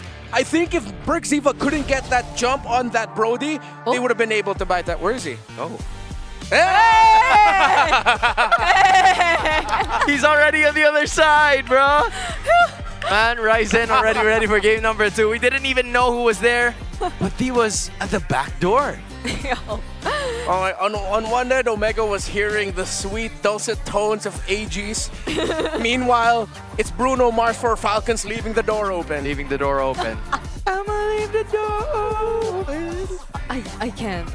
Because it's not just Ryzen even. I think that mount from Perkziva onto Kyle happened multiple times too. There were just so many things that were falling into place for Smart Omega apart from the arrows from Mingwin, the Aegis from Kyle individually, and even Lewis. Like the timings that he had whenever he wanted to go for a flicker play or just wanting to reserve that flicker for a much bigger play later on. This is such good coordination we saw from Smart Omega. And then, again, the closeout on the draft here. Getting the Ruby, getting the glue, so that no matter what kind of assassin pick you ended up with, it's gonna be tough really for Kyle. Really, everything that Kyle went through here was just mainly because of two heroes. Okay, we did see that Abyssal Arrow pick off onto him by Mingwin, but every time the Aurora wants to go in, you eat the skills of the Ruby, you eat the skills of the glue. It's a testament to Kyle's skill that he was still able to get the last hit on this Lord. But then, again, look at that. It's Marco. Wow. Mounted on by that glue. And it seems like all of them had an assignment, you know? It was only the Marcel that got home, and Smart Omega just knew that it wasn't going to be enough wave clear for them to just deal with the minions, and they were looking for them consistently in that last clash. I mean, Flap was there for a while. He was in the base for a while, but he could not deal enough damage to just push Ryzen out of that base. The minions already making their way in. Falcons being completely clueless that this was the play Omega wanted to go for. So good. Because honestly, even I wouldn't expect that, because Omega had always been winning out whenever it comes down to the team fights. So it seems like it would just be a very standard way to go. And even for that last objective fight that we saw, but they had already a very different plan in mind. So much of your attention perhaps was also on Call and how they were going to deal with him later on, that they forgot about the existence of a potential split from a Fanny. And again, 116,000 damage dealt coming in from Call. That is your carry brought to you by Visa. He is there's one of the rare times that a Melissa's at the front lines and Omega's just letting him be. You know, he's like, okay, you're a big girl now. You can handle yourself. Go ahead. I like this game so much that I know once I get home tonight, no matter how tired I am, I'm gonna go make a video about this right away. This was so good, dude. And can someone please make a fire edit of ang halik mo na mimiss ko? Yeah. For that split push. Wow, yeah, or like when the Melissa is surrounded near the base of Falcons, like, nasasaktan ako, oh baby. This is our contribution to sharing our culture. Yes. Please search the band AGs online. Yes. And I hope we can get them for the season 18 playoff. If this becomes a trend, I hope so. You know what? I also hope that AGs can be the gamer that they want to be. Because with Visa's fan exclusive deals, rewards, and VIP experiences, you can order your GCash Visa card today and get 250 MLBB diamonds plus a chance to win an exclusive MLBB skin. Level up and flex those skins in style. Head over to the GCash app and check out the promo page for more information and power up your game with GCash Visa. Now I genuinely wonder, like, imagine seeing a standee of AGs entering the playoffs. I think that would be so fun. Yeah, a lot of people are gonna go, damn. People, they old. Oh my god. Because, hey, we have a much younger audience, you gotta admit. Hey, but That's it's cool true. that you even know AGs too. See? Because they're that iconic. They are that iconic. They are timeless. I mean, we had Sex Bomb once. Yeah, right. It's a similar thing, I feel. Yeah, they can't be old if they're timeless. I almost did not recognize that was Mingwin. You know what? That's Two hands. Two hands. All right, Two close hands. enough. Okay. Give us an angle. Okay. Go for it. Go for it. Go for it. Does anyone have shades? Oh, there we go. Okay, there we go. All right. Do it again. Do it again. Be good. Just give it to him. Ah. All right, we good. Okay, No, it's not. Okay. Why do you keep stopping when the camera is on you? That's like Ogwin now. Yeah, that's like Ogwin. That's now. more like Ogwin. That's not Mingwin now.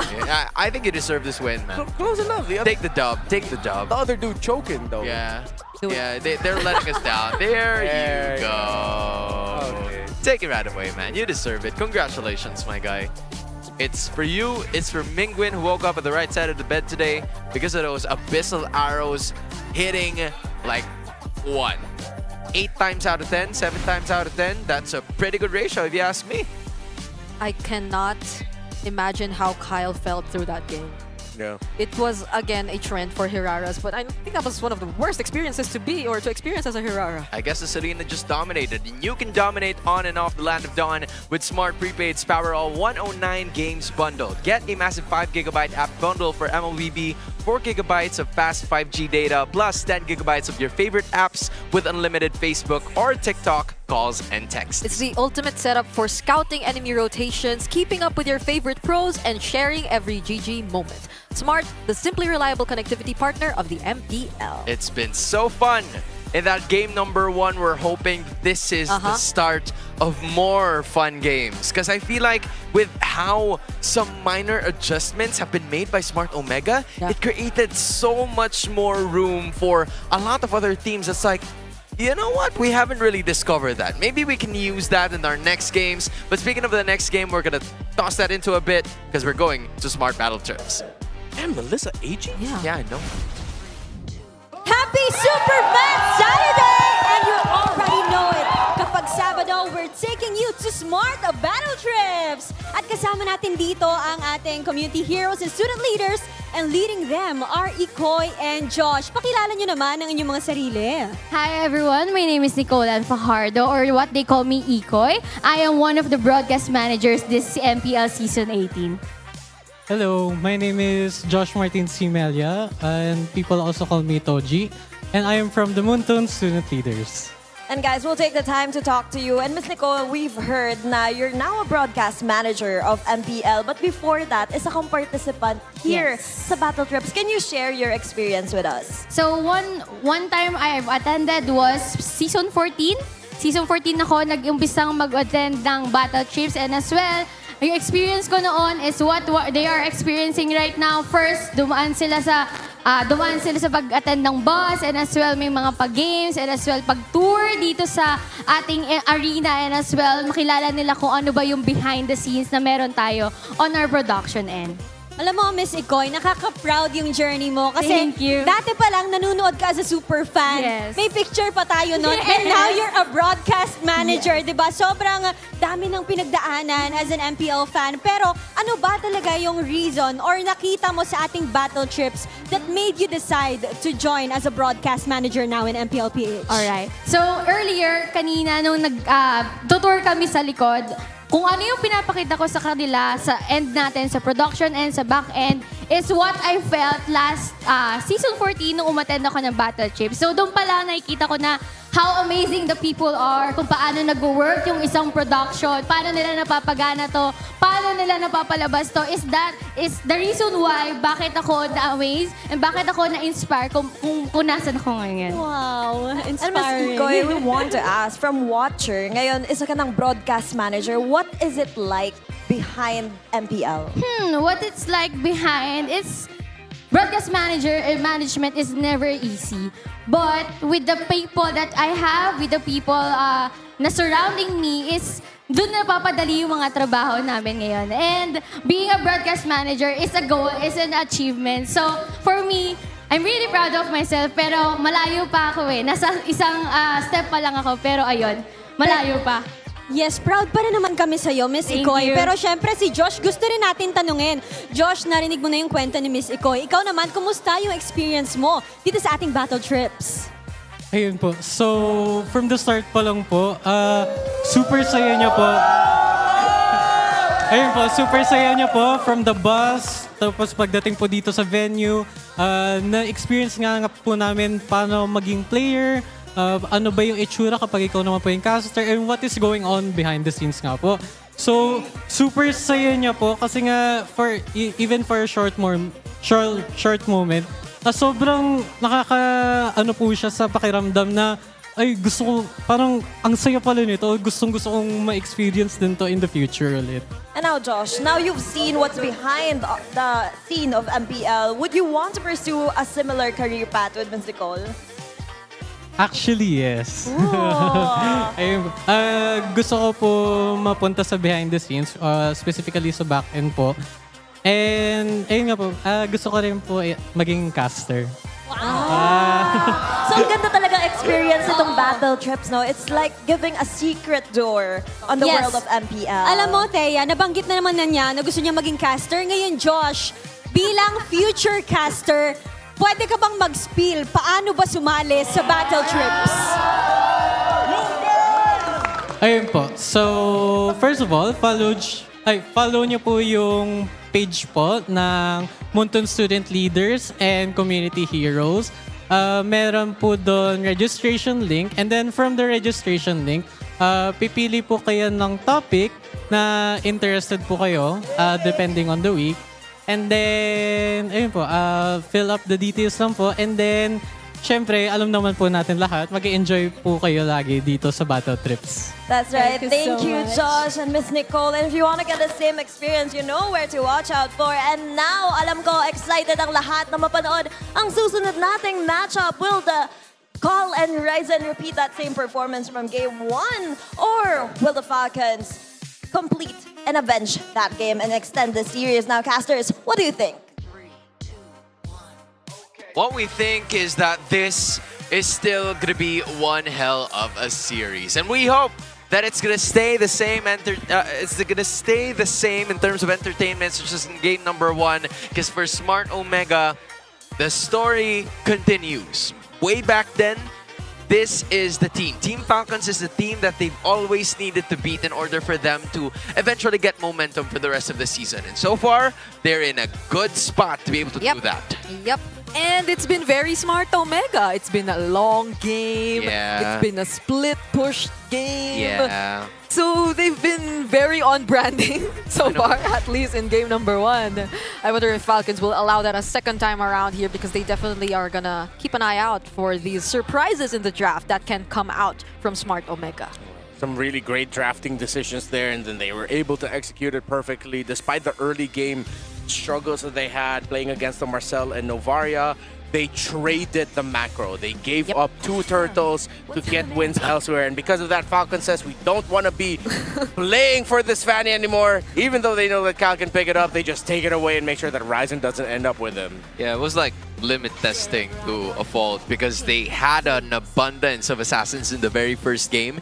And it was just up to them to pick up anything else other than the Paquito, because it has been banned out in the game number 1. But now I think there should be some sort of shift that will happen between these two teams. Team Falcons being on blue 1 means that they can pick up the Aurora immediately, or at least flex it towards the Belleric, just like what majority of the other teams did over the last week. Yeah, the XP laners are also still out for the trades, but considering what happened in game number 1 with Flapons at Uranus though, could they consider switching it up, or maybe just refining the draft a bit more? We have to see if whether or not the Barrett's is going to be open, but with the Uranus not getting banned out, I think we're going to end up with another Paquito. What's that? Someone used an in-game emote. It's the emote. Okay. For sure. Okay. Oh, yep. Yeah, the punching one. The one which punches whoever you just like to send the emoji. Why do I have a feeling it's Falcons doing that? Yes. I have a feeling it's Falcons emoting in the draft. Let me just check whoever's doing it, so that our marshals are going to be moving it. Yeah. Because usually the marshals would get close to whoever's doing it so that they don't do it anymore. It sounds so funny when you don't see it though. Yeah. The decision was like, what's going on? Paquito and Barris, but with Paquito and Herrera open, maybe Falcons might just go ahead and rush pick the... Yeah. What was I going to say? Belleric. But it will be a surprising pickup. Huh. Earlier we saw that, and I think it did not get a win when the Belleric was prioritized out in the open. So yeah, they're still gonna go for a second try at a Hirara. It's not like it was a bad pick. It was just heavily countered, I guess. It was countered by so many heroes, man. Yeah. It's not just one. It feels like there's not a lot of places that the Hirara can go to, in spite of him having the ability to just burst one hero down. So the Melissa's been taken out, and a Selena would still be another choice, and then the Paquito, a hero that was banned in the first game, is finally going to be available for the Barangay. No, crazy idea. What if Falcons just go ahead and pick up the Ruby early? I highly doubt they're going to do it. There's still a lot of heroes that you have to trade for. Hirara, you know what? I think a Matilda might be okay. Oh. You can early Matilda, then pick up the Barretts. Oh, yeah. Yeah. It's going to be a Hirara, Matilda, Barretts. Yeah, then you don't have to worry about the Ruby if that's the case. So That's true. No. Okay, sure. Okay. I'm not mad. Yeah. Well, Really? that's less of a flex for Falcons in the first Yeah. phase, though. Okay. They are very straightforward with their first 3 picks. Correct. At least there's the Matilda. Yeah. Just not the Barretts. It would have been so cool, because again, the Barretts will be activated quite smoothly just because of a lot more mobility, given that the Rafaela isn't around anymore. But for Smart Omega, you're already looking at burst damage. You're gonna have to at least rack up something here if you want to make that Selena come into full effect. I don't know, maybe a roamer could be a potential choice here in the early portions, or they can just prioritize it later on the second phase. There's a lot of picks available still for Perxiva. Yeah, the I mean, Marcel's still there. Marcel, they can Minotaur later if they want. Oh, or Minotaur now. Wow. Or Minotaur now. It's been picked once so far with a 100% win rate still. Interesting, though, that it comes through this early. It's not like a Minotaur-Selena combo is what you'd expect out of all possible mid-duo combos that are still left, but... I mean, usually that's what you see against a lineup that wants to play around the... Considering that Brody is sort of mid-range, you have the wide reach of the Minnow 1 Fury, plus you need the healing as well from the Motivation Roar to balance out the shields that Matilda's going to be dishing out. Okay, now the Barretts will not get through for second phase anymore. Yeah, it would have been cool if they picked it up. You're not mad. You're not mad. I'm not- You're not okay, mad. okay. Okay. Just checking on you, man. We want to make sure you're not mad, you know? What's that? Oh. Oh, it's basketball.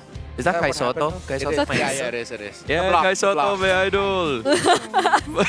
Why did your voice change? I don't know, man. Wow, they banned the Ruby. Yeah, because Okay. if they picked up the Barrett, they wouldn't have needed to worry about it. You're not mad, right? I'm not mad. I'm not. Okay. There we go. Again, we're just clearing things up, just to be sure. Just to be sure. We'll ask it every single time, and whenever they make a major blunder, we're going to check up on you again. Right? Just to be sure. Yeah. Imagine if they had the Barretts, right? That's gonna Yeah. Like, only if it it gets to that point, but what what is okay. Beleric. Yeah, Mirara. Yeah, it's still there. It's still there. Still there. Always. Okay. Okay, now I'm going to ask him again. Grandma, are you okay? Yeah, I'm good. I'm Okay, there you go. I'm still fine. But yeah, Beleric might be a... So many XP laners are gone. Though. That's true. It's so weird. Even the Arnold's been taken out, and Arnold hasn't been picked up as much. Yeah, and they're not the tanky XP laners that are banned. It's the more Lewis XP laners. Right. It's very specific. That's what I'm trying to say. Okay, so I guess they're trying to ban out the XP laners that could provide some sort of setups with both, I believe, the Uranus and the Esmeralda still available. So I wonder if Omega is going to be picking that up, considering that the Matilda is on the other side. Or maybe even Falcons will want to prioritize that depending on the scenario. I think it's just either Claude or Clint. Yep. Okay. There you go. Yeah, you save the flex and the XP for Later. Because who knows, if it's another tanky XP, then what are the chances Luis just goes direct again, but like... That's true. Oh my gosh. A notable specialty pick for OMG despite no prior use is what Alan Iverson said. That's the name of our AI. Okay. You know what? I like it. Go pick Beleric Rome, put this Matilda in mid, and then you close it out with... you need EXP, something tanky. Hell, even a Terizla would be... Oh, wait, no. You need, like, the Uranus is still there, but do they? Or S, man. How are you? I think, yeah, that's... Oh. Whoa. Oh, Carmilla EXP. Oh, they did close it out with the Beleric. All right. Again. All right. Oh, what are you going to pick? Jungle? That's tough, bro. So if you're smart Omega, whether you go up, whether you go with, because again, this is how we find out what the EXP laner is going to be. It's so specific. The Ruby it wasn't let go of. Even the Arlot has been taken care of. The Barats and the Phobius, they're the ones who managed to take it out. So smart Omega, not a lot of options for Luis here. Yeah, because they banned out a lot of the options too. The Phobius gets taken out. Maybe just Esmeralda to close it up with the Paquito in the jungle. Esme, I think. Esme, EXP, Paquito. Oh, Fred. Whoa! Oh! Oh, wait, where's the Fred going? Go. Whoa! It should go to Ryzen, man. Ryzen's been the one talking for a lot of that last pick time. I mean, who That knows? is so slow. Yo. It was Ryzen who called the Fredrin, yeah, and I think it is going to be going to Ryzen. Okay. Okay. Well, they do have the Selena. And if the Paquitos in the side lane, whichever lane the Fredrin could go, it's extra help to help peel for it. Could be slow, could be good. Let's see. But like they also have the Claude and the rotations. I think the Carmilla would appreciate having a Fredrin around. Just having the objective fights instantly going to their favor. Not even just the Carmilla, even the Beleric too. It's looking like we're going to game number 3, but if ever this ends in game number 2, then that means Mingwin's getting MVP. I'm going to say that now. Selena 2 games in a row. Selena hitting Abyssal Arrows. Mingwin just, you know, maybe that acting lesson helped. So I don't know. He probably got the nerves off already. Yes, he forgot how it feels like to be nervous. Because of that interview. So it's all Abyssal Arrows. And yes, it does help to speed things up by just a bit, but it's still very hit or miss. That's the reason why they went for the leash straight up to begin game number 2 with Ryzen. It's a very unusual pattern already for a lot of the current junglers in this game to just go ahead and secure that. But so far, some attacks are going to be happening. Hachi wanted to give out some information to the rest of his team, but Falcons will just be backing away. They are aware that the Fredrin is already close to the mid lane. Marco! Ooh, burned his flicker to get out of it, but he's going to be losing some gold. Falcons need to go down and help him. Oh, he's not going to go back. Okay. He's going to stay because he knows he needs the farm. This is not flying clouds, so you gotta... Yeah, gotta stay. You gotta stay. Well, at least Haji's on the Matilda to be able to rotate quickly. Oh, now you're forced to. They're still freezing it. Yeah. So far, Ryzen is keeping up the pace with the Aurora in terms of clearing out the jungle. Maybe even just a little bit faster. Again, it's the leash help provided by Mingwen Selena. Yep. The leash was so essential too. It feels like for Omega, they're now in a position to be able to do this as Hachi was done, but they're going to be continuing it, but not to a fault. I think if that Abyssal Arrow already managed to hit, it would have been the first blood already. Okay, so I think the difference here is that compared to a typical burst type high crowd control mage, the Fredrin's okay with the Matilda on the board on the other side. It's like you don't have to worry about getting chain crowd controlled or bursted down. Oh, wow, that's so fast. Whoa. Good lord, the entire team decided, you know what, let's go for it. Let's see if Kyle's going to be able to steal away purple. He won't be able to in time, yeah. He has Retribution, though. Ryzen doesn't have his, but they're going to force a fight. Yeah, that's going to be an Abyssal Arrow landing onto Kyle. He does get to survive. There's a guy He stole it! He stole it away, but barely lives. That's going to be the Curse of Blood. Okay, Cole goes in with the Blazing Duet, but there's not much damage yet. Look at this. Omega, in just a blink of an eye, are all 5 in mid. Oh my gosh, Kyle, you madman. Just really escaping out of there, but he might be sacrificing his own purple in the process. Okay, Ogwen and Flap are going to buy some time. That's going to be a Flicker Wrath of Dryad together with the Circling Ball. It becomes First Blood. That's going to be a punch from Lewis. But they will just lose Ryzen. They risked everything to balance out the invade that Kyle was able to succeed in and lost it. And now this gap is going to grow between the Hirara and the Fredrin. It's already at 500.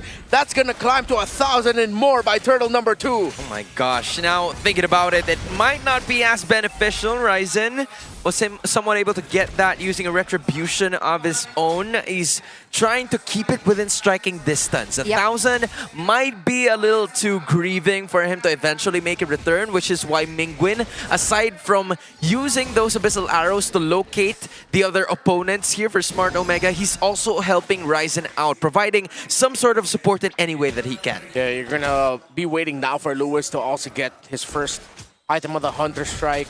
Let's see if he's going to go for the double axe or just chase the Malefic Roar at second for surefire instantaneous burst. Because with the damage, or excuse me, with the tanky jungler, EXP needs to help carry the load of damage. Yeah.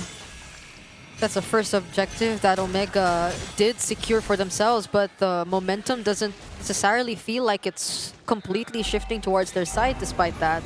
Yeah, they're obviously hoping to prolong this team fight for as long as they possibly can, because now Team Falcons is holding on to a 600 gold lead. If Luis and the others were able to burst down that first Lord quite easily a while ago, Team Falcons, they're not letting up, and they're going to be shifting to their position and attention towards this turtle. Close call for the Abyssal Arrow. Lewis is still hiding in this brush though. Perxiva finally going in, uses the Minoan Fury, and eventually it's still Kyle who gets to secure the objective. Curse of Blood together with the Blazing Duet, as well connecting members of Smart Omega. And it's Ryzen who falls victim once more. Falcons are still going for the chase. That is going to be landing onto Call. And eventually, Falcons are just taking down every single member from Smart Omega in sight. Look at that guiding wind. They get out safely and lose no one in the process. You saw the effect of that failed invade by Omega.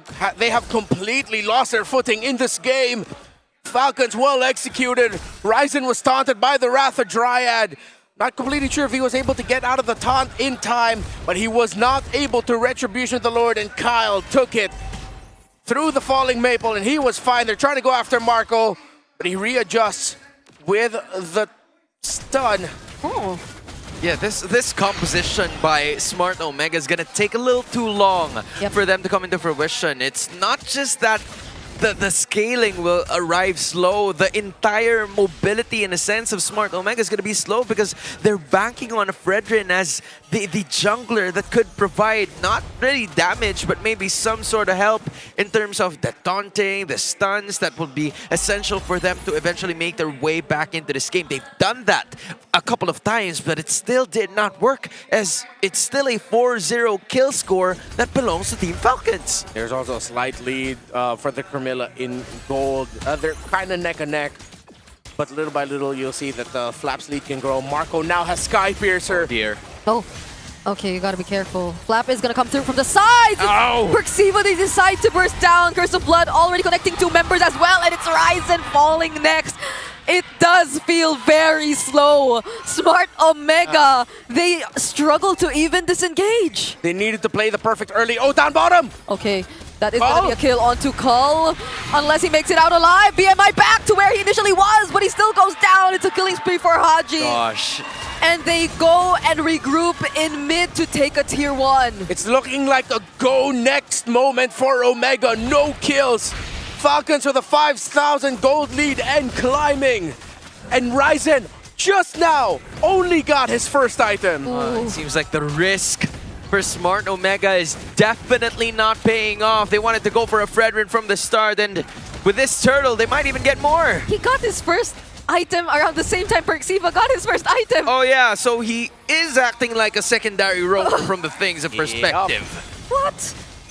I mean, that's supposed to be the goal of the Fredrin in the later portions of the game, but it's not supposed to be this early. Yeah, you feel just how slow the Fredrin is now in the jungle, especially when it dies early. Yep. It was going well at the start, but then once he went down, it's, oh no. You can see Falcons immediately just flick the switch. They knew that they could just straight up start getting kills. Oh, that's a flicker from Perxiva. Whoa! He gets to find a 3-man knockup, but do they have the damage to deal with this though? That's an Abyssal Arrow going to connect onto Ogwen, but still Perxiva falls first. It's a double kill for Super Marco instead, making it a triple even. Haji gonna dash in, Kyle trying to intercept from the back lines, and Mingwin will just try and attempt to dash away, but he doesn't. It's a maniac for Super Marco. The damage was non-existent for Smart Omega as Team Falcons showed them what it's all about and just landed him a seminar on damage output. Super Maniac is back. Oh, it's just Cole all alone. Still has a Purify, but like, it's still 0 kills on the board for Smart Omega. They clearly wanted to get one there. Desperately forced an engage. Yeah. But there wasn't enough firepower. Old school versus new school. New school almost always wins. Almost always dominates. We are going to be going to Game 3. It's formalities at this point. To see the rest of this game, it's just, can Omega stop this from ending before 10 minutes? Oh dear. Yeah. Oh my goodness. Oh wow, what's that damage? That was just a single Curse of Blood and a couple free hits from Super Marco. Yep. It's just going to continue from here on out. Renmar said it best. Almost a 10,000 gold lead is what we're looking at. A 12-0, the Curse of Blood is starting to hurt even those who were just in the vicinity. Really wasn't really doing anything, but they're part of the collateral damage, and I feel like this is obviously going to be a Team Falcons Lord. Yeah, this is one of the most successful Carmilla games we've seen, honestly. There's just... Again, it's because of the Fredrin. Yeah. You just helped the Carmilla. Yeah. Considering that we're now almost, we're going to Game 3 for sure. Seems like I cursed it, y'all. I'm sorry. I know. I was supposed to bring it up, you know? Like, I had to say it at the start of the day. We're probably going to get all threes, but no, look at us now. Our third game for the day. Hey, speaking of bringing it up, Renmar, are you okay? Oh, no, yeah. I'm definitely fine. Like with the Barrett situation. Yeah, I'll completely move past that. I don't know, like... In case you might be remembering it, because Smart Omega could have picked it up, but instead they didn't. So, like, you know, they're kind of in a very dire situation right now, 12-0. Looking like it's bound to be Game 3. The curses are real, and this is a full day ahead of us, and it's just Smart Omega looking to defend, while Team Falcons wanting to have all of their lanes. Simultaneous fashion before it happens, and Kyle just evades it like his instinct. Oh, wait! Hold on, Lewis! He was there! He was ready! But that's just one kill for Smart Omega, and eventually maybe a bit more room to go for this defense. BMI out fourth That's it. hull, but the Lord is already inside the base. They still have a lot of the resources. That's going to be the Circling Eagle into the Wrath of Dryad as well, and the Curse of Blood. Multiple layers of crowd control and AoE that Smart Omega clearly could not deal with anymore. It's a triple for Super Marco. It's just Call left all alone. We are indeed going to a game number 3. The rest was just formality. Just take a bow. Team Falcons in game 2. Just styling on a risk that Smart Omega wanted to push. We're taking this all the way to 3. There's a lot of green and white in the arena. For a moment, I was thinking, why are the Omega fans cheering for that? Oh, wait, no, yeah, it's the Falcons behind us, Yeah, right? yeah. It gets confusing when these two go up against each other, but hey. Now this, on the other hand, was very uncharacteristic. Yeah. There's a reason why people don't pick up the Fredrin as much anymore, man. Like, those assassins are crucial. If you want to risk it, sure. The Leomord, honestly, I think it would have been better if they wanted to go that route. A fighter, not even an assassin. Because the Fredrin, it really wanted to be that secondary roamer. And it did become a roamer. Like, minute 2, which was not supposed to happen. To be fair, Cull had a really good start to the series too. Maybe they just wanted to play around him a bit more, but that wasn't enough to get them past the early game. Yeah, Omega really need to play a perfect game. Hopefully they were also banking on maybe getting a kill onto Super Marco early, but again, once that Fredrin went down and once Omega couldn't rotate and their rotation was delayed, it was pretty much over. Granted, before that invade by Kyle, stealing away the purple buff, before Omega tried to invade and then failed, they were handling things really well. But of course, our MVP of the game, Haji, through this Mathilda, was able to keep the slower rotation of Omega in check. Slower in terms of like the raw walking speed. They were clearing their jungle super fast. You saw how fast they took down Turtle 1 as a team. But then the difference is those shields, the mobility, that extra bit of life that you can save with the Guiding Wind. Haji deserves this MVP. Perfect game by the KDA machine. That's the thing too, like when you think about it, on the side of Smart Omega, they did everything that they can. Mingwin was always an assistance for Ryzen in terms of getting those jungle objectives quite cleanly and as fast as they can, but unfortunately for them, it's the innate nature of Team Falcons in this composition, having a Hirara and a Matilda, and it makes it so much easier that Haji just knows how to pick the right targets on, and so in spite of the counter engages that Omega wanted to push through, it just wouldn't happen. Yeah, it's really Omega playing into this lineup, I feel. Because them last picking the Fredrin already tells you what kind of formation they're mostly gonna try to go for. I mean, this was one example of it. They really wanted to go front to back. There was a burn on the flicker even just to find that opening, but it's a very predictable way to go for a fight, considering if you're up against Smart Omega and you have this much room to operate, you have like so much punish, which I think is another question to me, because Falcons had a Curse of Blood, they had a Wrath of Dryad, they had everything that they could use to respond to such forced engagements, but Omega still went for it either way. They knew that there was a Brody on the other side. They still went ahead and picked up the Clouder Red 4, which opened up a win in the trading there, but then they closed it out with a Fredrin, thinking that maybe, all right, this could be good, but the lineup is just too difficult to pull off. It demanded way too much perfection so that your Claude can farm up. It's as simple as Omega also picked, besides an older mindset, a slower, more difficult to pull off mindset. Whereas Falcons just went with what's newer, what's more hip, what's easier to pull off, and it was easier to win with. Just imagine having the Curse of Blood, and then a Wrath of Dryad. It's almost the same as in match number 1, where we saw the same Belleric ultimate patched up with a Throne of Ruin. That's a really big problem for Smart Omega, who has the Fredrin on the other side. And it's always been the bane of Fredrin's existence with AoEs that is filling up as many as 10 Fredrins. You know, you can fit 10 Fredrins in that Wrath of Dryad, and the carry brought to you by Visa is obviously Super Marco, just untouchable. Or there are times that Smart Omega had to put pressure on him, but it wasn't enough to eventually stop him in this game. Yep. Look at them. It's just Ogwen and Marco all across the board, taking majority of those titles, and overall a much relaxed game for Falcons, as you can see right here in the average PPMs. On the other hand, I feel like it was a tougher one for Smart Omega. You probably were constantly overthinking how to go about this game, but it was very clear at one point that the best possible option was to just go next.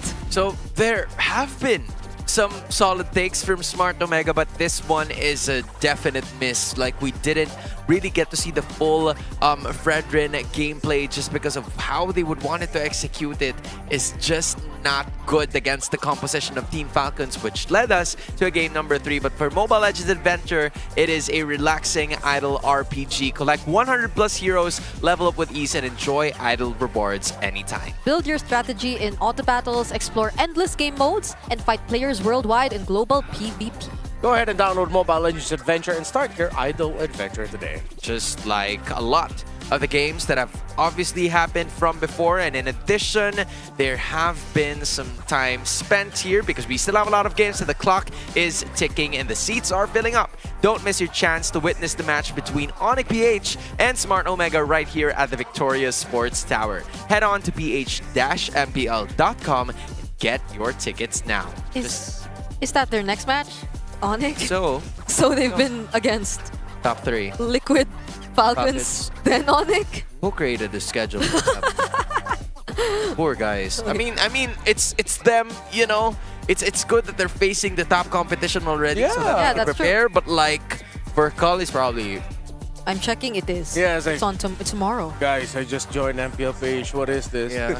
Why am I going up against Titans? Like, now, hi, Call. For your first, congratulations on being part of MPL Philippines. Thank you very First much. off, you face off against Teddy. All right, I accept a good challenge. How about Super Marco? Okay. Severo this time. Oh, dang it. Yeah, we'll talk about it later. Tossing it to our hosts. What a turnaround indeed for Team Falcons, with them sweeping that and dominating the game from minute 3. But you know, let's get out of MPL scene for a while and go to MDL Season 8. Because, you know, they are breaking the limits. And one of the highlights of this is Twisted Minds' Rough World era from Group A having a match loss win card with 2-0. And one of the key elements of that win card is their jungler, Matt, who have won 2 match MVPs from their series, dominating against Aurora Hunters and Team Liquid Academy Philippines. Pero hindi na sorpresa ang lakas ni Matt bilang isang jungler dahil napakita na niya ang kanyang mechanics nung nalo sila bilang kampiyon ng Season 6 ng MDL at runner-up naman ng MDL Season 7. Matatandaan rin na naglaro na dito sa MPL Philippines si Matt noon kasama ang mga players na gold standard na tulad ni Kelra, si Coach Etumax at si Ryota nung Season 12. Naging parte rin siya ng roster ng Omega nung Season 13 pero ganap na bumalik ng MDL nung Season 3 para sa Omega Neos. Ngayon, ano pa kaya ang masasaksihan natin na galing bulak kay Matt? Continue to watch the MDL Philippines Season 8 because it is where the next generation of esports starts. Break limits and forge their destiny. Watch the country's top rising talent battle it out starting last August 25 for their chance of glory, because catch all the action live in the official MDL pages. Join the conversation because the road to M8 starts right here. Now, nung Game 1, pinakita ng lakas ni Cal sa pagbayan cell, and Game 2 was dodging the damage of Super Marco. Now, what's in store for Game 3? Casters, Palag Na To. Appreciate that one, Thea. And of course, for a lot of the players that we have here in MPL Philippines, some of the new ones came from our developmental leagues, which is the reason why you should also be supporting them together with some of our Talent Academy graduates who are already making reps there. Congratulations to you guys. We hope nothing but the best for y'all. But we also are hoping for the best for both teams. Because again, here we are, game number 1. We saw Smart Omega get the victory. Game number 2. There is a debut pick that is still a question mark to this minute.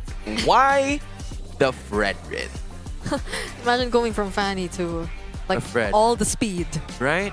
And It's then like eventually this. Fanny, yay! What else? Hirara, woohoo! And then Fredrin. Something like that. That's just the best way I could put it. Yeah, no, that's exactly what it feels like.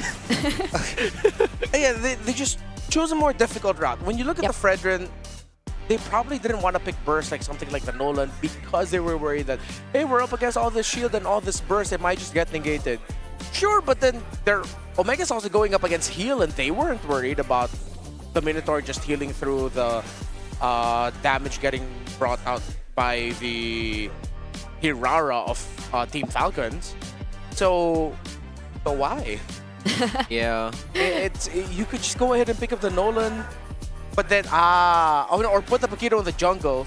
But then I think they were also worried about the Belleric. Maybe they were also just forced into it and they realized, guys, let's just try playing Fred. This is so cool though. If we get to see Haji's S18 top 3, there's probably a Mathilda there. Yeah, there should be.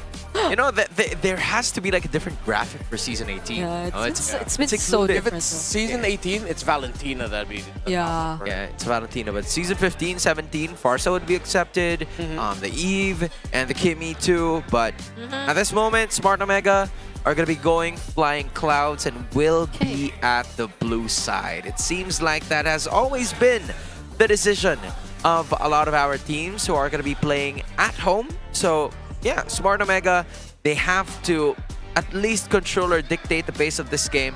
If they're gonna go for a Fredrin again, which I kinda hope not. They should not. Yeah, they They will not. They're on Properly blue. they should properly not. You know, if you're Coach Ura, cut that. Delete that. You know? Like, sir, pick Assassin, get Rafaela, get Barretts. This is for whoever's on blue side. Omega, go. It's Flying Cloud. You guys pick Flying Cloud, so that means you're threatening Rafaela Barretts together or Rafaela Uranus. That would be so fun. So fast. What? Knee.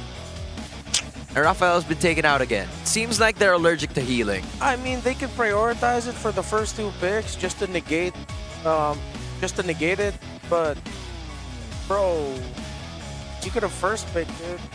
Yeah, they want to go for a Matilda though. It could be an option, but a Rafaela maybe would be so much better in this current game. Well, it is Cloud. They could still Mathilda Barretts, but then you pick up Rafaela and Flying Cloud because you could use the Resurrect. That's true. Maybe Omega were thinking that Rafaela isn't first pick worthy.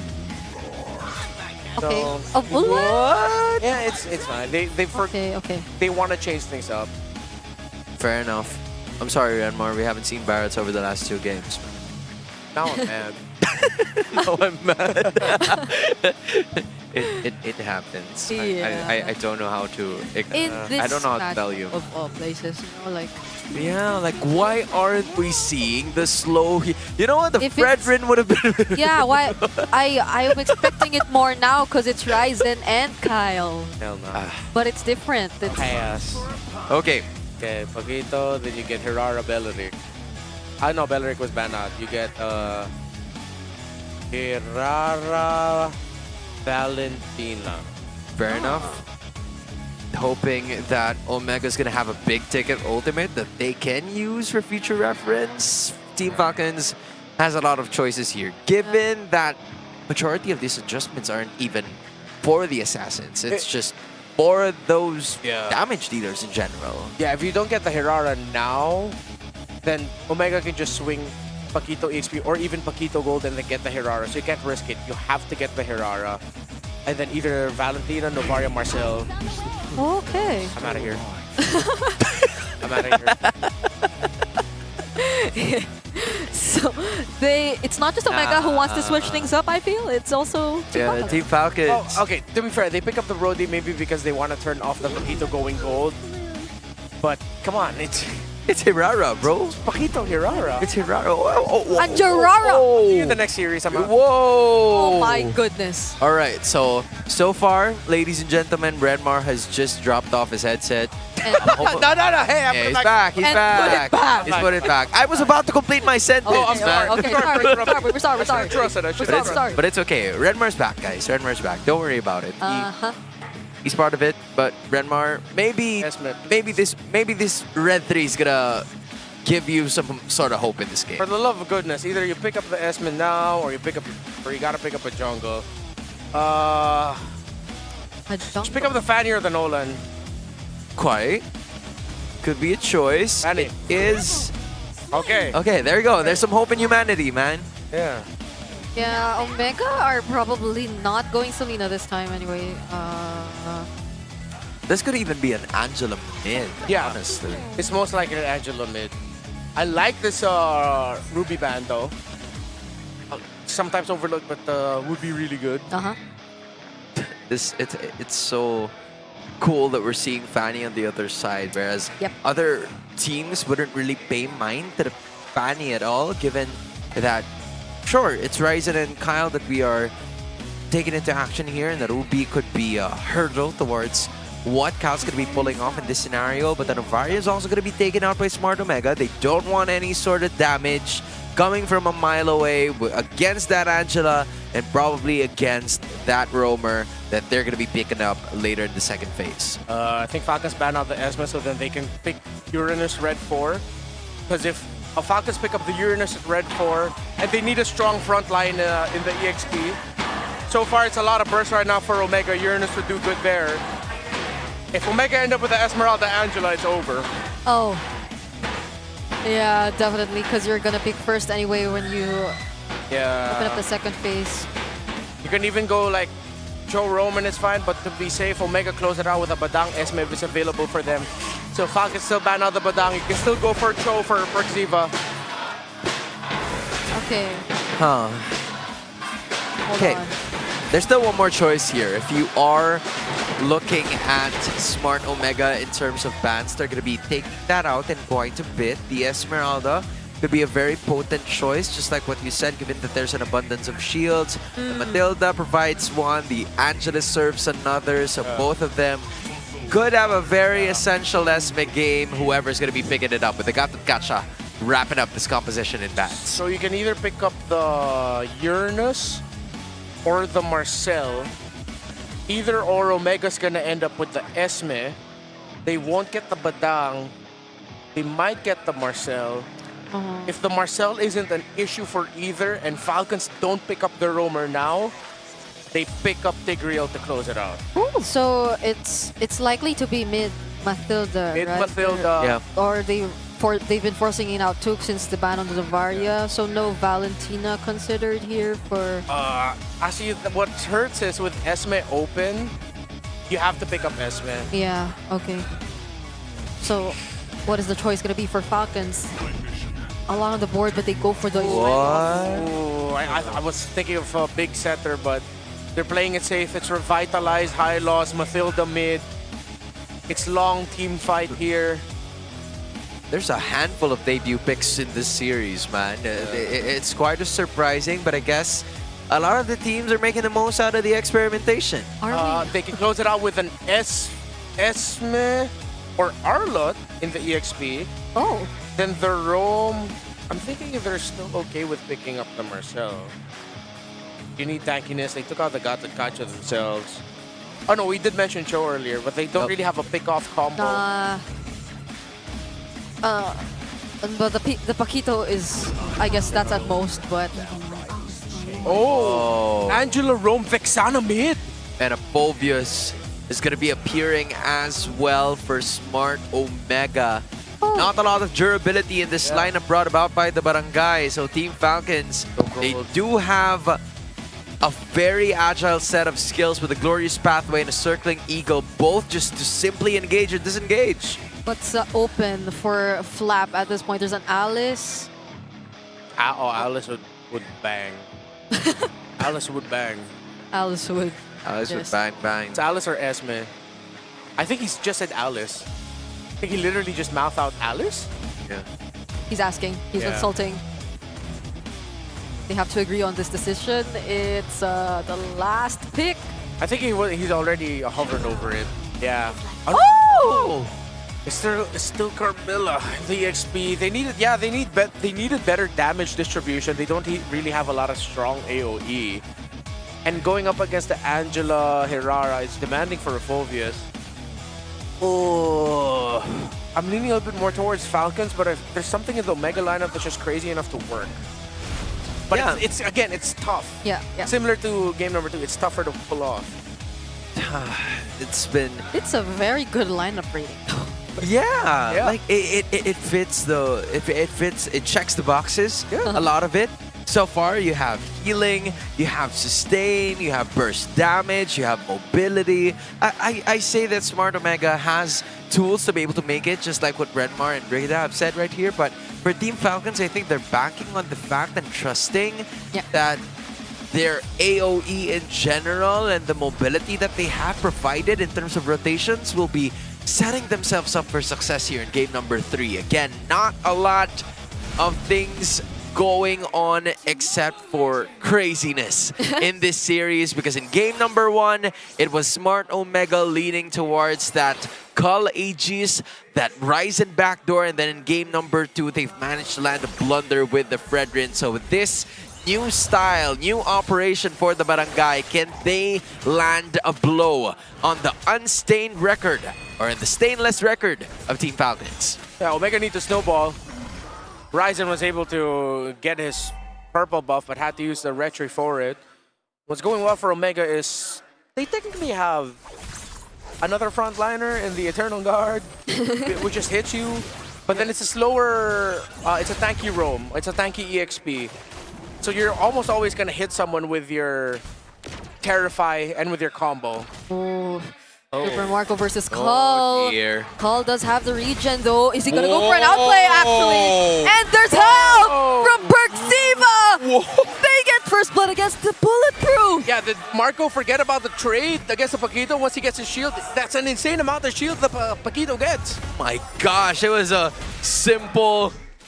I don't know, it was a simple story of the main character just landing on fists after fists just so he could get something, and another first down happens with Ryzen falling and Kyle wants revenge. The Deathly Grasp was perfectly timed. Now Ryzen falls next. It's still just gonna be a 1-for-1, but there's a very slight advantage over the side of Smart Omega. Let's start for both. See here, that stun, that sure stun that Falcons needed to deal with the Herrera was what helped deliver the kill there for to Ryzen. Good stun there by Ogwen. My goodness, that's his electric of a start as what we would want it to look like. It's Smart Omega Cull getting one ace up his sleeve compared to Super Marco. He did have an idea. Obviously, if you are Brody, you should have a sense of confidence when you're entering the first few minutes because of the scaling that you have. But then the outplay just happened, and Mingwin was also, or should I say Perks, was also ready to just assist him when it matters, which is the reason why he's very confident and just fully engaging when he thought he was already backed into a corner. Yeah, I just gotta say, Cull and the way he's been handling the laning in his first 2 series so far here in MPL has been amazing. Pretty good. He doesn't feel like he's experiencing any of the rookie jitters at all. And he's done that against who? Again, because they've gone against Titans back-to-back. That's true. It's both Teddy and Super Marco that he's had to go up against in lane. And still... Okay, Ogwen. Okay, Ogwen. Oh, a lot of people are doing the Ogwen pose right now. Yeah, that's just how it is, man. Peak Ogwen. I don't know if Ogwen's going to be able to do that. I hope he gets to do that again when they get interviewed. Because, again, it's been that kind of energy from Team Falcons that have landed them to thrive in certain situations. And it makes it official. The pork chop master slicing through, which brings us back into this ball game with Omega leading by almost 500. And just like what you guys have mentioned, it's them getting a couple of kills. Smart Omega, only a single one for Team Falcons, but Kyle has managed to land an assist and hoping that they could manage to at least get those in order for them to have the items needed to be able to land on some of the skills. Okay. All out there in the open.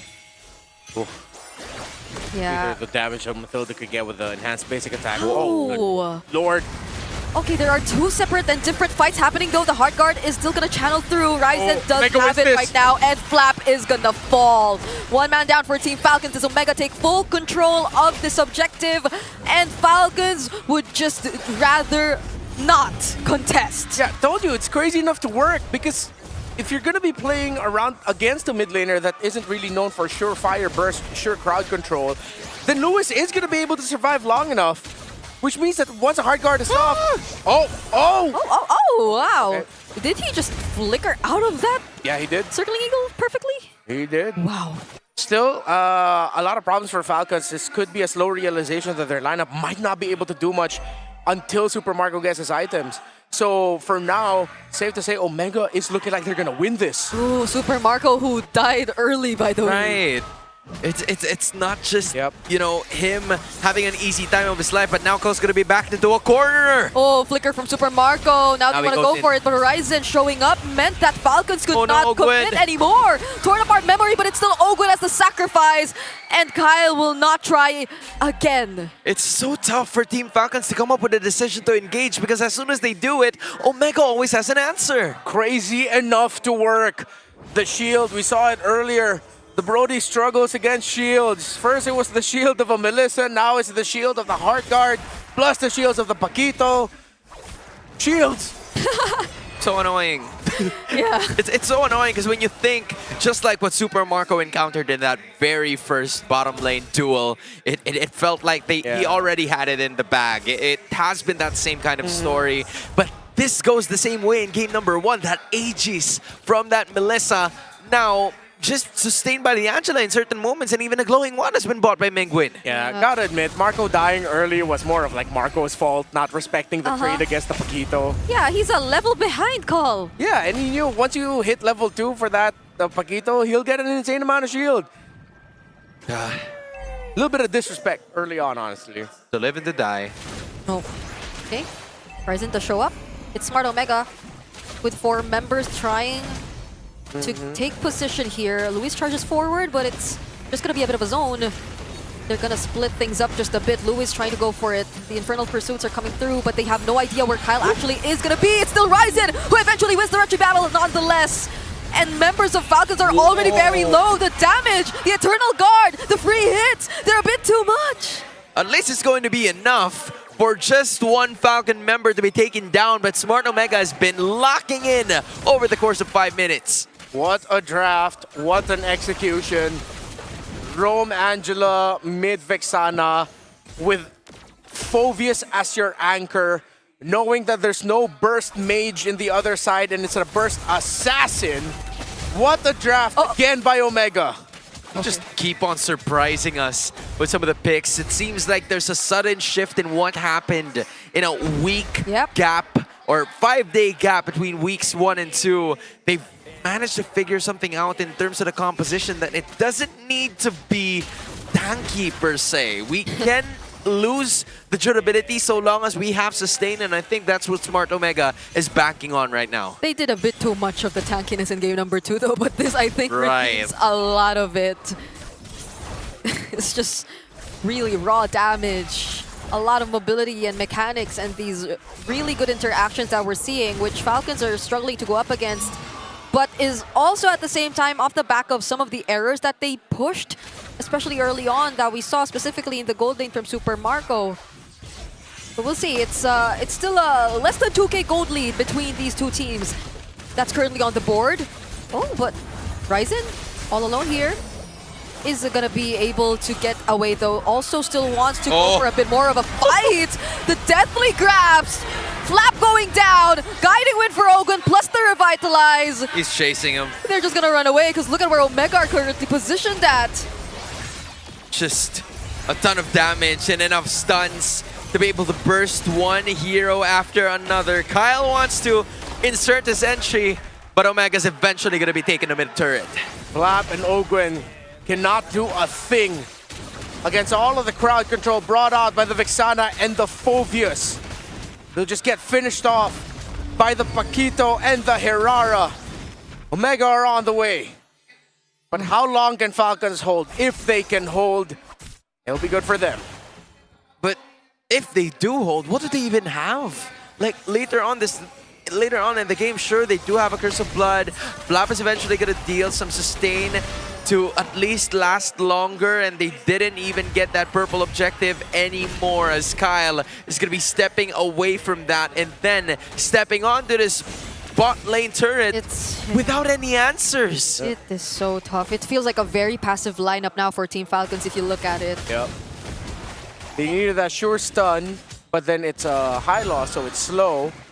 They wanted a little bit more sustainability in the EXP, and they needed a better damage distribution, so they couldn't pick Esmeralda, who would have been fantastic against this lineup of Omega. They needed to pick the Carmilla, all because they leaned in towards picking up the Mathilda as their mid laner.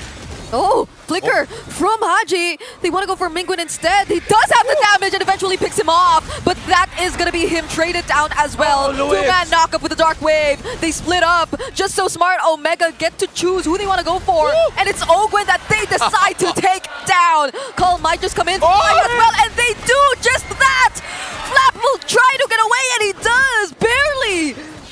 If it wasn't the Carmilla, it would have been a totally different story, but he's managed to stay alive, and Omega is going to be building even more advantage with a 4K gold lead in spite of a flying class from Team Falcons still not answering a lot of questions. A Brody with no Sky Piercer stack still on the way to the Malefic Gun third item. Mingwin, who just built the Blood Wings.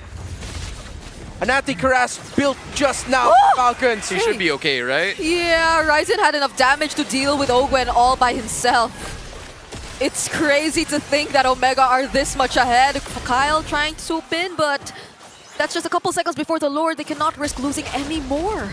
Such a tailored draft. Again, executed to perfection. Core items now for Ryzen up to the Malefic Roar. And it might be not, I was thinking like, why is Kyle not building the Seal Halberd? That would make their farm so much faster. He's still going for the full sustain build on the Paquito. Got the Fury Hammer, went to the War Axe, and then went to the Queen's Wings. Usually we see Seal Halberd for gold lane, Paquito for that quick burst so that you can end it much quicker. But he knows he doesn't need it. Yeah, I think he's being forced to just commit on damage because of the damage output that Smart Omega is also going to be putting out. He's fighting fire with fire, and that is what Cole's putting up right now! Oh, Kyle gets caught! Nearly chased down too, and they could do nothing. It's a Lord over to Smart Omega, and Falcons are already almost 5K behind. They have been in cruise control of this game. Complete contrary to that game number 2 where they were at the losing end of that. It feels like now Smart Omega has managed to take a lot of neutral objectives, majority of it going to Ryzen, who has a 3-1 and 4 KDA, and so long as the Heart Guard is there, they're going to be absolutely fine in this game. Yeah. Oracle for the Paquito, you're playing around the Angela. It's endable for Omega, if not here, then the next. They can get a big lead at this point. Let's see if the shields will go down. Oh man, it's a fleeting time locked in for Perxiva too. 12 shields off. Even without it, the cooldown feels relatively fast already. Yep. The shields are finally off. The Heart Guard's going to be there. Joining the party is going to be the Eternal Guardian as well. Ryzen goes in and out, and a fight is about to ensue because Kyle enters. Okay, Flap does find a 2-man Curse of Blood too, and Kyle might just find a target right here. Knock Back! Cole! Finish off the kill! Another Dark Wave coming in from Lewis! Falcons are just forced to retreat in the base! And they lose one in the process. Do they have enough to still get past this defense? Another Holy Shield is going to be taken down. The second wave of minions are going to be arriving at the bot. Joining in on the party as well are the rest. It's Kyle. 10 seconds left to stay alive. And Smart Omega's not going to be letting this go, but they will be backing away finally as a 7.6 gold lead is going to be kept by the Barangay. They're gonna go for the next siege. Call just built up the Hunter Strike. Now just closing it out with the Immortality. They're not gonna let go of this lead.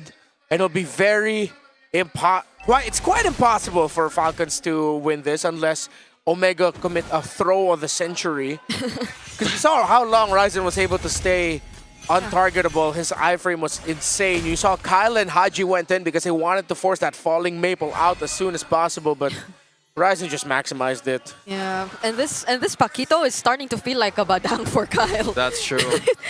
Whenever he tries to fly in, there's just gonna be a punch trying to stop him in his tracks, and it's gonna be the toughest time for Kyle to just land all those cables. It's very difficult for Falcons to really find a workaround in this kind of scenario. It's the damage that's lacking. It's them being able to move around team fights that's a struggle, and them also finding openings to create a favorable team fight for them, because what can they really rely on? Even earlier, you saw it. It was just a glorious pathway on the other side and the Curse of Blood just to split up the fight. Other than that, you can't really use it to win a direct head-on team fight.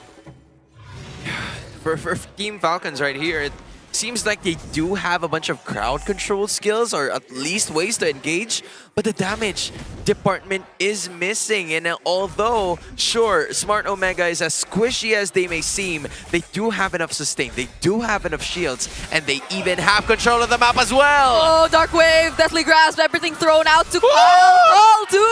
Oh, no! Nearly getting the job done! He's gonna make it! The Retribution! They take out Kyle! And they don't want the Lord. Haji using the Circling Eagle. He will just go for the retreat, but it's a punish on call. That Falcon after. They find it. The gold goes over to Super Marco, but another Deathly Grasp. Falcons are trying their best just to defend. Frames. Tier 3, but Lewis!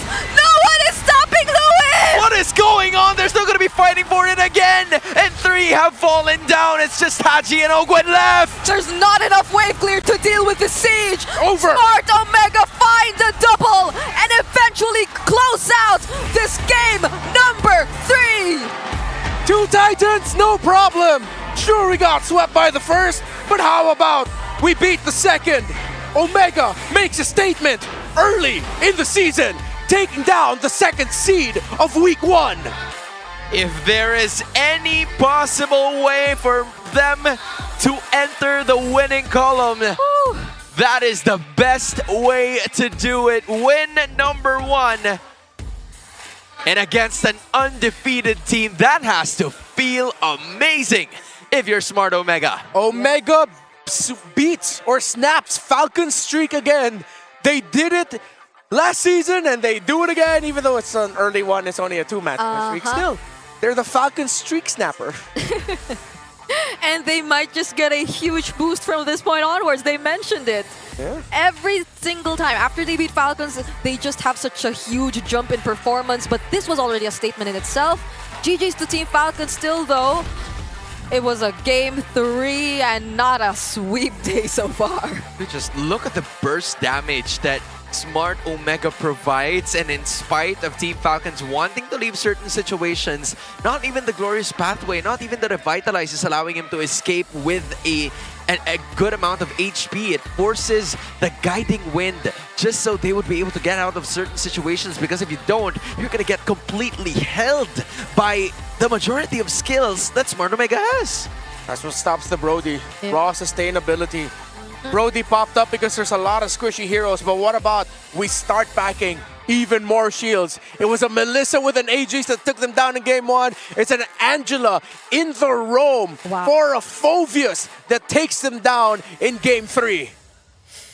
Unbelievable. Omega, in just their second game, have changed so much and adjusted so much. There's a reason why Matilda, Rafaela, and Angela will now be banned. Let's listen in on the winner, shall we? Super fans, this is indeed a buff barangay. Give it up for Smart Omega!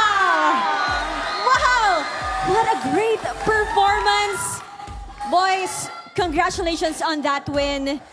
napigilan nyo ang reverse sweep na pwede gawin. Boys, you prevented a reverse sweep from happening, and Cole, being a rookie of the team, Right now, na isang Titan ang napabigyan. how are you feeling after defeating and beating a Titan down in a match?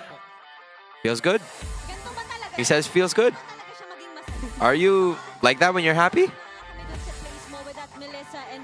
Cole, you impressed us with your plays with the Melissa and the Paquito. What was your mindset coming into this match, since you're going to be facing off against Team Falcons, and you were just so strong and you were so brave in instances? I guess I was just really brave, and I didn't show them that in spite of me being a rookie, I would be underestimated. I can face off against them. And we did really see it because of the buy and sell that Cole did.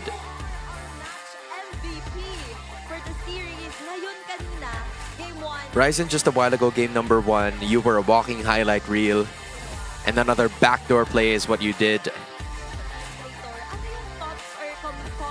What were the comms like? What was the call for the backdoor to actually happen? Yung nasa isip ko lang dyan, ano. What was going through my head was it was very hard for us to finish already.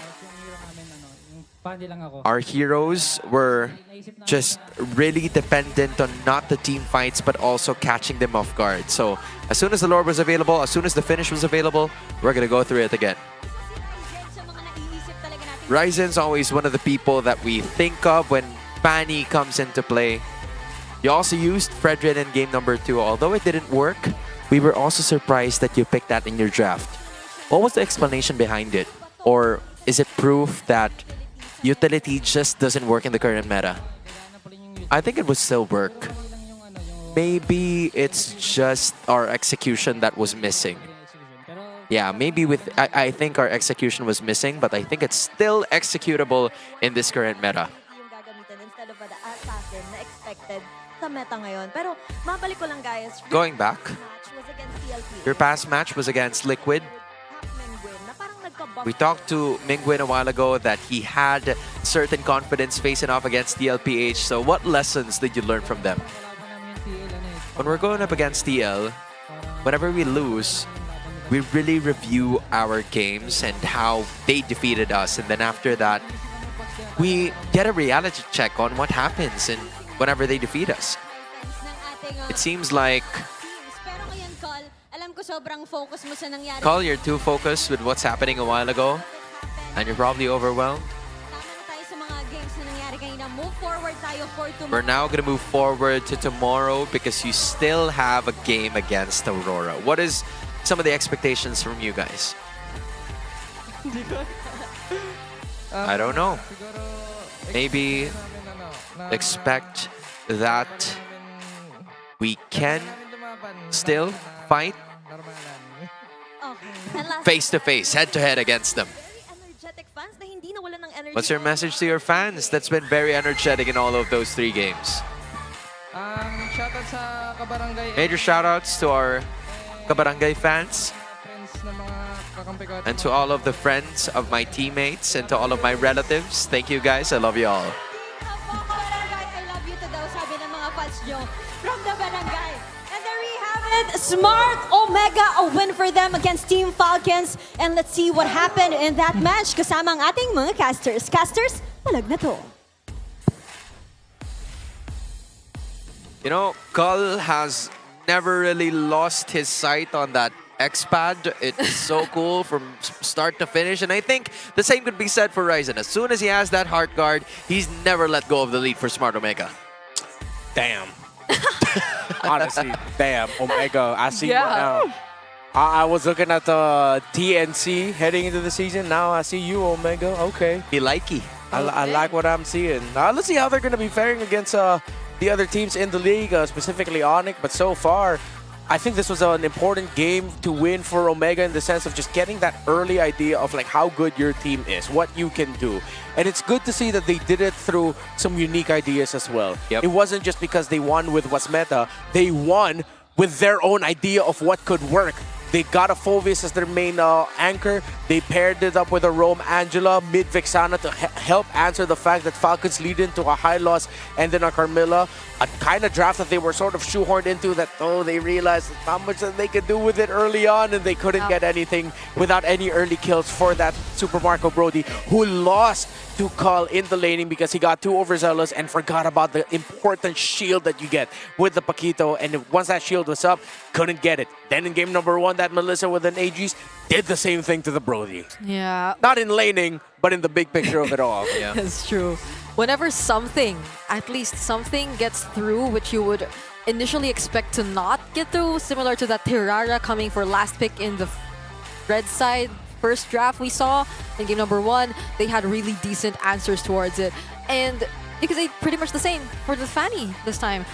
Kyle and Omega finding a way to eventually shut him down through constant trades, through just a really good understanding of what the kind of draft they eventually drafted and how it works. This is such a good start for them. Just a single wake-up call for Liquid. It's unbelievable how much of an impact it's already left on Smart Omega in week number 2. Yeah, and I think what I like about teams that have discovered something new is the fact that they have corresponding under a common understanding with what has been happening. Maybe it's not common. Maybe it's unique in a sense that it only is Omega that can execute it. You know, for Team Liquid, it feels like what works for them is the double roam, double stuns whatsoever. And then for Smart Omega, it's a completely different lineup. So I don't know if we're going to be seeing this more from Smart Omega moving forward, but I am excited to know more about that for the season. Yes, there's just so much we have to learn, you know, especially for Call. We're slowly getting to know him though, that's for sure. Yeah, he is very silent, but he's not in the ultimate coordination. Mic check by Infinix. Pag lumalim na sila, doon tayo kalash, pre, ha? Oo, pag lumalim. Pre, huwag nyo nga bigyan kahit isang kill. Malaking bagay na yun para sa Brody pa. Okay. Red nila, try natin, boys. Para. Dito, Kyle. Aylos. Walang pathway. Aylos tayo natin. Ingat. Aylos, tara, walang pathway ito. Tingin, Brody, din. Best kill ka. Liga ng picker. Ingat sa link. Yung link. Tatat yan. Yung flash natin, huwag dikit-dikit ha. Pre, huwag dikit-dikit. Huwag kayo dikit ni Bay. Huwag kayo dikit-dikit. Iwalay tayo. Hey guys, yung link lang kalaban natin dito. Link lang. Wala na yan. Tore boys. Oy, di ko kayo mag-tore. Pris na nga, pre. Okay na yan. Pris na. Libro. Libro ni coach, pre. Libro ni coach. Pris. Tingin. Toto, may isang kuka pa. Kalma ka. Takot, di ka kaya niya. Ay, tingin sa akin, boy. Gaya, tara din. Malalim yung mga yan. Pag mamatoy na, okay na. Kalma na. Load na tayo, boys. Tara. Okay na, kalma nga. Chill. Out tayo. Boy, mamatay po. Out nga. Promise. Tingin, pre, tingin. 5 seconds.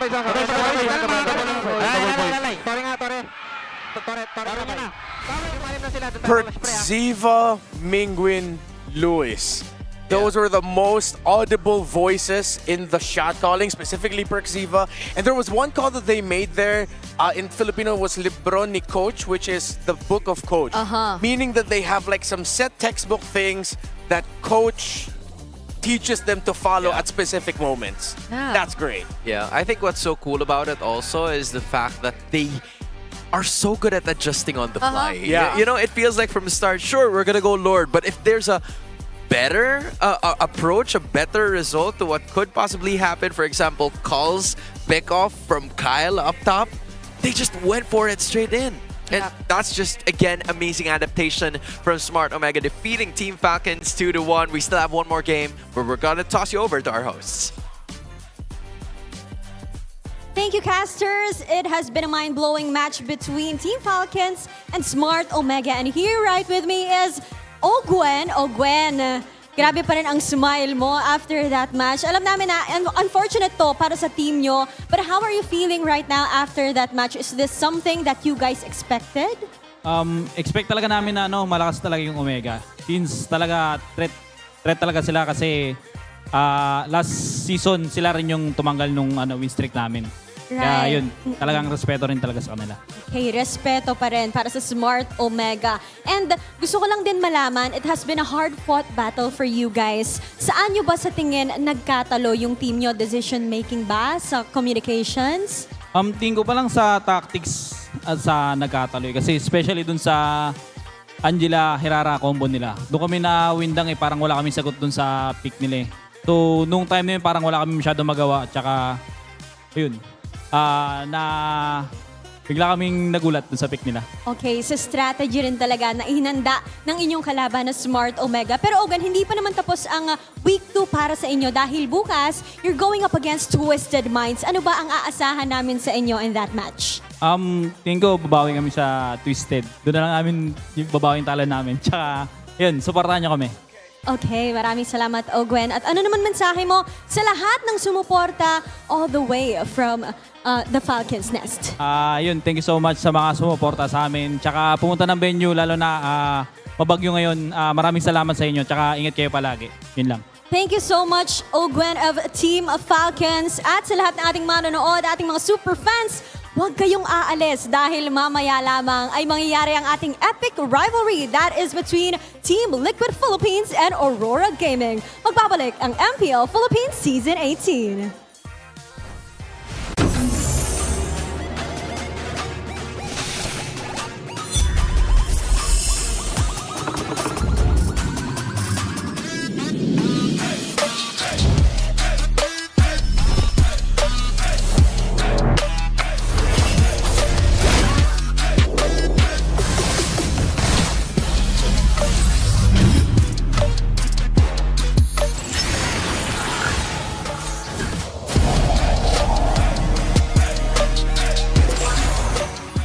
Power your next side quest with Smart Power All.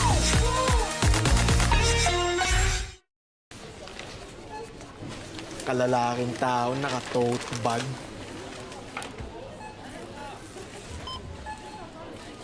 Kalalaking tao mo, sir. Ito shampoo mo. Bago ka na, sir. Hindi mo ba alam? Iba ang scalp ng mga lalaki. 1.5 times na oilier at mas pausin.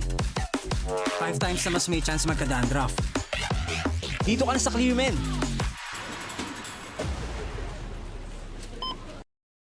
Got scammed buying MLBB diamonds? Don't worry! Joytify is here, top-up partner of MPL. Trusted by millions of gamers. My money-back guarantee ka pa. Kaya gamers say, recharge on Joytify now.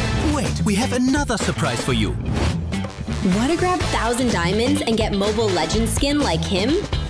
Log in on Joytify now and get a chance to try Joytify MPL Lucky Spin. What are you waiting for? Try the MPL Lucky Spin on Joytify now.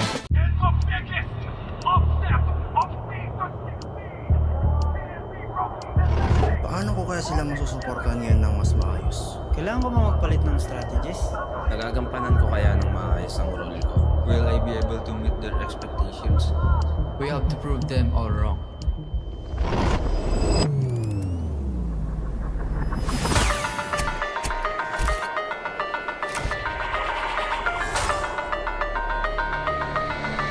Time to win.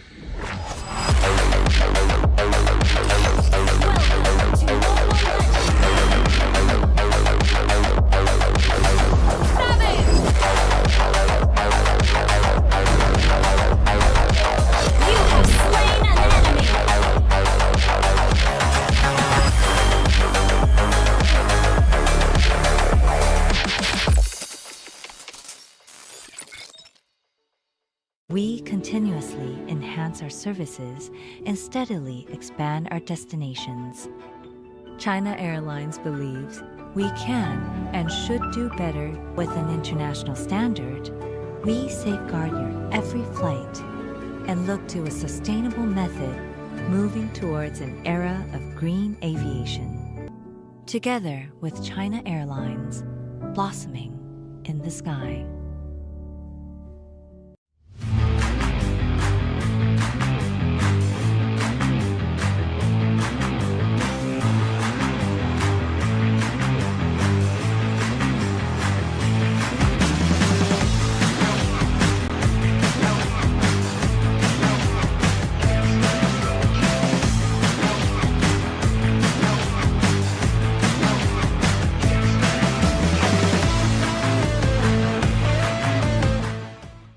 From local barangay tournaments and neighborhood lineups to the biggest stages in the world, your pathway to glory starts right here. Welcome to MDL-PH Season 8, where legends are forged and we are officially breaking limits. It all begins at the grassroots level. Hundreds of aspiring teams enter the open qualifiers in a ruthless single elimination bracket. Every game is a best of one. One misstep and you're out. Win and you keep the dream alive. Next up, qualifier finals. Here, the top open qualifier contenders meet the relegated independent teams from MDL-PH Season 7 and our invited female powerhouse rosters. Divided into groups, they battle in a single round robin. Only the top 6 teams will earn their ticket to join the waiting MPL affiliated teams in the main league. Welcome to the main stage, the MDL-PH Season 8 regular season. 12 teams clash across a multi-phase gauntlet through the group stage, last chance qualifiers, and play-ins, pushing everyone to break their limits. And here's the game changer. The global ban rule is officially gone. We're reverting to standard draft formats to ensure our PH contenders are fully armed and ready for international combat. The top 6 teams lock in for the playoffs in a high-stakes, single elimination bracket, with the top 2 regular season teams waiting in the semifinals. With no global ban, teams will bring their absolute strongest comfort picks in BO5 battles, leading to a blockbuster BO7 grand final. The crown isn't all that's at stake. Our champion earns the golden ticket to represent the Philippines on the international stage. This is what it all comes down to, the inaugural Mobile Legends Bang Bang C Championship Tour, MCTC. Our MDL-PH champions will face off against the absolute best academy powerhouses from Indonesia and Malaysia, alongside top incubation teams across the Southeast Asia region. This isn't just about regional pride. MCTC is the ultimate gateway to the M8 World Championship. The M8 World Championship, the ultimate stage where the best teams on the Earth collide in the land of dawn. From grassroots dreamers to world champions, the pathway is clear and the challenge is set. Are you ready to break limits? Tune in to MDL-PH Season 8.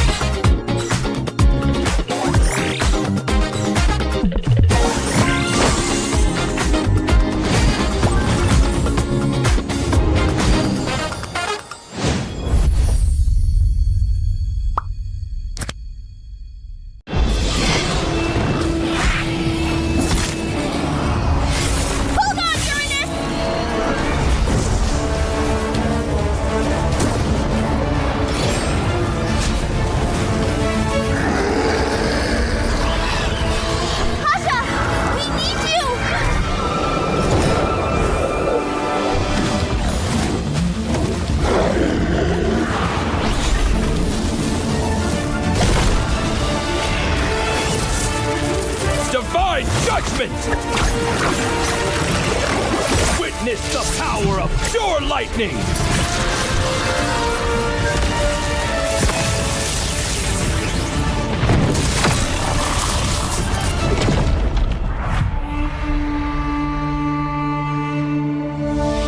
All that lies below is under my vigil.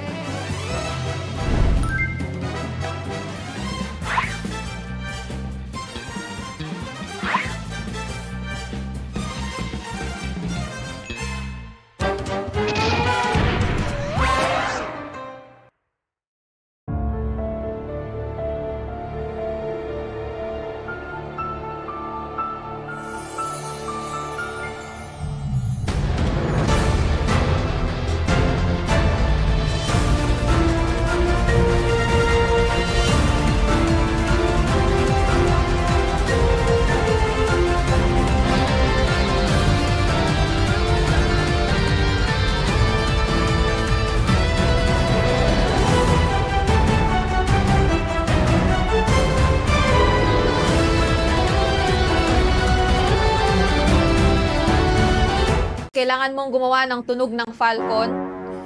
Ngayon. In 3, 2, 1. Yung ibon. Ay, ibon.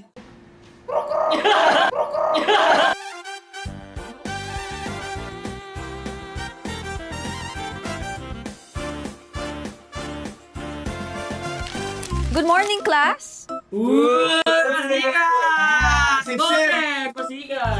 Okay, please take your seat. Please take your seat. Yes, maraming salamat, Haji. Ikaw lang na naman ang umupo sa ating front row. And salamat din sa pag-attend ng classes sa ating mga boys in the back. Ayan. Okay, welcome back. Welcome back sa inyo. Mula sa inyong napakaikling bakasyon. Kumusta naman? Nag-enjoy ba kayo? Nag-enjoy ba? Okay.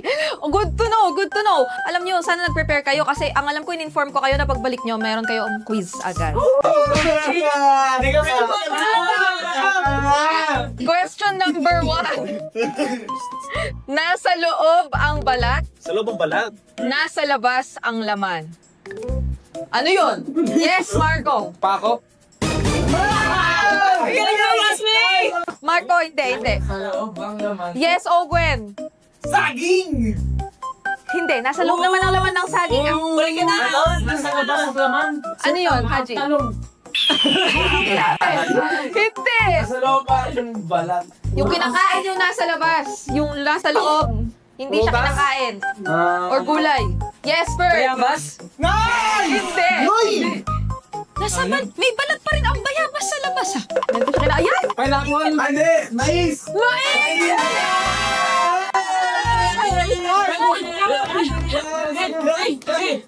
Next round tayo, mas mahirap to. Tongue twister naman. Okay? Gayahin niyo ako. Kung ano yung sasabihin ko, repeat after me. Kailangan mabilis, kailangan malinaw. Okay? Tatawagin ko kayo isa-isa ah. Pwede kayo mag-practice pero huwag kayo masyadong malakas ang boses. Okay? Okay? Babae sa bubungan, may bubuyog sa buhok. Babae sa bubungan, may babae sa buhok? Can you repeat? I will repeat. Babae sa bubungan, may bubuyog sa buhok. Owen, go ahead. Babae sa bubong? Aji, dahil lang dyan ka. Okay, go. May babae sa bubungan, may bubuyog sa buhok. Ang galing! Sino ang gustong sumunod? Ako! Flap, let's go! May babae sa bubungan, may bubuyog sa buhok! Kyle! May babae sa bubungan, may babae sa buhok! Mali! Pagbigyan na natin, pagbigyan na natin. First, Ogwen, Marco, sino ang gusto sumunod? May May babae sa bubukan. May buo. Malapit na, malapit na. Ako na. Isa pa. Oh, sige, pagbigyan natin. May babae sa bubukan, may bubuyog sa buhok. Yun! Ganun lang. Ferds, ikaw na, iwan mo na yung dalawa. Oh. May babae sa bubukan, may bubuyog sa buhok. Palakpakan natin. May babae sa bubukan, may bubuyog sa buhok. Oh, Gwen. May babae sa bubungan, may bubuyog sa buhok. Okay, Marco, bilang ikaw ang pinakamabagal, kailangan mong gumawa ng tunog ng Falcon. Ngayon, in 3, 2, 1...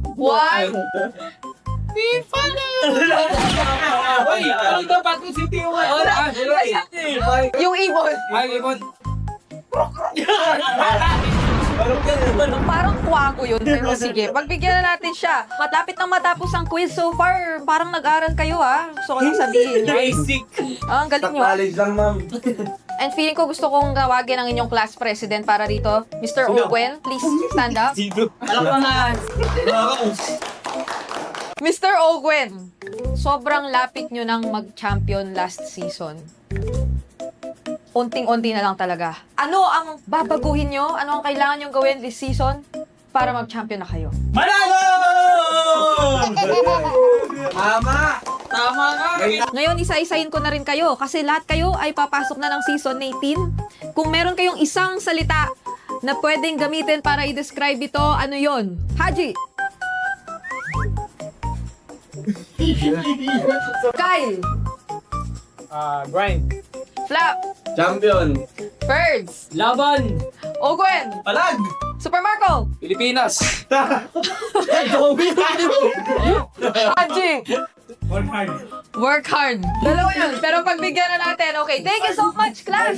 Pasado naman yata kayo. Class dismissed. Thank you so much.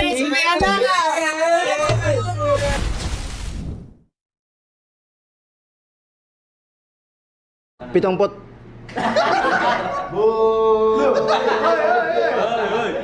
Pitong...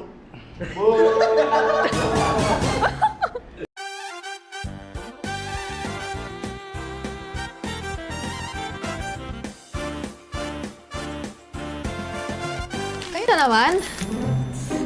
Okay, sige. Tara, magsimula na tayo. Ma'am, may quiz ba tayo ngayon? Oo. At may parusa pa sa mga bagsak. Oy, tama na. Ma'am. Ano ba dito? Close. Sige, ma'am. Dalay mo. Bugtong muna tayo. Okay, una. Laging tumatakbo pero walang paa. Ito! What? Hindi, bubuksan mo lang ang generator pag walang kuryente. Yes, Savero. Car! First letter in Tagalog. O. Oras! Oras! Wow!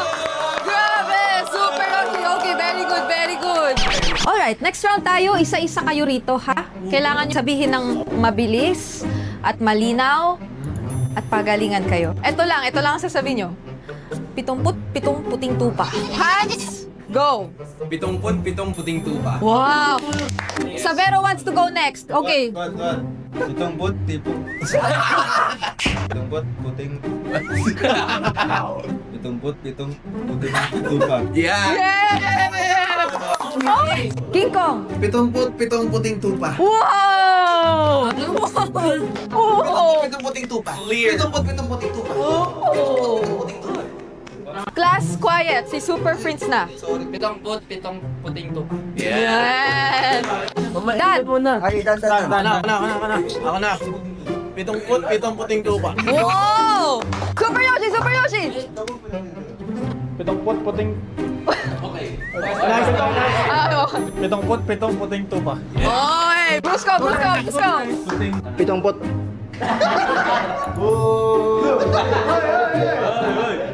Pitong... Pitong put, pitong puting tupa. Wow! Okay, Kurt.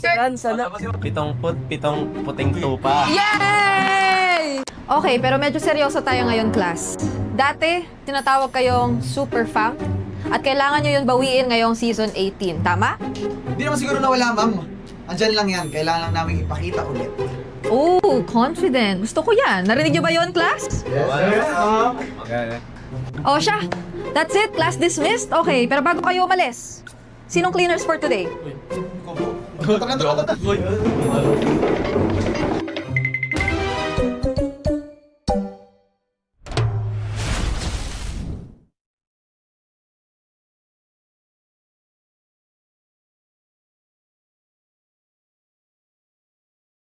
Susin ni Kuya Simon sinususi sing-sing.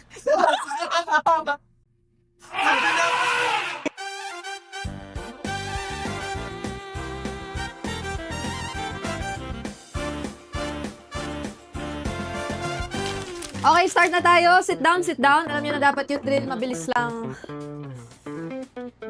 Yes. Maria Mailing, ma'am. Opo. Section po. Opo.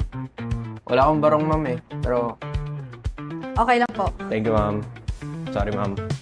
Kung barong mo.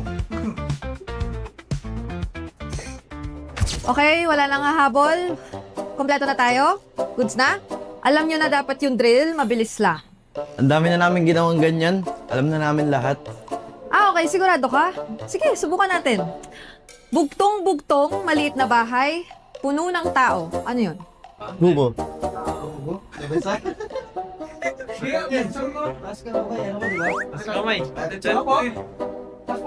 Okay, tama. Mabilis pa rin pala. Eto, next round tayo. Tatawag akong dalawa. Carl, JP, pabilisan kayo rito. Sabihin nyo ah. Sabihin nyo ah. Okay. Sige. Susi ni Kuya Simon, sinusi sa singsing. Sino mauna? Oh, ikaw. Sushi ni Kuya Simon sinisig. Wala. Carl, ikaw. Susin ni Kuya Simon sinususi sing-sing. Pinaktis mo, boy! Pinaktis mo eh! Okay naman ah! Isa pa! Bibigyan kita ng second chance. Carl, ikaw. Susin ni Kuya Simon sinususi sing-sing. At dahil talo ka, alam mo na yung parusa. Kailangan mo sabihin kung ano yung goal ng team mo this season. Isang hinga lang. Okay? Go! Ipanalaman korpit tayo.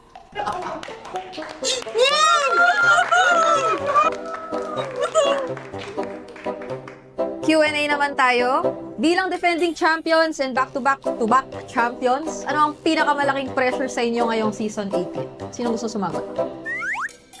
Siguro yung expectations po, ma'am, na every season may kailangan kaming improve. Kahit champions kayo, need nyo pa rin mag-aral. Tama?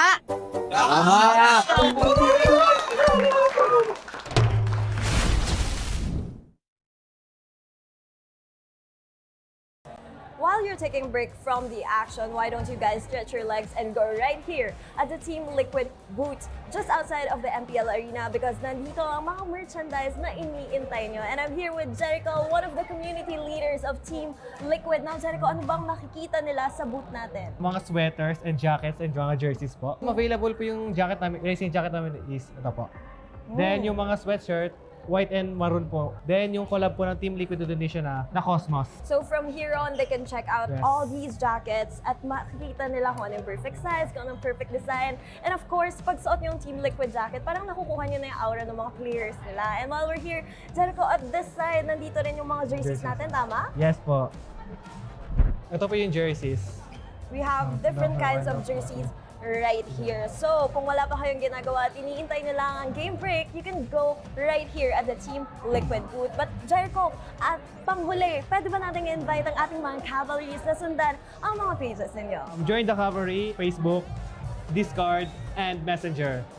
So make sure if you're here at the MPL Arena and you're just tumatambay, come visit the Team Liquid booth right here outside of the MPL Arena. Ayun, balik na tayo sa aksyon. Palag na to. Base toy. Ito lang kayo sa settings. Yun nga pala guys, sa may mga pasok ngayon tsaka pupunta ng MPL venue, ingat po kayo guys kasi malakas yung ulan. Bait-baitan ah! Sa harap ko pala.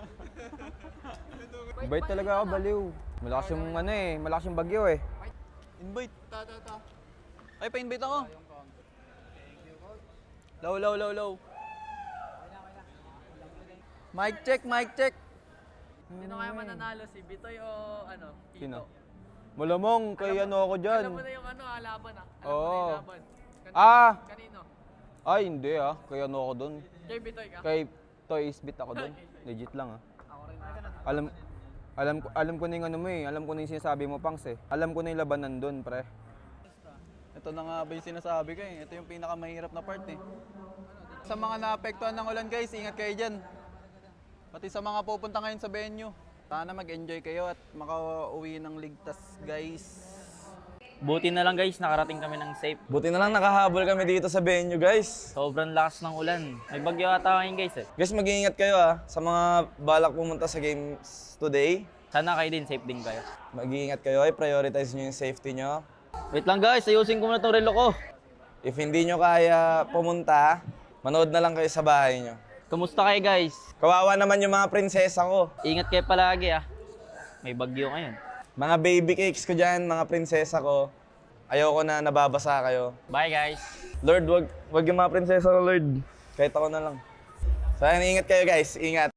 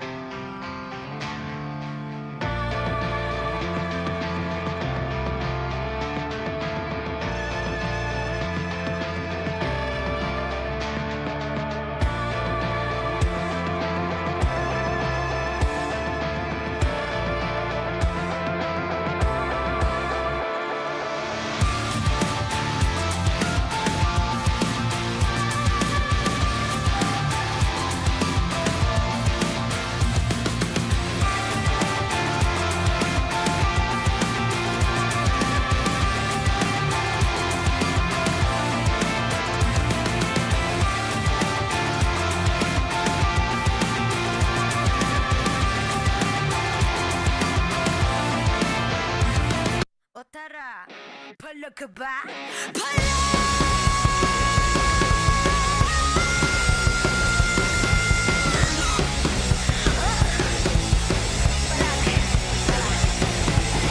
Handa sa laban, sanda ka sa aking kamay. Watch with my click, might be fire in the eyes.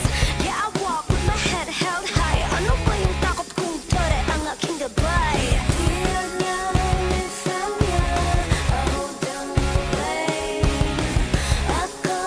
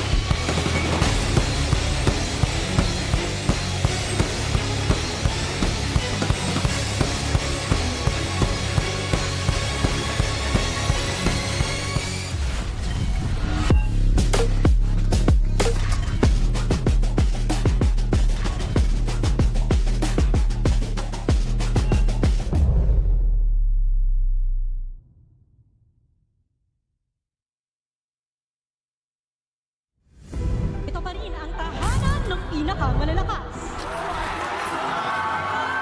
At kasabay ng pagpasok ng panibagong season, ang mas pinatinding daan patungo sa Epic World Championship.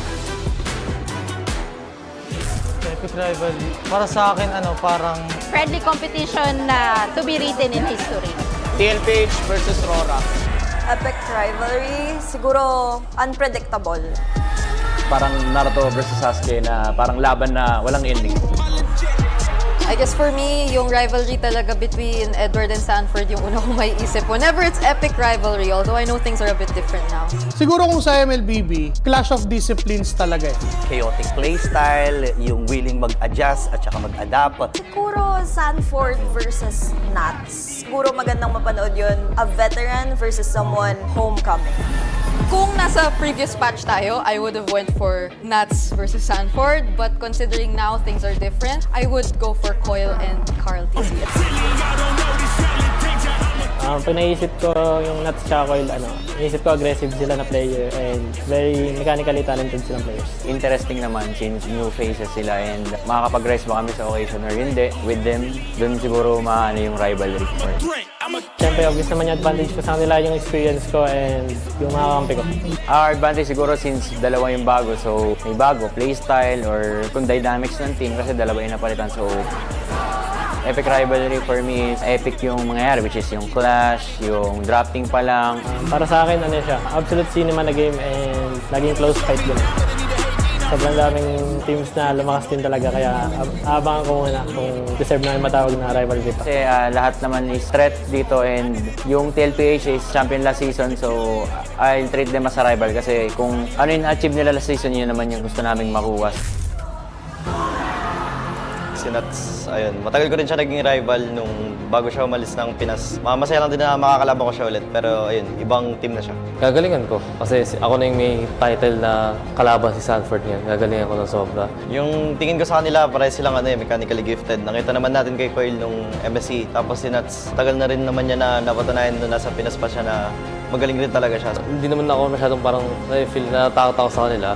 Bilang sila talaga yung mga naging champions for a long time na. So, I have really huge respect for them.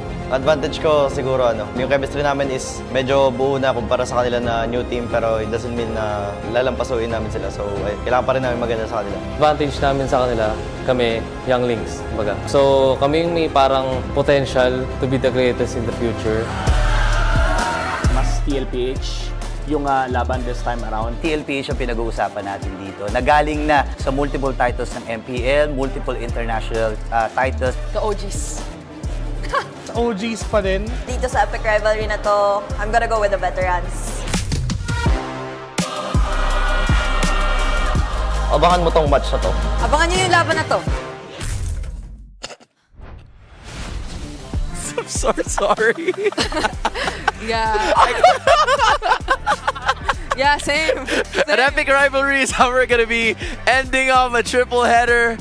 Of course, the production had to put one together. Yeah. I mean, Hansaria, Brigida, and Renmar. Sorry, man. We tried. You know we did. We really did. I wish the countdown was 15 seconds direct. Yeah, we did. Let's go straight to the walk-ins. Let's go straight to the walk-ins. 15 minutes, no, 15 seconds is going to be better for Bri, but definitely not for us because it's Aurora against Team Liquid Philippines to finally finish off today. Fortunately for everybody who is here, we're so happy and thankful that you guys are here. But for those who could not make it because of the constraints that have been happening with the weather outside of the MPL arena, don't worry guys, please stay safe. Just stay there because we will be here continuing the action at the comfort of your own homes while we are rebuilding the epic rivalry with some new members added to the cast. Yeah, and we heard it earlier, was Carl TZ himself who said so many other teams got stronger, other regions got stronger, that you really have to look at this rivalry again and redefine what it means. Rebuild it to the point where it's epic again and not a double entendre of, oh, it's the epic rivalry because it's teams that are not performing as we expected to. So it's like epic the rank, haha. But epic in the sense of what it used to mean for the old stories. A story that stands the test of ages. Yeah, because they're also currently going through rebuilding their own selves, them as a team, their identities, and again, this would have not happened if it weren't for all the things that they've been through in previous international showings as well, which is why they have so much to prove yet again as they continue to redefine what the epic rivalry is. Are those supposed to be the shadows of Edward? Yes. Yup, if you're looking at it close, oh, sorry. If you're looking at it close up, it is Edward and Demon Kite there. You see it in the glasses. You're gonna probably see it at the back of the screens if you're here, but for both Nats and Coil, I feel like they're still trying to find their footing in this current meta. There's a lot of things for them to chase, for them to start getting accustomed to, because for both Carl TZ and Sanford, it goes without saying that they're really good at what they do, especially playing here in the Philippines. It feels like they figured something out with the composition that they've had yesterday, where they mixed up the Minotaur together with the Atlas. Maybe that's something that they can build up in the future. But for Aurora, what exactly else is there for them to figure out? I know that there's a lot, but if there's anything that they can at least treat for this match today, what exactly is it going to be? Is their chemistry? It's the 5 days since we last saw them in action, or 5 to 7 days since we last saw them, enough for them to compensate for the fact that out of all the teams, they've probably had the least amount of time to actually be able to train with one another, to scrim, to build their chemistry. Look at the journeys of Coil and Nats. Both of them went from Paris to Astana to the Philippines. Probably at one point had to go back to where they started. Coil for Cambodia and Nats from a Taco Bell. That's true. You know what? That's true. Yeah. Yeah. That's pretty cool. You know, I think I gotta give major props to Nats here, man. It's not easy to make it back in a certain amount of competition wherein you are working in fast food over the States and then you're missing out on all of the action. Or maybe you weren't, but the competition is just not the same. Yeah. Even before going to Paris, they were in South America. Right. Was it Peru? Yeah, they were in Peru. They were in Peru, Yeah, you kind of feel it too. Because even then, it was slightly different, but it was already not the kind of patch where you really expect Nats to thrive. Or it wasn't the kind of patch where you were really used to seeing him play on the more action type of XP laners. And I think we also put up a graphic of how the XP laners currently in MPL Philippines Season 18 currently define what it is. And for him, it's really just shifting your priorities. It's more playing for and creating and opening up the map rather than before, wherein we were all so used to Nat's entertainment, the highlights that you get to see from him as he plays his role in the XP lane. So it's, I think, a lot of things. You know, he had to work on chemistry with a new team and work on how he fits in this new meta himself as well. Yeah, it's been tough for him. Hopefully we get to see a more refined version of Nats, but as of the moment, let's talk to our players with our hosts. It's another day and another game to add to our series, to the epic rivalry, or should I say, rebuild. At nandito ko ngayon sa loob ng dugout ng Team Liquid Philippines with their XP laner, Sanford. Ngayon, Sanford, syempre mamaya seryosong aksyon. Pero ngayon, parang pwedeng manghula muna tayo sa charot cards. Ngayon, meron ka bang katanungan, Sanford, na masasagot ng barahan natin? Ano ba yung tanong ko? Anong gagamitin kong hero? Parang ang hirap naman lumabas sa card. Anong gagamitin mong hero? Sige, bumunot ka ng isa. Isa muna. Isa. Sabi ng una mong hero, parang mahirap i-interpret. Ay. Pero parang siguro nagamit ng Omega to kanina, pero parang hindi gumana, kaya nagbabay. Siguro? Siguro. So, yan ang una nating card. Ngayon sa pangalawa. Ito. Ayan. For your second card, alam mo, sabi, i-interpret ko daw tong card. Kaso hindi ko alam kung anong ibig sabihin nito eh. Ikaw na, Sanford, mag-interpret. Anong ibig sabihin nito eh? Ano ba?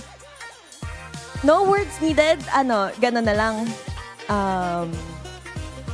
Yun na. No comment. Parang si Carl, wala ka nang sasabihin. And last, your card. Yes, sa una tayo. Sa una tayo. Nako. Napanood mo ba yung match kanina ng Omega versus Falcons?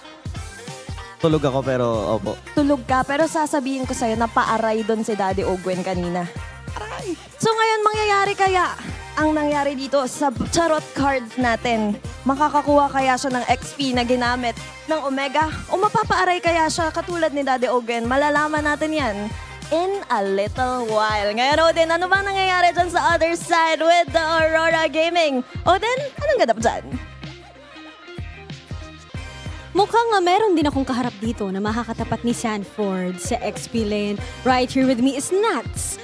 Nats, ikaw ba ay handa nang malaman ang inyong kapalaran ngayong araw gamit ang aking charot card? Handang-handa na. Handang-handa na. At ngayon, ano ang katanungan na gusto mong masagot ng ating mga charot cards? Nung una, naswertehin ba kami? Suswertehin. Teka lang, i-shuffle muna natin. Parang na-e-excite si Nats kung siya ba ay suswertehin. At ngayon na ilalatag ko ang ating mga baraha. Nats, pumili ka ng unang baraha. Huwag mong titingnan. Ako ang magre-reveal. Suswertehin ba kayo ngayon? Sa aking nakikita sa ating charot card, mukhang masaya ang ating mga players. Si Savero bilang gold laner at si Brusco bilang roamer. So ang swerte ay maaaring nasa kamay ni Domenkite at ni Light na nawawala. Paano kayo suswertehin nawawala si Light? Ngayon, pumili ka ng ikalawang baraha para malaman ang iyong swerte.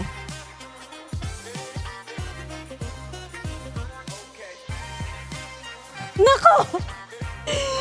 Ito ang inyong kalaban na nagkakamay.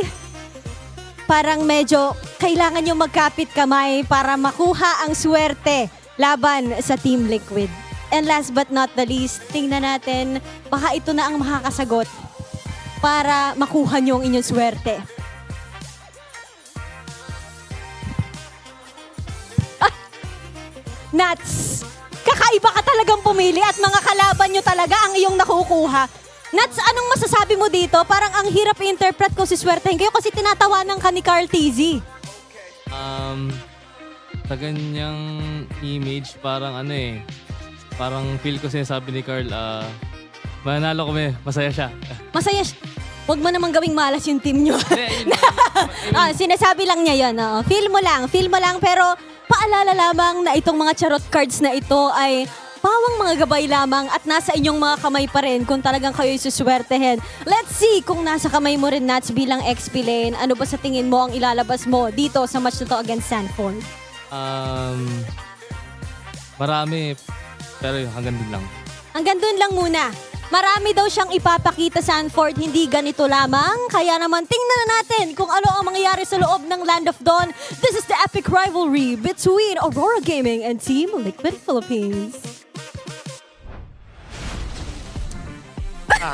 That's a pretty good tarot session, man. Yeah. That was.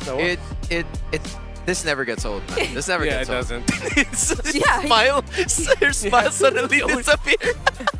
He kept getting liquid faces. Yeah. So Kept getting liquid faces against Team Liquid, but we're also gonna get to the Infinix Cheativerse Keats to victory. Renmar, take us through it. Read it, and you get it. You guys want to talk about this? Sure. Honestly, yeah, it all just revolves around the EXP lane. We go back to the basics of playing it here in the Philippines. I know during the little sizzle reel that we played, of course, you have to look at the junglers now in this era, but I feel like, especially for Aurora, it's important for them to be able to activate Nats. Because Sanford, for Liquid so far, has been activated, but just in a different way. Yeah, the anchor, as they say. Yeah, I think not only that, but also the initiator in a totally different manner or idea. Because we're looking at setup Sanford. It's not the damage or sustain Sanford in a sense because he's using the Atlas, and I think that is what Liquid is exploring as of the moment. So I feel like if there is something that they can work on, it's probably trying to avoid that. Or maybe Nats could do something a little similar to that in order to match things up quite well. But honestly, the setups, especially based on yesterday, don't seem to be solely coming from Sanford anymore. Right. They're one of the first few teams, if not the first, to actually put up a double setup tank lineup. Yeah, and if this works out for Aurora today, then imagine then what could happen for them for the rest of the season. Yes. But going into this, I'm gonna be blunt. I have answered comments about this. People ask me, what's your prediction for this? I would not be surprised if Liquid ended up sweeping Aurora today. But if Aurora are able to take a game and even make this a really challenging series, then they deserve all the credit. Yeah, that's pretty cool. I know you have a lot of things to say, but it's Aurora against Team Liquid. It's time to introduce our two teams. This is the epic rivalry, the star match of the day brought to you by Smart. This is Team Liquid Philippines. In the EXP lane, Clear Legend Sanford!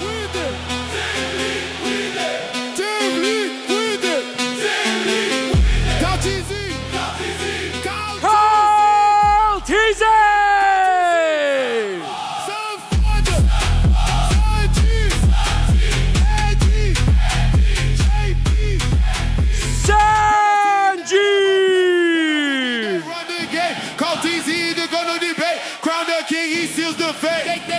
They counted us. Now we shut down. Daddy JP.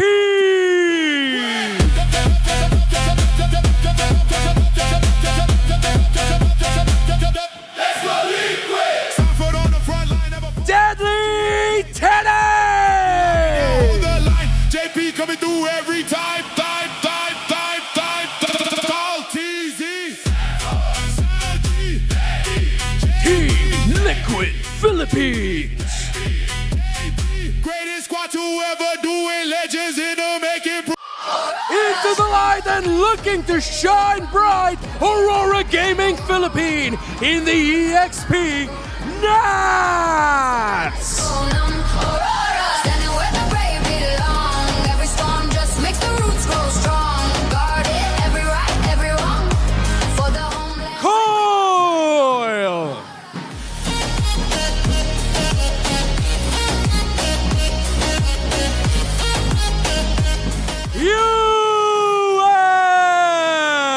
On the ground, feel the earth awakening. History calling, no fear, no shaking. Honor in the soul, every step we're taking for the light. Night may fall, but the spark stays bright. Guided by the stories of those who fought right. Home in our hearts is an endless light. We move as one. And Doming! Remember, Aurora, shining for the place we came from. Carry every heartbeat like a war. Aurora Gaming Philippines. Homeland in our veins till the lights go numb. Aurora, standing where the Our head marshal, Wilbert!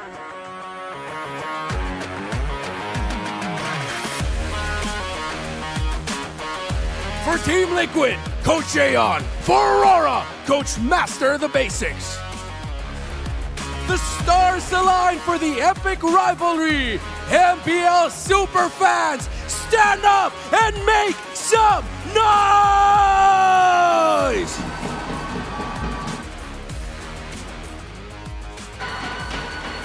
We're putting some life into rebuilding this epic rivalry. Team Liquid Philippines wants to keep the momentum going. After that very close debut match they had against Falcons in week number 1, they've been on a 2-0 streak in both of their series, and they've seemed to learn and adjust so much, especially from that one entire month. We haven't seen them, and we clearly saw how they took to heart all the learnings from previous MSC. That's going to be the same question and thing that we're looking for Aurora. Have they taken to heart the lessons that they've learned in the past week? Again, which is why it's so much more difficult now for Aurora heading into this, and why rightfully so they have to be looked at as the underdogs for this series. Liquid has impressed so far this season, but for Aurora, they do have that one game win. But remind me, who did they fall down to earlier? Oh, right, yeah, it was TNC Pro Team who got to take them down. So, Aurora, if they get even a win here, if they win this series, then you have to give them all the credit for the huge turnaround that they were able to deliver in 5 to 7 days. I mean, if you're looking at it again in terms of this team head-to-head, only the kill participation is where Aurora tends to thrive, and the others have been taken control of by Team Liquid Philippines. We're going to talk a lot more about this later on, but for now, let's look at the two teams for the Smart 5G Ping Test. wait lang. Ayos lang, sir. Scaling to, scaling. Trinity lang, Trinity. Guys, pinapascale ko lang yung buhok ko. Huwag niyo ako i-judge. Sabi ni Carl, Master Assassin ako. So yun guys, Aurora kalaban today. Gagalingan namin. Master UT din si si Carl Pinakamalakas mag-UT.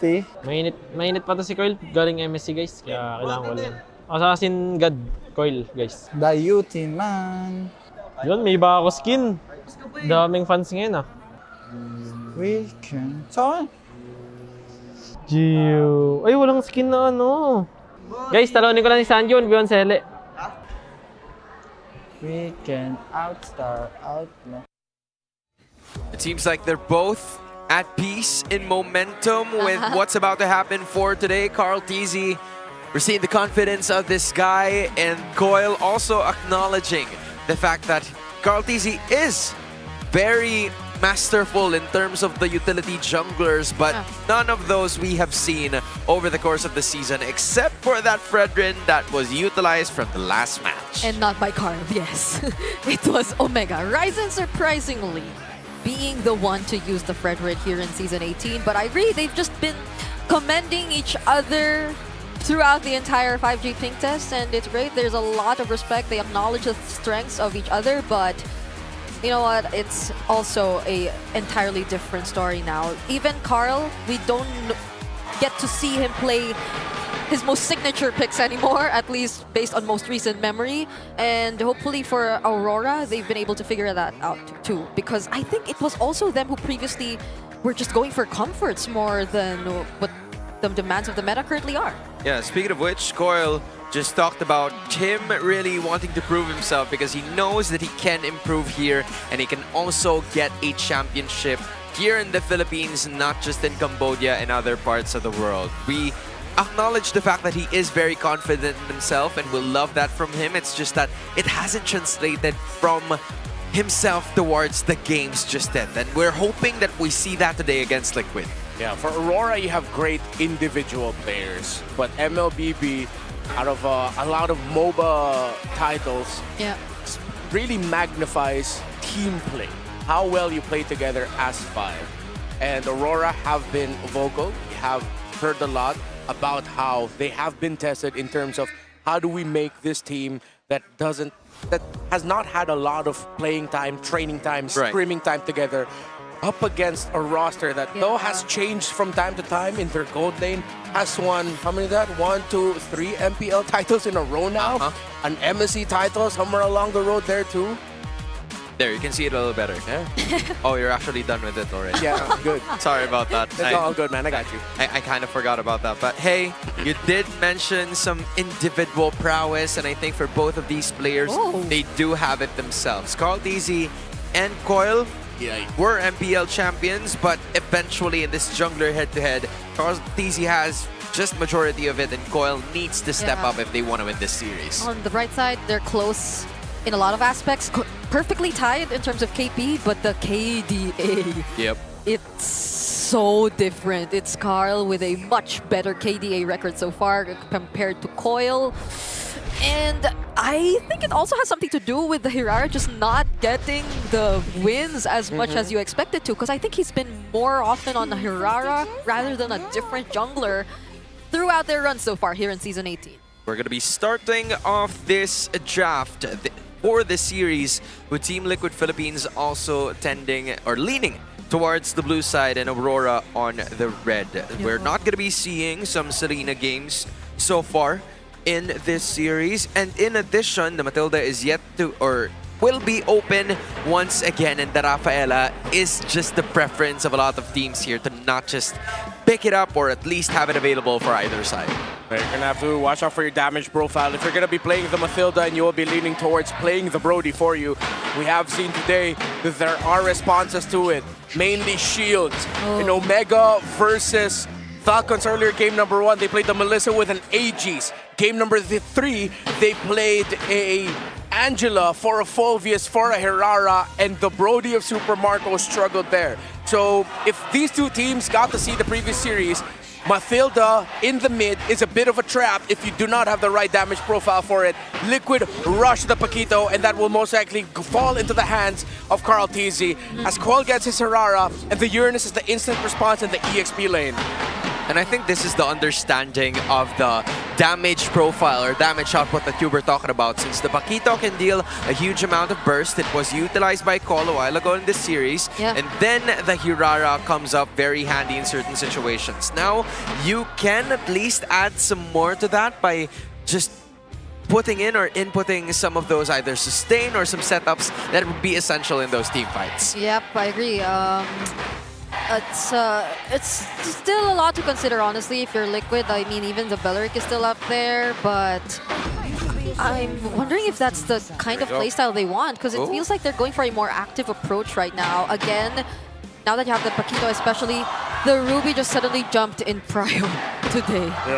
Liquid decided to lean towards a lot of bursts. They have a great combo with the Ruby and Eudora, and Ruby is rising in the EXP lane. Might be the EXP laner we have to actually watch out for now in this metagame. Aurora might be keen on taking away a lot of the continuous damage gold laners. With all of this dive and burst, a Clint would be great for Liquid. Even though it is burst, it can deliver burst in continuous fashion. But then I wouldn't be surprised if they also want to consider something like the Claude if Aurora doesn't ban it out. So Liquid have burst, but they're up against a Uranus, so they need someone who has like a Demon Hunter sword, something like that, can build the Trinity. Okay. And I guess they're going to be building, or at least picking on towards this Brody. So the early game damage is going to be solid here for Aurora. And I could say the same thing for Team Liquid Philippines. Yeah. So the interesting thing here is, I wonder what the chances are of Liquid suddenly swerving the Paquito into the gold, putting the Ruby EXP. But then that puts a lot of your main sources of damage just being burst again. And then you're going to have to find, what, a jungler that is built through attack speed, which we know historically has not worked so well in the past.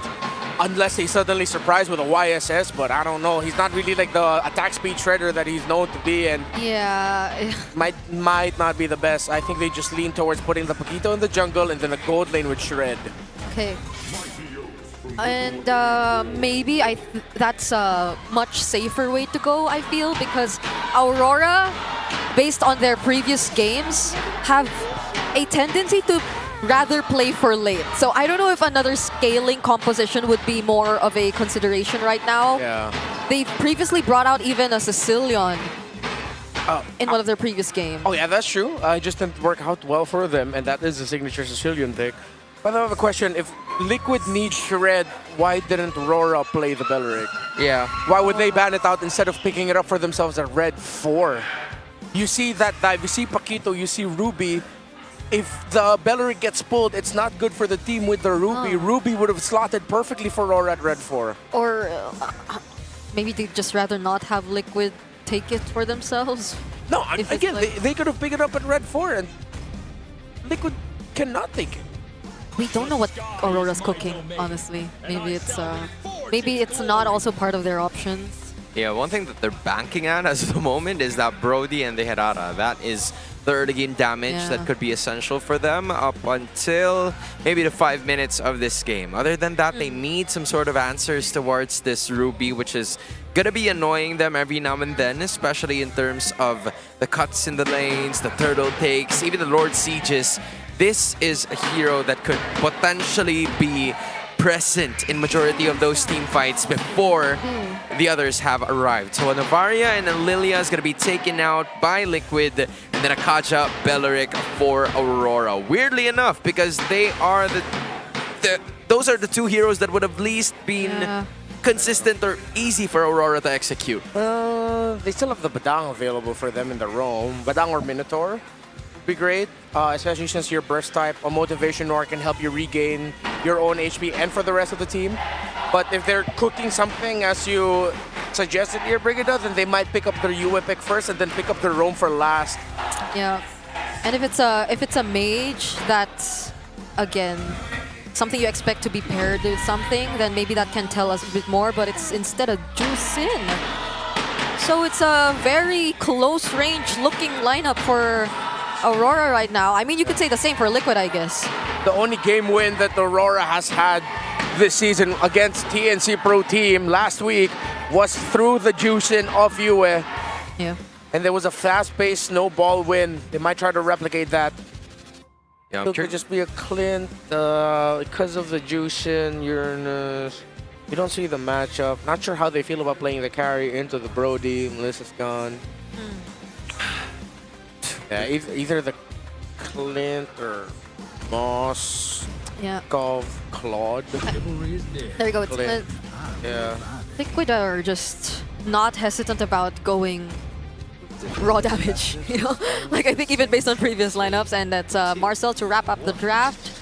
So it's not a lot of tank heroes for Liquid, really. I think this is starting to become it's either they go double tank, or no tank or at all. no tank at all. Yeah, it's true. Because, again, basing it on what Omega's pickups were, so long as you have enough sustain or at least have enough shields, you will be able to survive in certain team fights. And I think that's what the Marcel provides here. If it's not the Marcel, it will be the Ruby that can have those lifesteal. And individually, I would say that the Paquito also has enough shield, so they can be able to stay alive in certain amounts of the fight. But against Aurora, that could have a potential Sky Piercer built up. This is what they're going for. So both teams having totally different drafts here. You're looking at the Minotaur and the Uranus. It's two chunky boys. For Aurora, on the other hand, that's a Team Liquid Philippines with just a ton of shields and enough sustain, hoping that they could stay in the game for long. Yeah, and more burst than Shred.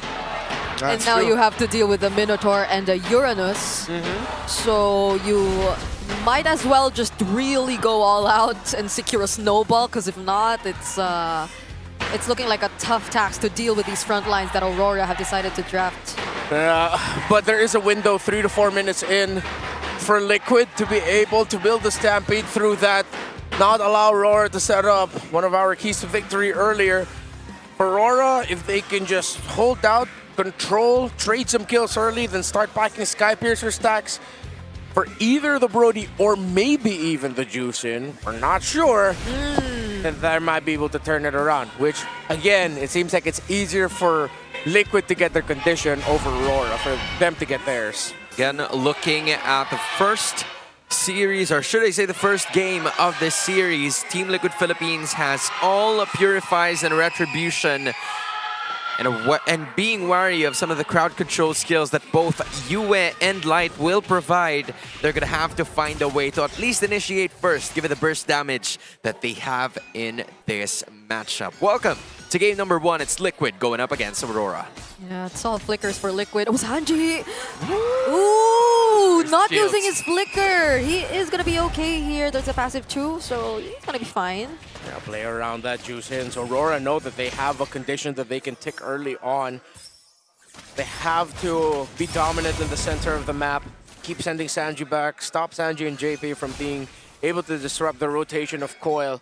If Aurora can win Turtle 1, keep things level in terms of the kills, and then win Turtle 2, then Liquid might just be in a tougher series than we expect. Yep, and down bottom, that is the matchup that a lot of people have been talking about. You know, Nats and Sanford, with Nats leaning more towards that sustain hero in the Uranus. He's used that a couple of times all throughout the season, but it kind of limits down his ability to just set up for his teammates. And I think that's what he's supposed to accept for this meta, that he's not going to be setting up just like how he used to. He just has to stay alive or maybe just capture the attention of his opponents in order for them to win the games. Yeah, he admitted that. So there is a bit of adjustment. There's a need for an adjustment clearly from that side. But so far he's been handling it well. I think both sides for Aurora have been working out pretty well. If you take a look at Doming and even Nats and the way that they control him so far, oh my goodness, that's a Purify forced out of Yue. That's quite big. That's quite easy for them to execute. Now it's Liquid in position. Coil is going to be there with a purple buff. At least 60% remains in the Turtle HP. Sanji's not level 4 yet. But they still get to find first blood onto Nats. And now they might be looking for more. Turtle's still under control. That's going to be the Crimson Beacon in from Yue. They want to keep fighting. Sanji's trying to look for a target. And he finds Yue. But it's going to be Coil securing the objective. Now Light has to flicker out to safety. JP going to go for the chase. It's another flicker from Sanji. It's just been Sanji with these up positionings, but they seem to be working. Yeah, Doming had to rotate down to the bottom to threaten Team Liquid's hold there in the turtle. Aurora able to secure it. I thought that Aurora were done for there with Nas going down early, but UF using the Crimson Beacon, going forward, sacrificing himself somewhat as he uses Purify, heading into that turtle. Liquid got 2 kills, but Aurora got the objective. Balances things out. That is an almost 300 gold lead that has been taken care of by Team Liquid Philippines, but a fight is about to ensue again, and Light just uses a bit of those healing spells in order for them to go, but Carl Teasy's not allowing him to go home with just a 50% HP bar. He wants it to go down to 25, and I think TLPH is just forcing Aurora to step out and fight them in certain instances so that they can use their kits that will be efficient in the early game. Yeah. We also need to see if Aurora can continue doing that as the game goes on, with Nats falling down quickly. It's only going to be Light that forces you to go forward with the Crimson Beacon. So how many times can they keep doing that before Team Liquid Philippines punishes them? Just needs to be some slightly tweaked communication between Aurora and their EXP laner, when they're going to go forward, when they're going to stay back. Yeah, I think the way Liquid are playing this Paquito Eudora is exactly what TNC might have wanted to do earlier in the series. And it's a very calculated approach to finding just the right targets to burst down and not just putting yourselves in risky positions every now and then. Okay, but JP gets to spot out Light. Doming already below half HP, and they are not going to force this. They do get to take some energy shields out of that, though. But still, it's an unconverted kill because they've allotted 4 bodies in order to be able to take down Teddy, but good sighting. Whoa! Another has been taken down, and it goes into the hands of Coil. With that being said, without any sort of retribution, it's just Liquid taking another turtle. Things balance out of the turtle, but leading to it, it was the jungle that was taken down. Liquid are on the way to stampeding to an early game lead. If Aurora lose more bodies, if they take Doming, if Doming goes down here, it's not going to be good. Okay. There's a heal, there's going to be a lot of support towards Doming, so he's going to be fine, but that was a very unexpected flicker from Sanji. He timed it in the best way possible to catch Coil off guard, and that is a huge win for Liquid, obviously. Not necessarily converting it to anything yet in terms of structures, but you can see it in terms of the gold lead. It's slowly starting to balloon, and they are freely able to rotate around the map. It's really funky how that kickoff happened too, because Yue and Light were nearby, but it's like they were protecting the 2 side alleyways while they left Coil in the middle. Of course, they want Coil to be able to clear up the mid, get some resources for himself, but then it just led to him getting picked off. Aurora rotated away from the center, didn't check, and then sent their jungle to clear alone, even though they were close by. It's off timing. It's such a weird timing. Yeah, this is just some rotations from Aurora. Hasn't been working so far, but here comes the Minoan's Fury. They want to go for Sanford right now, but he gets the flicker out to safety. That's the Golden R catching Light too. They might go for the punish right now. Carl but the damage is not going to be there. Never mind, because Carl TZ eventually comes through. But the damage, the counter engage from Aurora. They trade out their roam for the jungler of Liquid. They finally got one. Unfortunately, it went onto the hands of Nats. It would have been better if it's someone else, but at least they've managed to tie the situation. Yeah, they take down Carl TZ, and that slows things down a little bit for Liquid. Still, they have a lot of control that they can play through. Look at that burst! Oh my gosh. Forcing out the Crimson Beacon from Yue. That's just a ton of damage when you think about it. It's TLPH able to at least farm up quite well, get a couple of kills, maybe a total of 4, to still have a 2,000 gold lead entering this next turtle of the fight. 1-1 for Liquid and Aurora, and they're going to be in position, but Aurora's still waiting for Coil that's in the jungle, or that's in the orange, and is just on his way there. Whoever wins this fight is going to get Lord 1, because with how the maps are looking, with what the heroes look like right now, whoever wins a big fight here could lead to a snowball. Okay. And they will deal a decent amount of damage towards Light, but there is the motivational roar. He's gonna be fine. That's gonna be the Minoan Fury though. Golden R trying to intercept Aurora. They get to find Nats through the Eye of Offended, and he finishes him off. Light falls down too. No frontliners are available for Aurora, but Doming finds a double kill. Aurora actually lose 2 for 2. 2 for 2 trade, but Liquid gets the turtle. Team fighting for Aurora difficult because of Sanford's micro stunts, all the crowd control that Liquid has, even if it's just a little bit. is throwing Aurora off of their tempo and off of their game in team fights. But again, the light for Aurora is the fact that Domen got 2 stacks on his Piercer. Yep. Looking at it again, it's just great initiation. It landed on the 2. That was a golden hour, but there was just a lot of knockups, and even so, Team Liquid Philippines was able to find something, get a couple of kills. But if you are Aurora, at least you're able to give 20 stacks to the Sky Piercer of Domeng, and it's going to be helping you to at least weather the storm that the LPH is about to do in the middle lane. Okay, but Nats had to use the consecration! Oh! 3-man, I'm offended! From Sanford!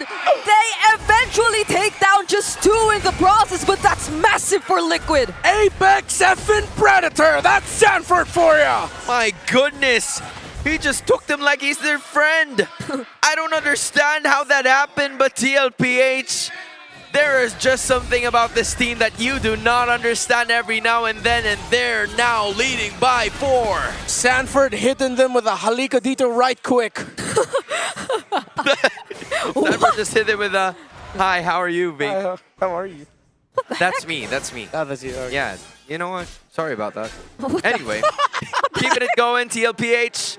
Just really with an I am offended, and he really was offended on that one. It's 5K, and just when we thought that Aurora has finally found a silver lining, it's TLPH again shutting the door on their face.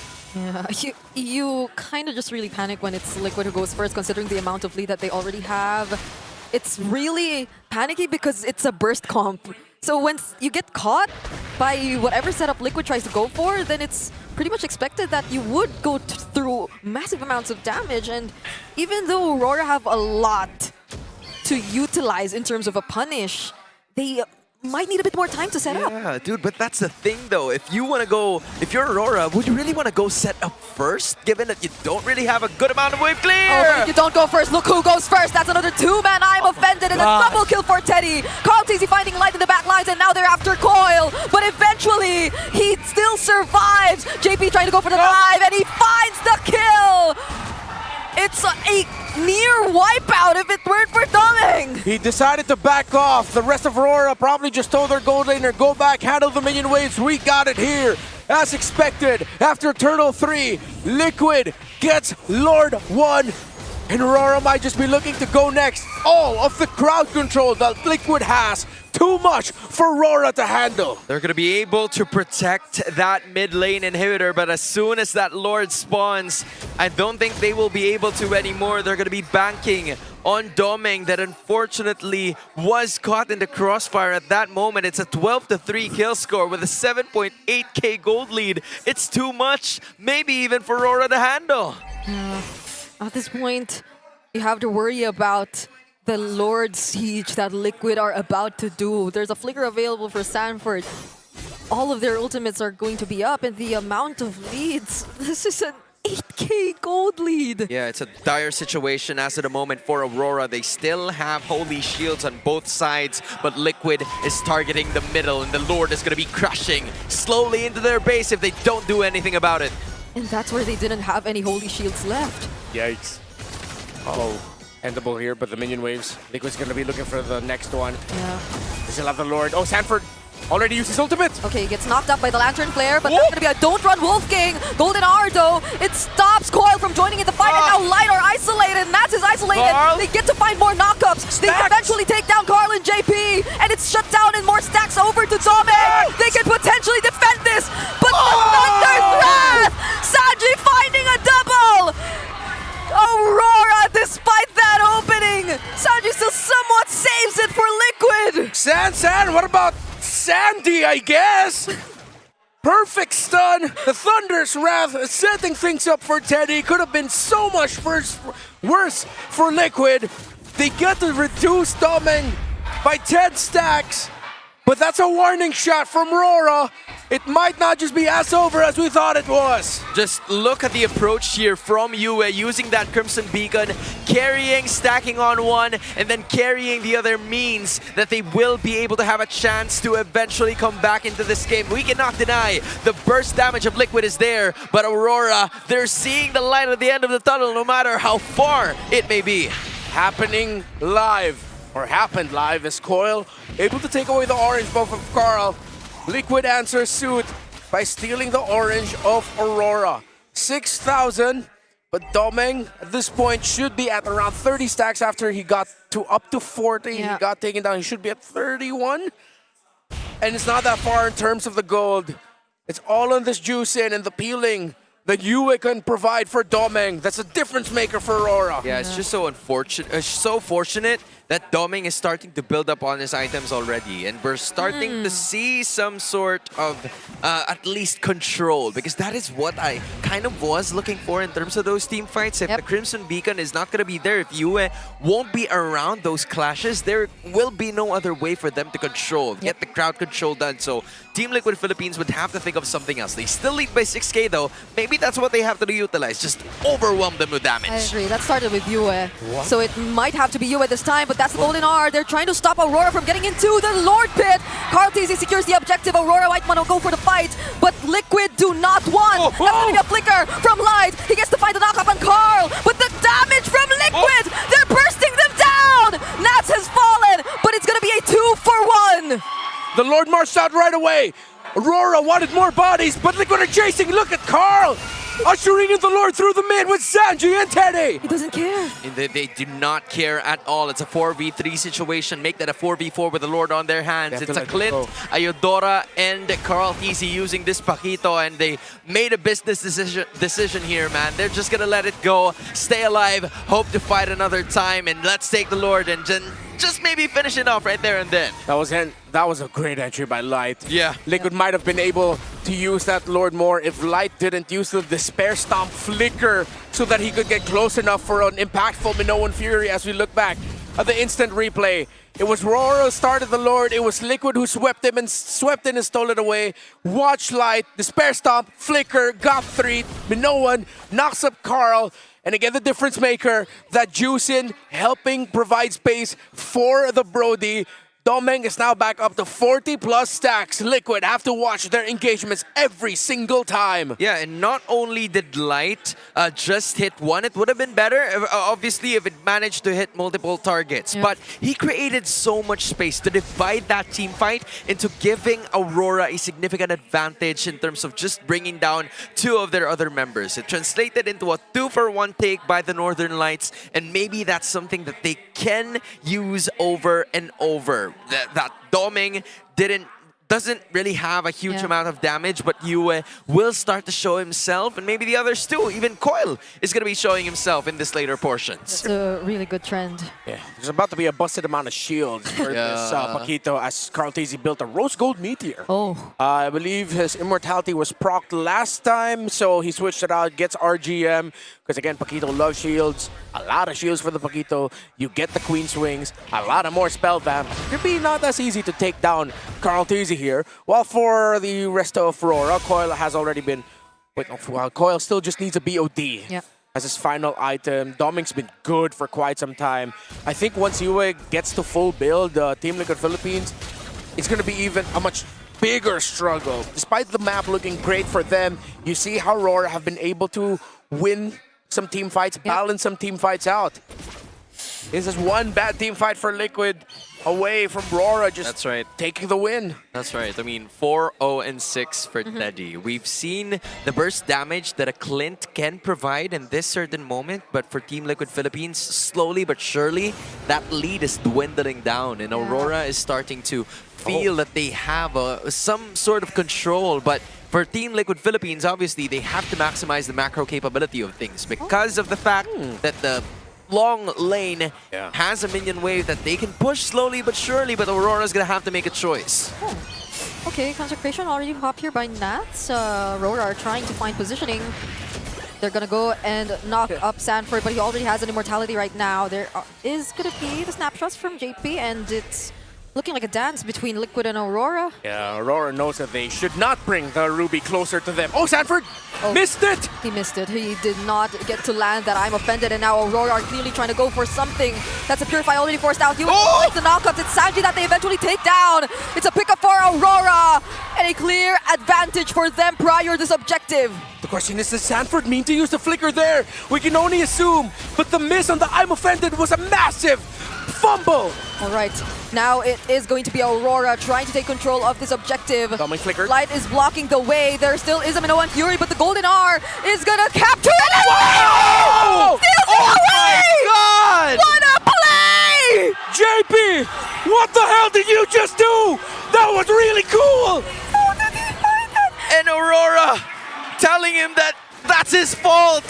Worth It it! really is him, but it's all worth it. Worth it! Oh my goodness, he just did a Carl TZ cosplay, and you know what, Carl? You're far away. I'ma do it myself. Show us how it's done, Unk!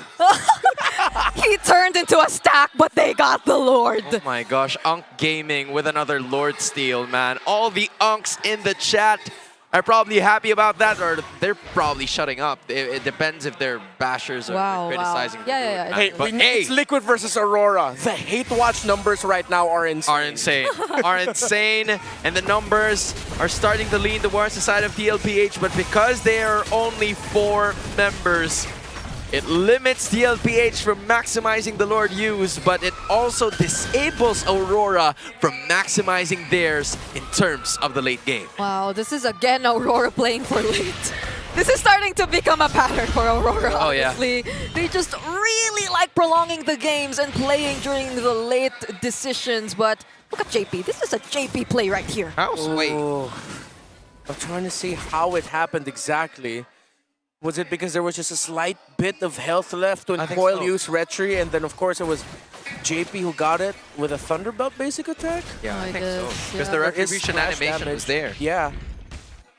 Ah, wait. JP. JP. Yeah, it was JP. It was JP. The reason was because it's JP. But hey, Team Liquid Philippines, again, they started off that siege towards the middle lane inhibitor with a 7.7k gold heat. It's slowly begun to decrease with a 5.4, 5.8, and then it became a 4.6. Redmar, I think you have your answer. Yeah, Coil used his Retry.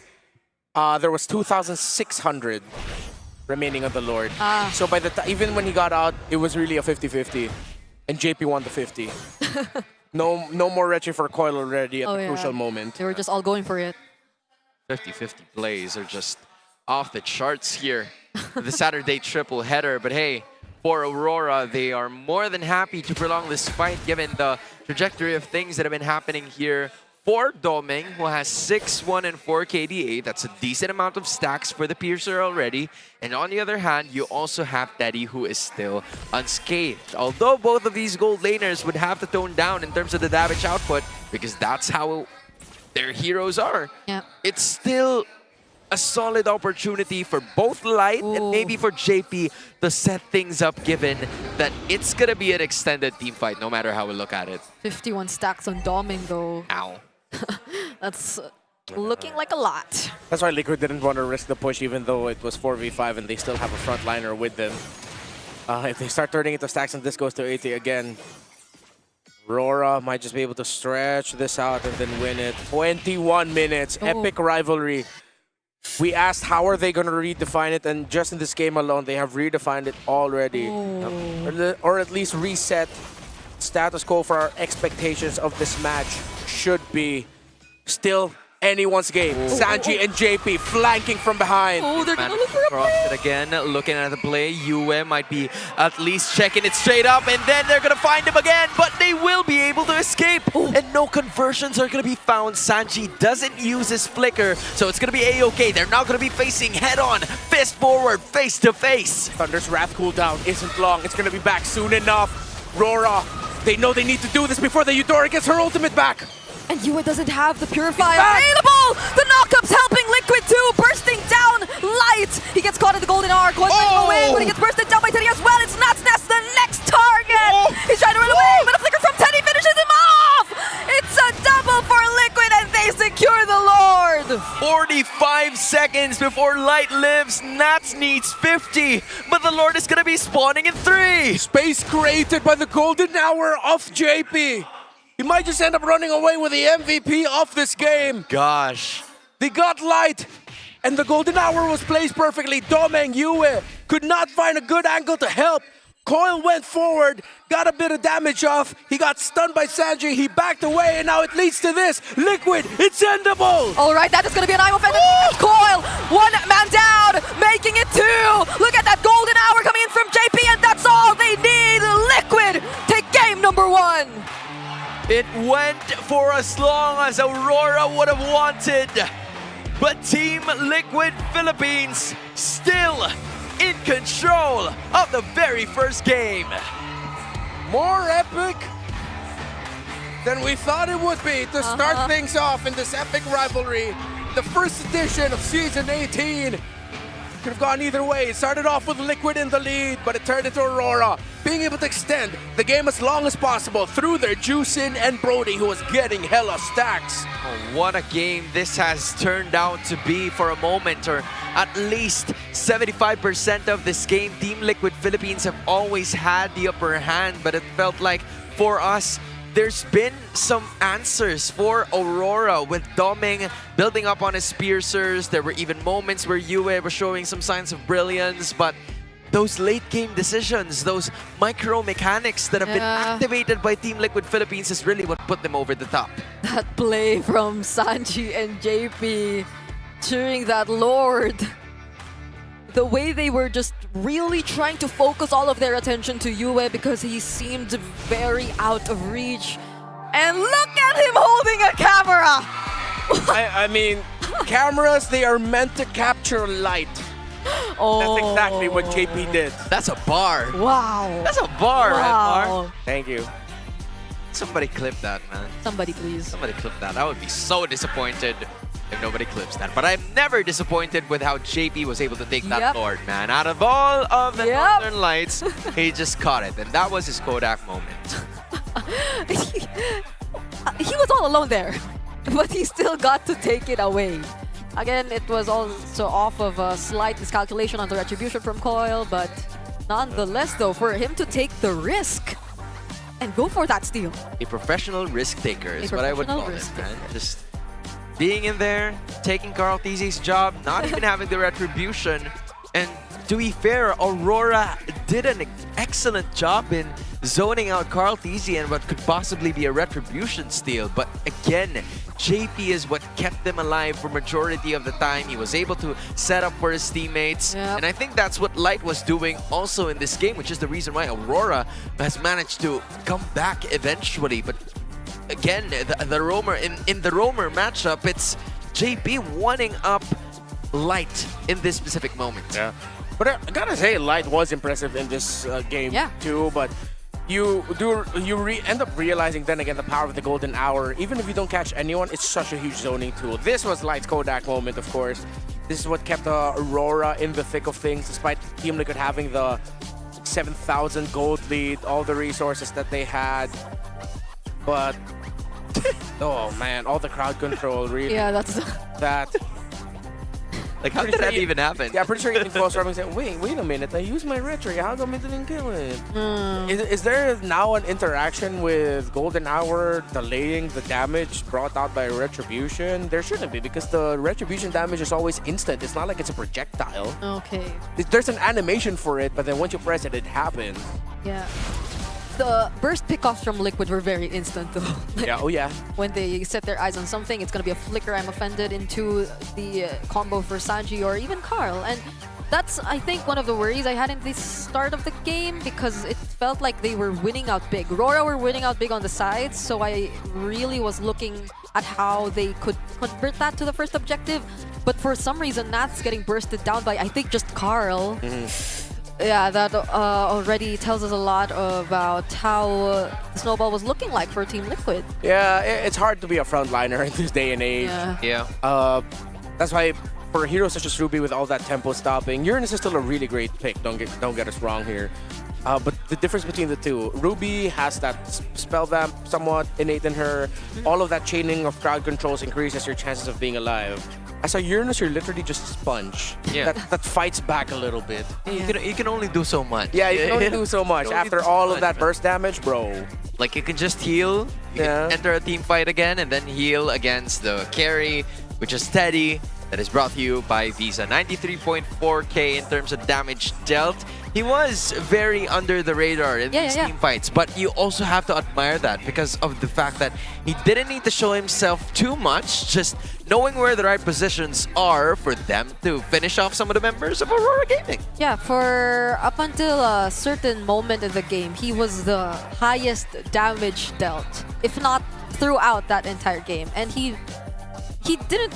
Was he actually taken down? Did he have a death? I don't think he had a death 406, yeah. throughout the entire game. So Who?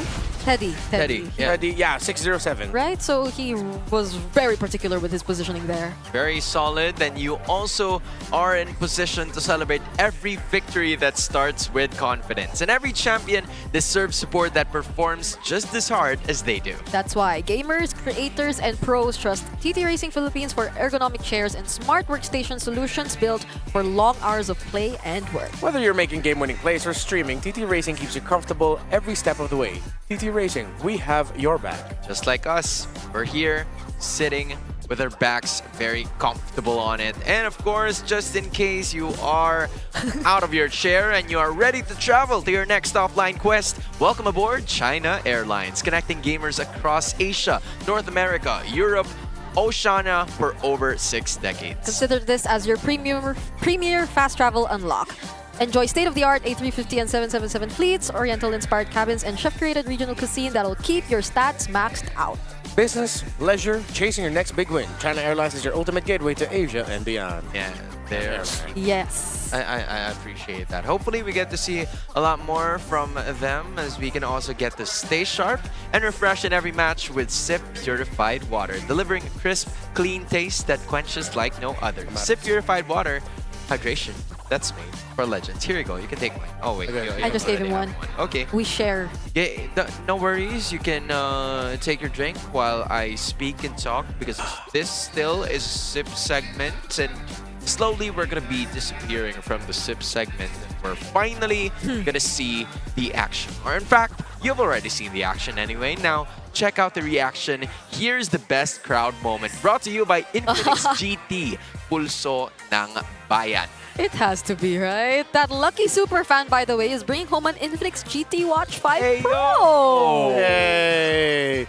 Imagine you're just cheering, you're being happy for your team, and now you're gonna get a watch. And there he is. Yeah. He's gonna get a watch. He's gonna get a. I would have thought that you get to enjoy the game and you win. And of course, given by our very own Thea Franco. Does she reveal her last name? Oh, Thea.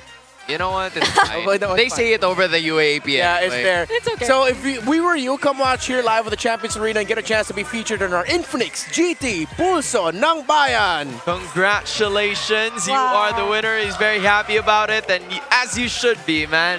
Congratulations for winning that.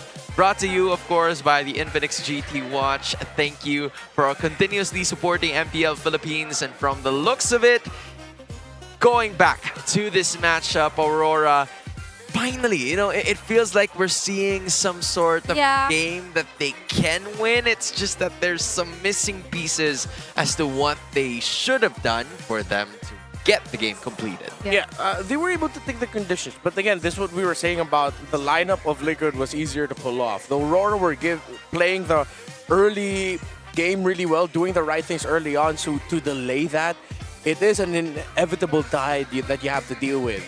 Doming had the stacks, but in the end, Liquid just danced better than that Lord. Yeah. And of course, JP. JP. Oh, JP. That play from JP. It's his fault. It's his fault. JP, it's his fault they won. Sinner, you madman. It's your fault yet again. Global Vision with Odin coming up next.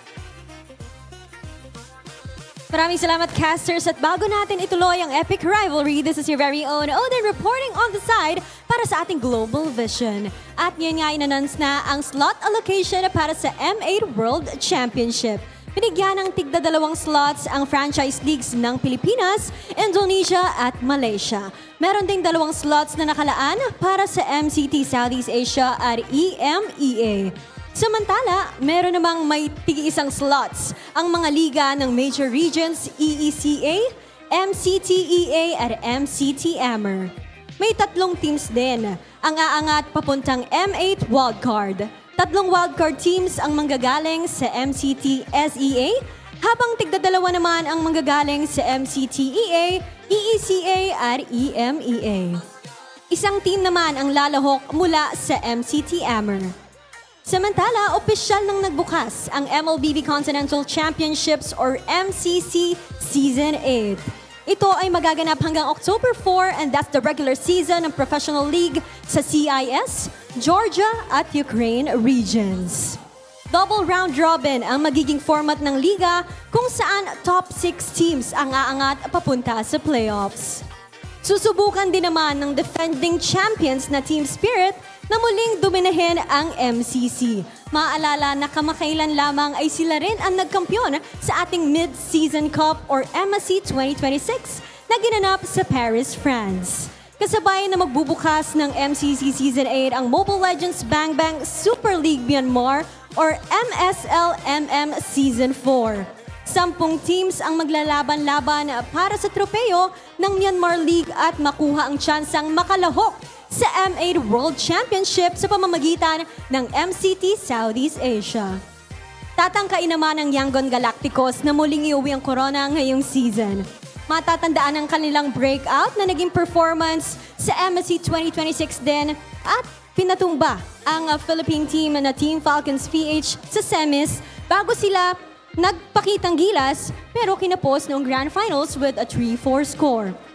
Yan lamang ang mga kaganapan sa ating Global Vision. I believe maraming nangyayari outside MPL Philippines. Pero ngayon, naniniwala akong mas marami pang magaganap dito sa epic rivalry. This is Team Liquid Philippines versus Aurora Gaming. Balik na muna natin sa ating mga casters. Hey na to. Appreciate that one, Odin. There's been a ton of news, especially for our global audience that are probably watching MPL Philippines right now. This is, again, a testament to the development of a lot of the leagues all over the world. Also, slots at the M8 World Championship have been announced, and that is basically what our 8 teams here in the Philippines are going to be fighting for. Okay, and that's looking like Aurora deciding to go for red. Yep, they're going to go again. Okay, so there's something about the red side that's making them a lot more comfortable, I guess, but at least from game number 1, I think it did come to a point where it was a much closer fight, and correct. It's similar to what we saw from them previously. So I think it's them trying to carry over some of the things they consider as working or fitting for their playstyle, which is to again play for late. I think it's a bit difficult to do that against a stampede team like Liquid though. So. Part of me is thinking, honestly, that maybe they weren't leaning too hard on playing late because they did play the juice in. And with how they were playing, they were very aggressive with it. They were forcing battle spells. Yeah. I think what ended up becoming a turnaround for them, they were forced to play late, was that weird, awkward moment wherein it was Koi literally in the middle trying to clear minion waves, Light and Yue literally staying back like aura farming, I don't know what. And then Koi just getting surprised by Sanjay and the rest of Liquid who were there holding the mid bushes that Light and Yue didn't get to check properly. Right. Yeah. Knowing that they already left that and were returning to a mid lane where they don't have info on where the opposing team was. Okay, so with that being said, I think for Team Liquid Philippines, the idea for them is, in order for the aggression to continue, is to just take out the ones that are really making it difficult for them to do that. That's the Uranus that have been eliminated in this equation. Meanwhile, for Aurora, they're going to be sticking with the Selena and the Freya in the process. I wonder if there's a specific hero that they want to take out from game number 1, or are they just really that confident in developing their own composition of things so that they can force the issue and make this a 3-game series? If anyone's looking to do something different, it might actually be Liquid forcing the Fanny open. They were the band who banned the Fanny in game number 1. They might be trying to bait Aurora into picking it up, as Liquid might just lean towards either picking the Barats or the Hirara. With the Uranus gone, the Barats looks like the most likely pick. Because Liquid know that Aurora has 2 choices for their jungle later, Hirara or the Fanny. Yep. I would like to see the Barats finally come through for Liquid. I think we haven't really been able to see a Barats played in their EXP lane just yet. We saw it once at the start of the season. Yeah, that's about it. But they're still gonna go for the Marcel. Of course. Wait, no, I might be mixing it up with MSC. Yeah, I'm not sure if they played Barrett yet. So it's wow, that's hella momentum. Slick was just going, hey, hey, yo, Daddy JP, you want this Marcel? Okay. Wasn't this last two picks something for Liquid earlier? Yeah, they it was. Just rush it. Yeah, it's like it's the same thing. I think they just prioritized it heavy for now. Aurora, looking at the AI draft predictor, they have a chance to pick up the Barretts. Maybe Nats can do something about it if he wants to, but up against Marcel, it's going to make it eventually difficult for them to go for it. You know what might be funny? What if Liquid just reversed the draft order? They closed out with Clint, Marcel last 2 picks, and then they picked up Eudora as their 3rd pick. What if now this time they go Marcel, Clint, Eudora? That would be funny. And it still makes sense, although they wouldn't have their jungle going to the 2nd phase, and they might want to pick it now. Aurora picked the Hirara because they know, and they're banking on the fact that, Carl's not going to play Fanny, right? Hey. Is he gonna? we will never know, honestly. Like what went through that 1 month, we can Harley's still there. You could just go Harley Eudora. Yeah. Yeah, with Atlas also being #1 in terms of the predictor, you're right. it could still go on to Sanford, You're which right, means yeah. that there's a ton of crowd control that Aurora needs to worry about. Maybe picked up Aurora picked up this Esmeralda instead of the Barretts because they're expecting that the Atlas would come up as an option. Yep, that's the Atlas. There it He's is. gonna go Atlas for it. Eudora. Okay, this is Liquid revealing to us the Roam and XP option for them already. It's another Atlas XP game for Liquid.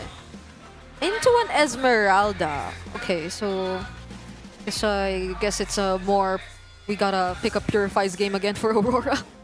Yeah. Because earlier they did that already. It's, I think, 3 or 2 Purifies across the board. Yeah, basing it on where I'm looking at, it's the Brody that could definitely be a priority here, but at the same time, it's a choice for Light to land on another setup hero of his own. Kaja, the Gato, the Minotaur are going to be available for him too. Even the Belleric could be a prime choice, but instead he went for a Matilda. They want to at least match the speed that Team Liquid Philippines is going to be throwing at them for minute 1. Trying to think if this is going to be roam or mid. Because if it's mid, I'm not a fan of their damage profile. This might actually end up becoming roam for Light already, and then we're going to see a different mid lane pick for you. Among mid lane picks, Novaria still there. Oh, they're focusing on Carl. Wait. I wouldn't be surprised if Aurora just go ahead and ban out the Lancelot too. Wow. No, wait, no. Before the Lancelot, they have to consider banning out the Suyo. Yeah. Yeah. Oh, that's true. So you ban Suyo, and then most likely Carl's gonna pick up a Lancelot and close out the draft. Okay. Because you can't even play Ling here because of the Mathilda.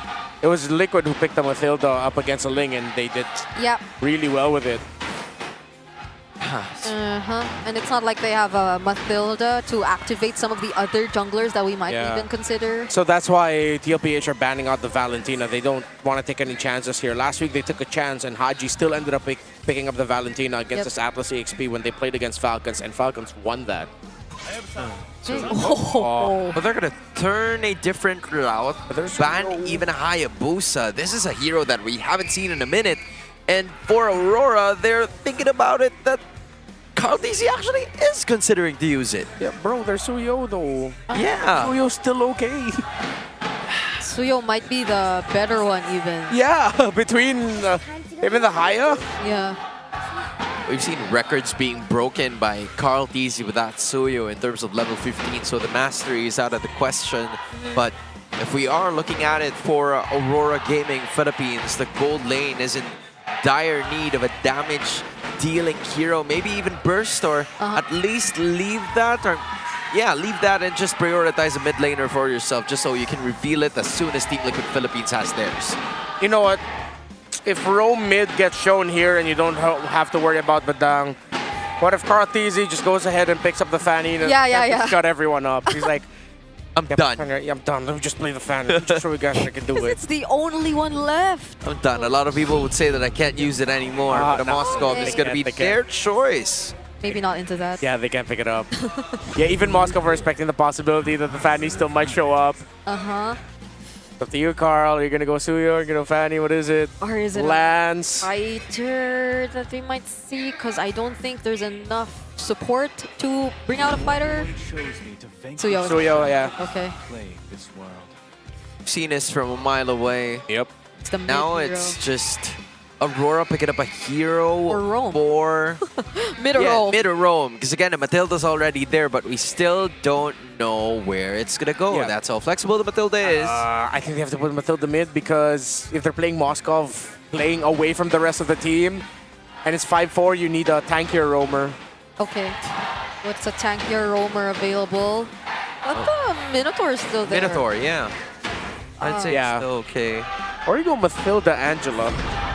Could be a choice, but then Okay, went Kimmy. for a Kimmy. They need continuous damage. Miss Kimmy mid, Matilda Rome. Okay. Kimmy into the Atlas, Suyo, Marcel. Ow. Gotta pack up Purify, I guess, or something. Yeah, it's gonna be rough. It's gonna be very rough. Is it Purify or Flicker that you... yeah, it's a lot. Yeah, it's that awkward spot again. As a damage dealer, what battle spell do I pick? Yep. Purify or Flicker? And look at the lineup rating. It's 10.5 to 2.7. Yeah, it's overwhelming. Wow. It's overwhelming Wow. at the side of Team Liquid Philippines. But then instead of Flickers, there will be 4 Purifies for Aurora Gaming Philippines. And it's all Flickers from TLPH. So this already tells you right from the start who's going to be engaging and who will be at the retreating position. Oh my goodness. All Flickers and all Purifies. It's looking like a very aggressive start again for Liquid, but Aurora, let's see how they get to complement one another through this draft, and a lot of support in the mid. And a lot of damage over time. Yeah, I guess it's for Aurora about weathering the storm. That's going to be of the essence here for the Northern Lights, because compared to game number 1, now they do have a better late game advantage against TLPH, but the question is, will they even have enough kits to allow themselves the grace of getting there? Because they're facing a Suyu, facing a Eudora, and fortunately they have all of those Purifies just to be able to escape. But in terms of the early game damage, they have everything but the Hirara and maybe even Nats to a point. Nats will be winning the laning phase here up against this Atlas. It's gonna be Sanford playing it safe. Nats will be getting the EXP crab more often than not. Yeah. Sanford just needs to play safe once he hits level 4. Let's see how the team fight is gonna look first. Yeah. If Aurora surprisingly win Turtle number 1 and they actually get some kills too, then there might be something to this lineup that we just don't understand yet. But with how it's looking, there should be Liquid's early game and Liquid's game overall. Yep. So far, it's just been Liquid trying to help Carl just a bit. It's looking like they've been able to get the farming patterns that they want, both hitting level 4 at the same time. Not much of a disruption ongoing, at least at the beginning of this game. It's been very quiet. Yeah, I mean, that's how it's supposed to be, unless Aurora uses their damage per second, which they don't have a lot of over the first 2 minutes, and the Turtle's finally going to be spawning. So we're expecting Carl TZ to make his way down here after he gets that Jungle Beetle from the Aurora side of things. Coil now in position to be able to get it, approaching level 5, and Carl TZ on his way, kind of in a gap for a bit. No level 4 yet for the Atlas. It's taking a while for Sanford to hit it. Oh, Sanji already flickered out though, but that's the traction pulse already committed by Yue. Level 4. Sanford's finally level 4 right now, but that's a falling Star Moon going to be charged, catching 2. There's going to be perfect pair. Oh! JP falls down. That's one member out for Liquid. Teddy here to join the fight as well. It's all the pokes. It's the pokes. Yep. The Kimmy, the Matilda. That's also one Purify skill taken out by... Oh! What happened again? Oh, what a timing for Sanford right there. There are Purifies available and he eventually will go down, but that has been space created for Carl. They get to take away the turtle. Sanford knew where Coil was and he went ahead with a perfect match. Nats might be up next on the docket. Okay, Sanji doesn't have a flicker. They are not going to go for the chase. Oh, There's a bit of help from Light here. Circling Eagle alongside Yue, and none of them get caught in the golden hour. That's the idea here for Aurora Gaming Philippines. So long as we provide some space for Yue, that is a much more necessary action for us to put out, because Team Liquid Philippines, sure, they were able to take one turtle, get 300 in terms of gold, give a kill towards Sanji, which again has happened in game number 1. So they're banking on the fact that the burst damage is going to be enough. In that moment, it wasn't, because Light had a shield to be able to escape. Oh, okay. I think I'm starting to see the vision here with Aurora, because even though there is a lot of burst that would be susceptible for Light, all of this dive for Yue, still, if you can't take him down, this Kimmy is going to be a huge sore point for JP. And then once JP's down, it's all up to Sanford to survive long enough. Maybe let's see what happens once the frontliners for Liquid have Radiant Armors, if this Kimmy's damage is still going to be felt. Because all those continuous pokes from the Mathilda and Kimmy, it's taking a while for them to bring down the members of Team Liquid, but it's still happening. Yeah, and at least in that scenario, they're able to force out more Purifies. I think Light had to use his own right there, Topside. so he just doesn't get caught in the Thunder's Wrath a bit more or a bit longer. Oh dear. Okay, Teddy is going to be all alone right here though, but he doesn't get caught. Quick use of the flicker. Wow. He knew he needed to burn it immediately. First item already for Sanji with a glowing wand. 4 minutes and 20 in, while it's Yue who rushed the Bloodwings instead. Again, Teddy's instinct so far over the series has helped him to stay unscathed in certain situations, as he has a level of advantage over Doming as we speak, but that's because he is a Moskov. Now 50% of the turtle HP, and Nats is going to be the target. Okay, Coil had to get out of that bush, and Carl TZ secures the objective yet again. Liquid might not be looking for a fight over here. Just a little bit of a snapshot there for Teddy to stop Coil in his tracks, and Aurora not going to be able to get close. And it's going to be a while. Maybe once that Moskov is online, that's when. There are 2 sources of basic attacks here for Aurora. Their wave clear isn't terrible. It's there, but it's more damage when you really think about it. Damage for hero is not really for minion clearing. Yeah, and majority of the gold gap that is in this 800 gold lead belongs to Teddy, because he has an 800 gold lead against Doming, and the rest of the others are probably separated by 10, so maybe even just close to 100 limit here in terms of gold. So Team Liquid Philippines are doing a great job in actually catering to Teddy's needs, just managing to put Doming in a very tough position. But so long as Doming stays alive and not really get himself killed in certain situations, then I think Aurora is also going to be okay, especially with Talisman finally bought here by Nats in the 6th minute. Book for Esmeralda, first item, despite there not being a main frontliner. Oh, Coil gets to iframe his way out of that though. Up top, JP forces the golden hour up against 2. That's a stun on Nats. SOD landing. But that is not going to be a risk that Doming is willing to take. The thing is, the turret is already going to be spawned up top, and unfortunately for them, it will be taken down by Aurora. That's a first major win that the Northern Lights have had in this series, because they haven't gotten a single turtle, but what matters is they got the first turret down. Topside, Aurora able to avoid JP and Sanford, setting them up. 2 tanky EXP laners to work together to make this work. Prolific gun already there for Teddy. 5k, 800 gold difference between him and the Moskov. If Liquid gets Lord 3, they need to convert it to kills. It just cannot be objectives. Yep. Okay, Sanford's gonna come through from the sides. He's on to Coil, already using the iframes right there. Nat is all alone inside the Lord. And that goes the fatal link. Nothing. But it gets cancelled. There are multiple Purifies and Quinn steals away the objective. Now Aurora might want to disengage. They got what they wanted, no trades for Liquid. That's a first major win for Coil in terms of a retribution battle, and it could not have come at a better time. Perfect for Coil. Aurora needed that to keep this game close, or it could have been a stampede converted into that. Liquid again took a lot of hits from the Moskov, and especially the Kimmy, excuse me. Those constant pokes, a little bit too much to handle. They're gonna need some Radiant Armors. There you go. Sanford gets one. Will JP get his next? No, he went for Thunderbolt, of course. Will build Dominant Size. He's not gonna get Radiant Armor until later. And that is what Aurora is banking at right now. They're swinging back and forth in terms of the gold lead, and Sanford is somewhat going to be compromised in terms of position, but there goes another Fatal Links, and Nats will fight it instead. He's alive too. He gets Guiding Wind just to survive.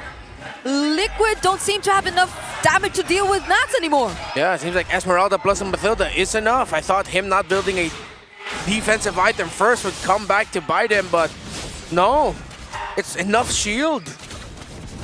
My goodness, and Aurora is just banking on the fact that they do have enough damage come late game, and because of them controlling the earlier portions of this game, they are now able to at least roam around the map, control some more of those neutral objectives, and this is what puts them above Team Liquid Philippines for a very short bit. They're going to be trading turrets, 2 down bottom for 1 up top, and if you are Nats and the rest of the company, you are very happy with this. Yeah, and Aurora have been great at just splitting up the map. Just playing around, doming, going for the macro instead of trying to fight Liquid head on. But when it comes down to that, I think at this point they'll have really good amounts of damage. Look at that!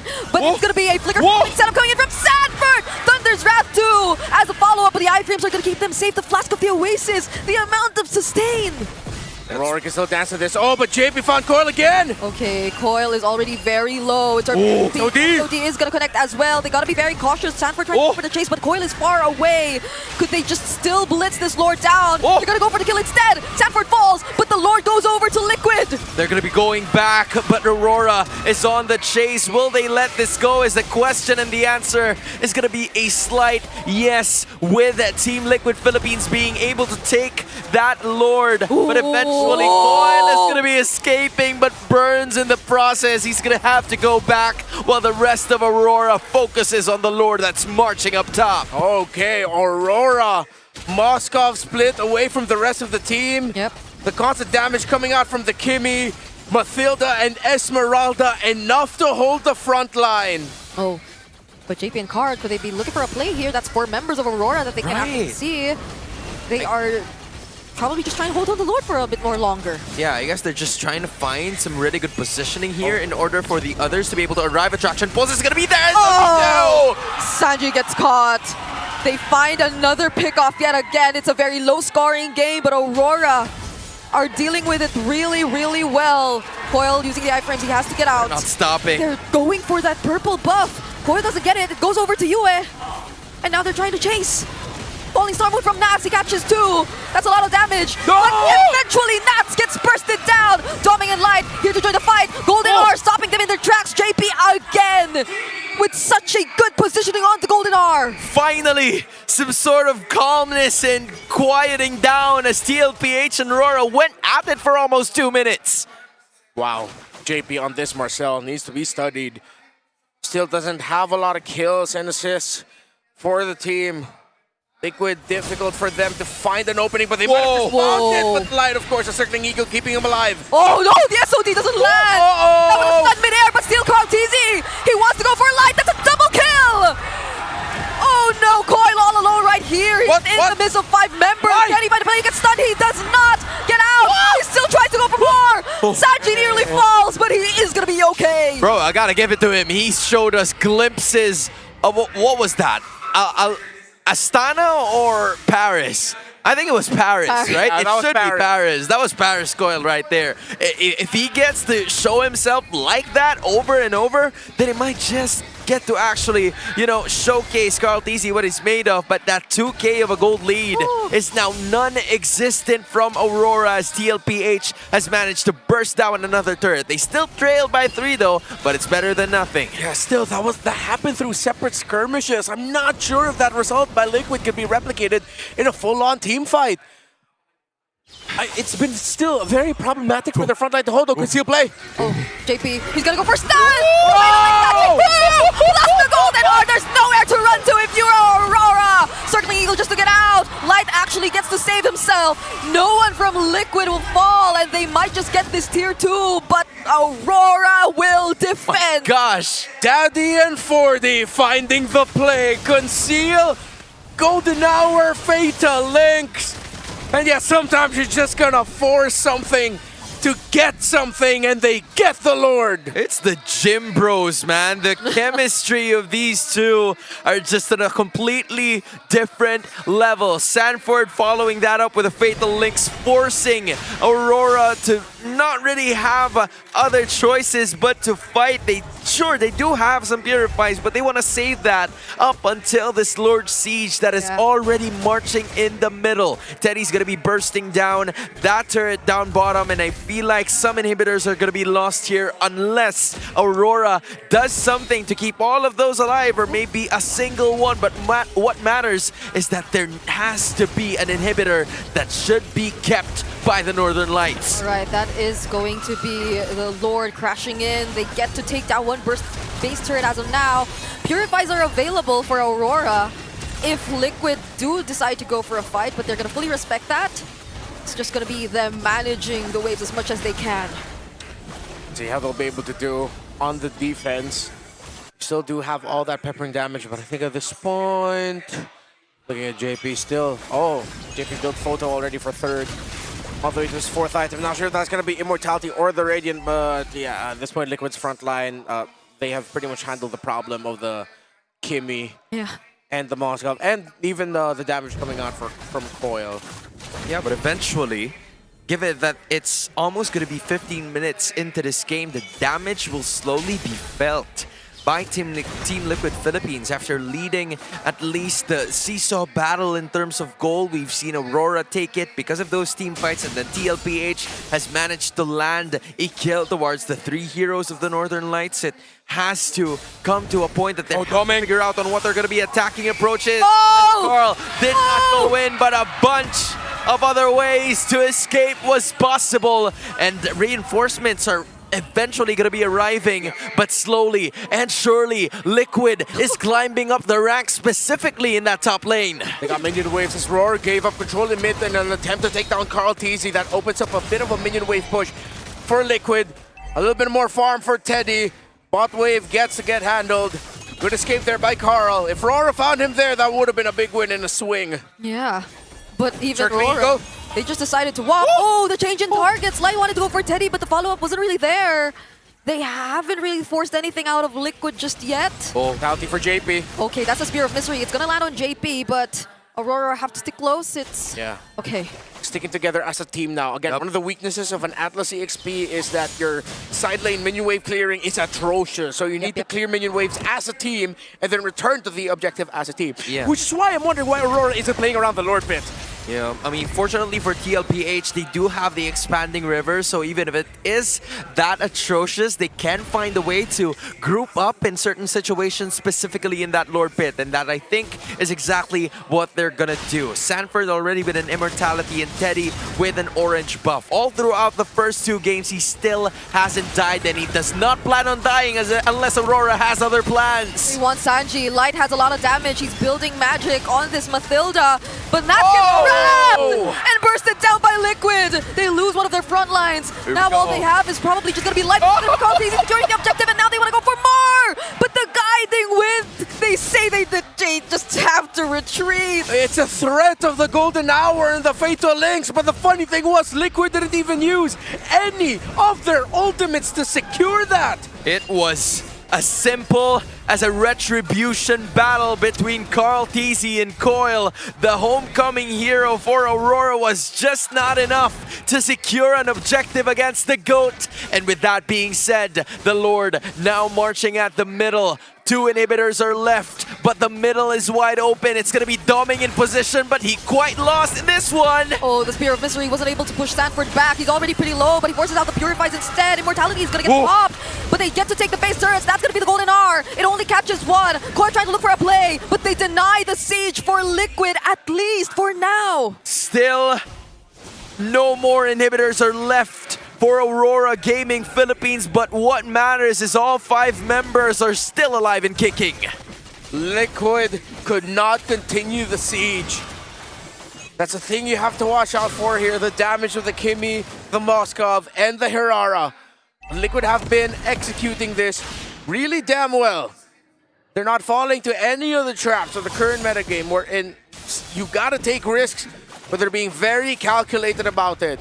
Cautious, yes, because at this point, you need to look to ending this series right here, no game 3. Yeah, this is starting to become a little tricky for Team Liquid Philippines just because they now have to face the Wrath of a Moskov and a Kimmy, but then somebody's gonna be stuck and that's not going down! Oh, the golden R placement as well! Ow! Now it's Carl TZ, he doesn't really land the stun, it's gonna be a re-engage from Coil, but he still gets to dash away to safety. But it's still one member down for Aurora. Yeah, that's at least 40 seconds for Nats to get himself back into this game. It would not provide significant impact in that one because eventually he will make it back in terms of team fights. But the fact that TLPH can now burst him down means that Nats has to find another way, another approach. And the question is, where does the approach even begin? Because he's the only frontliner that really can stand in the midst of all of the damage that Liquid can give. Unless they're crazy enough to leave base before Nats arrives, but it's not going to take that long. 3 seconds and he's already back. Once Nats is up, then they go forward and they'll just try again. But I think Liquid are starting to get really frustrated about how, like, yo, guys, how do we do this? Even if we get this lowered, can we actually end it here? Maybe they're just going to go ahead and force the base lock because we are about to hit the 20th minute of the game. So Aurora at this point, even if just playing all defense, they might just run out of time eventually. Yeah. Dominant size already for Sanford. Maybe they will consider trying to look for a play because look at where they're trying to position themselves right now. It seems like they're trying to cross the river very cautiously. Yeah, they're protecting their lower part of the map because Carl is there. Magic Sentry already used, so I Yeah. think Aurora know at least where Sanford is. Yeah, but the Purif 4 of Aurora is going to start to come into place here, given that all of them can avoid Sanford's fatal links. And with that, coming up next is how they're going to be approaching this fight! Oh, they want to go for Sanji all over again, but the Golden R is going to get multiple members. Carl TZ trying to deal with the backline for now. It's going to be Nats that they targeted. It might be a good decision. Carl pops his immortality. That's a stun from JP. Coil loses his own immortality as well. It's just going to be Sanji for life. And Coil escapes. Teddy stays alive. Oh my gosh. Carl stays alive. And with no light, Liquid get Lord 4. That looked like it could have been something though. Carl wanted to take out Nats. They're playing it safe. They didn't want to. They didn't want. Oh, Carl didn't have his retro yet, so they couldn't rush it. Okay, he has 3 seconds now. He now has before it. the retro eventually comes back, but JP is already getting poked down very low. Sanford doesn't have the ultimate as well. That's a stun for JP onto Dominic, forcing out the wind of nature. But Carl TZ, he can't get close. Golden R all over again. The but Coil goes down. The Lord is reset. Dominic is within reach. Sanford closes in, and Teddy is unstoppable. Nats is looking like the next target, and it's going to be a double kill for Teddy. They will now focus on the base with 2 Auroras remaining. That's going to be the circling eagle, but JP is going to dash right through. He's after Yue. He's after the wave clear. It's a mega kill for Carl to close this out. Liquid sweep Aurora 2-0. No matter how long the Northern Lights want the games in this series, it is still Liquid. It is still the Cavalry taking the dub. It wasn't a stampede, but it's another notch in your belt, another feather in your cap, another win for Liquid in the epic rivalry against Aurora. This has been a great showing from Aurora Gaming Philippines. This is their wheelhouse. Playing in the later portions of this game, it just felt like in spite of them having the tools to finish things off, Team Liquid Philippines was just more methodical with their approach and knowing who to target, knowing who to counter. Yep. And that's just what happened in this game. The experience, the late game decision-making is what really placed Team Liquid Philippines with this W. Yeah, and in the last fight, I can't wait to see that replay there. Coil was just trying to go after Teddy, Sanford, and he saw that JP was low. But Coil unfortunately dashed into another perfectly placed golden hour by JP. No wonder they rushed this Marcel. They knew what JP could do with it. The mastery. I can't wait to see that. Yeah. that's what I am for right now, man. Who gets match MVP? There, wait for it. Watch Coil. He'll go in, he'll dash. right there, frozen in time. Sanford flickered to finish off the Hirara. That was a Clean. nasty golden hour from JP that just landed as a domino effect for Aurora. Just an amazing performance from TLPH to boost themselves up in the standings. Let's listen in to our winners. Cavalry magingay because it's a sweep for Team Liquid Philippines! And Noise because it's a sweep for Team Liquid. Our match MVP is JP. And their mid laner Sanji. I'm gonna go straight right into it. Sanji, there were conversations regarding how fast Liquid could actually adapt to the meta. And now with this win, could you say with full confidence that you're back in your top form? Right now, not fully confident because I think we were just able to adapt, but the micro, in terms of the micro, we still have something to work on. But I think there was also someone who performed at the top of his performance right now. It's JP. You used the Marcel twice. And in game 1, you had a very iconic moment. You deserve to be called the MVP. Could you walk us through what happened in game number 1? This was a moment where your teammates weren't really there. It was just you, but you still got to steal away the Lord. Okay, for the steal, I actually do it even in practice, and I'm just happy I'm able to do it even here in a tournament. So what were the comms like during that moment? Were you the one doing the calls, or were your teammates telling you to go for it? Okay, so I just really tried to go for the steal. So you used your bravery. And fortunately, it worked. And for those asking, that wasn't luck because it was a picture-perfect moment. And now, Sanji, I'm going to talk to you again. Throughout the tournament, we only have a 30% win rate for the Eudora, but it seems like you've been using it now and it's working. What do you think are the winning conditions and what's the right way to use the Eudora and how do you make it work? I don't want to say it. Their win rates might get higher. Okay, let's just keep it a secret. It's a secret strategy, but they were able to make it work. And now let's talk to JP. JP, our next match is against TNC Pro Team. And we have 2 rising rookies that we're looking at. That's Zen and Vin.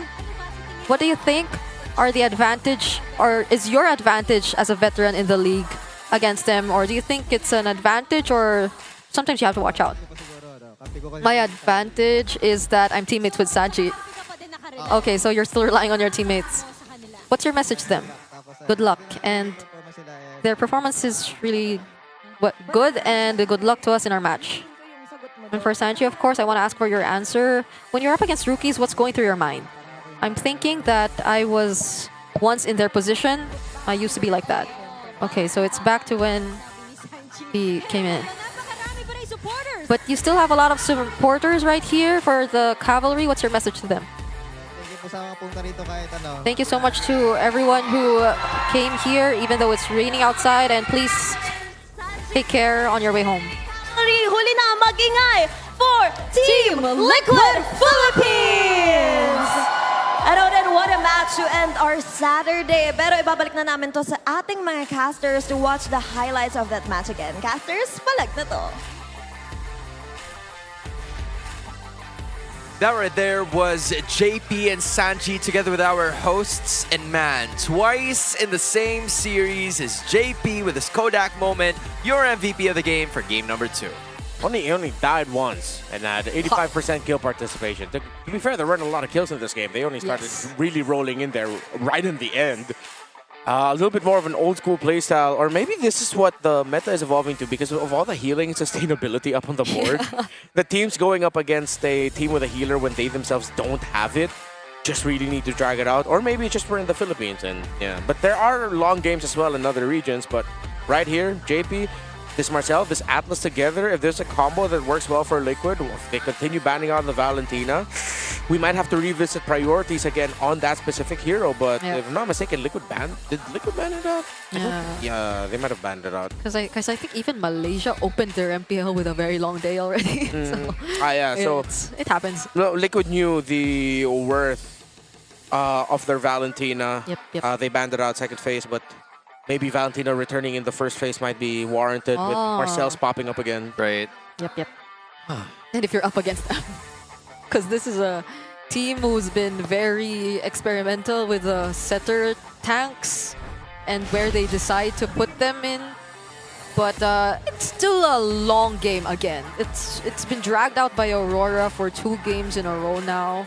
Yeah, and if I may add, the Esmeralda didn't really contribute as much in terms of Aurora's composition. I feel like that is also the drawback of this team. It felt like, sure, there were some shields that would be arriving from JP, but other than that, not really much, because the burst down from Sanji and Teddy is going to be something that Aurora and Nats would constantly have to worry about. Again, you gotta commend Teddy for the positioning that he's had, the decision-making that he's made. 2 games in the series that he goes 0 deaths, and all of those have been stat-stuffed in kills and assists. Yeah, you're right. He hasn't died the entire series. Yeah, it was bulletproof, Teddy, for this one. And he's also the carry brought to us by Visa, yet again. Almost 85,000 damage dealt. But the goal per minute is still up there for Carl TZ. Nath really was just this, a sandbag for Aurora. He was essentially a roamer in a way. Although a lot of the initiations and even vision getting once Light had items was up to this Mathilda. And plus that's the risk of going up against the Mathilda. If you're not careful, if you see the Mathilda and thinking, oh, it's a Mathilda, it's not going to kill me. Suddenly the rest of the team of the Mathilda is there with you. That's why you see members of Liquid, oh, it's Light. Yeah, let's back off just in case like we get circling eagles. We don't want this. Yeah, and it's Sanji who was almost always the victim if the circling eagle is up and if he is within reach. But it's great. It's been a really good readjustment as well from Liquid. But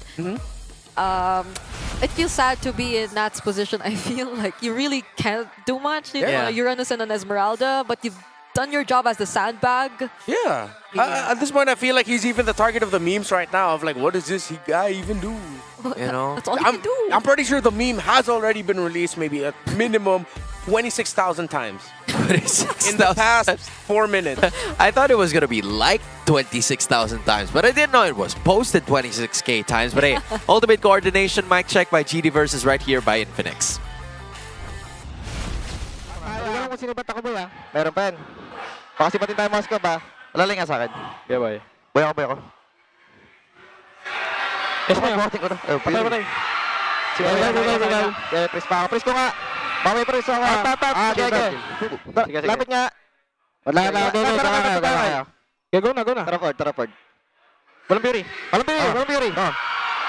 ko pa. Press ka. Ay, si Aurora. Press ko. Nice. Nice board. Ay, may lord. Si Carl, kaya mo. Nice call, dad. Nice, dad. Plano, pre, plano. Atlas man ka talaga. Plano. Dito lang sa plano. Sinabat ako. Boy ka. Boy. Okay na, pre. Boy, legit. Out. Boy. Gagawin ako. Dito, G. Kasi pag press. Ay, press ka. Patay ako. Ay, pre. Gira na, pre. Rara. Ibo pa. Akin. Kaya mapasibang ko, pre. Boy. Lamang tayo. May sibat pa? Ano sibat? Okay na. Yeah, boy ako. Winchat na, laban na. Ano nga? Chill lang, 2 seconds buhat. Tapusin mo nga. Irarap. Sakay, puskop. Ay, lumabot. Yeah, patay to. Wala mati. Matatraso ka. Nice one, boys. Easy. We played really well. Good day off. Bye-bye. Wow! Hindi ko in-expect yung mga English na shot call doon sa dulo. At dahil dyan ay nagbabalik po ang ating English broadcast. Nandito tayo sa ating casting desk and full desk na rin para tapusin ang araw nito. English broadcast, kamusta tayo dyan? We're good. It's very good. Like, it was just so funny that we said hi at the same time. Pero pwede namin magtagalog ng slight because it's been a pretty solid triple header for today. Slight lang. Just slight. That's what Sanford said earlier. We played really well today. Played really well. Good day off. Good day, chaps. Kulang na lang may British accent na rin sa dulo. Pwede bang mag-request kung sakali? Jokes aside, mukhang things are shaping up already in week number 2. Nandito na tayo kung saan Onyx PH ay mananatili sa taas. Pero ang TLPH ngayon ay unti-unti nang umaakyat, getting that silver plaque away from Team Falcons. Okay. So far, the only loss of Liquid is up against the Falcons too. Still early on in the season, but no other movements throughout, it looks like. Mostly AP.Bren going from 4th down to 6th and TNC going up. Right, TNC is now 4th. So and Aurora, I think it was Aurora 7th, and now they switch places with Twisted Mind. Ah, yes, there you are. Dead last. It's quite unfortunate that Aurora still hasn't gotten a match win. Hopefully, we get to see more of their improvements in the next coming days. At kakamustahin naman natin ang ating Infinix Pansiklaban, ang Pasiklaban ng MPL Superfans kung saan number 1 ang The Cavalry currently at 3 points at sumusunod naman dito ang Bees and Sonics tied at 2. Pero I think may game differentials kaya may actual siyang rankings dito. Oo, kahapon 2-1 pa yung The Cavalry. So nanalo din sila sa game nila sa Pansiklaban tonight. Kaya naman sila pa rin ang top 1 sa ating Pansiklaban Week 2 Day 2 standings. And mind you guys, may bukas pa naman.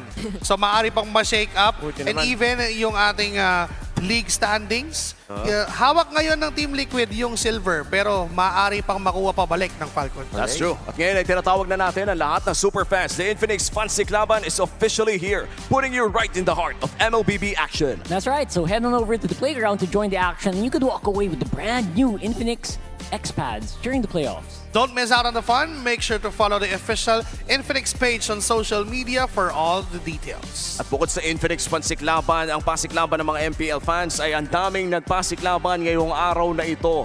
Akala ko day of sweep. Naniwala ako sa'yo. Naniwala pare. kami. Naniwala ako sa'yo, pare. It was a trap. Pare, nag-worry nga ako na, uy, baka na-curse ka to. Baka biglang 9 games tayo nung sinabi ko day of sweep. 8 lang. At least 8 lang. Pero I think everybody's happy, everybody's safe and dry. At sana bukas ay naging action pack pa rin ang laro natin. By the way, Falcons bukas, laban sa Twisted Minds, Onyx versus Omega. Ano expectations natin doon, guys? Ayoko na magsabi ng mga sweep day. Ayoko din. Ako tinignan. Oh, well, fair. Basta ako, fair. good Sunday. Good Sunday. Good and happy Sunday. And ito na yon. Maraming salamat sa ating sumubaybay sa MPL Philippines Season 18. Omi, Rockart, Joshi Cakes, Hans Galeria, Brigida, and Renmar. Magbabalik ang MPL.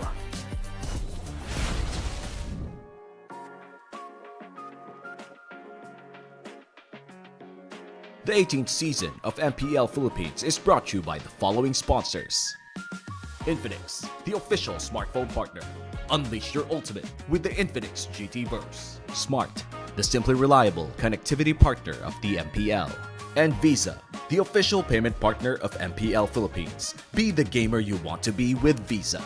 Our partner in esports, Clear Men. Power up and stay fresh daily with Clear Men. And our strategic partners, TT Racing, China Airlines, Ferry, and SIP. Don't miss any MPL PH action. Follow our official social media accounts and subscribe to our YouTube channel. Palag Na To.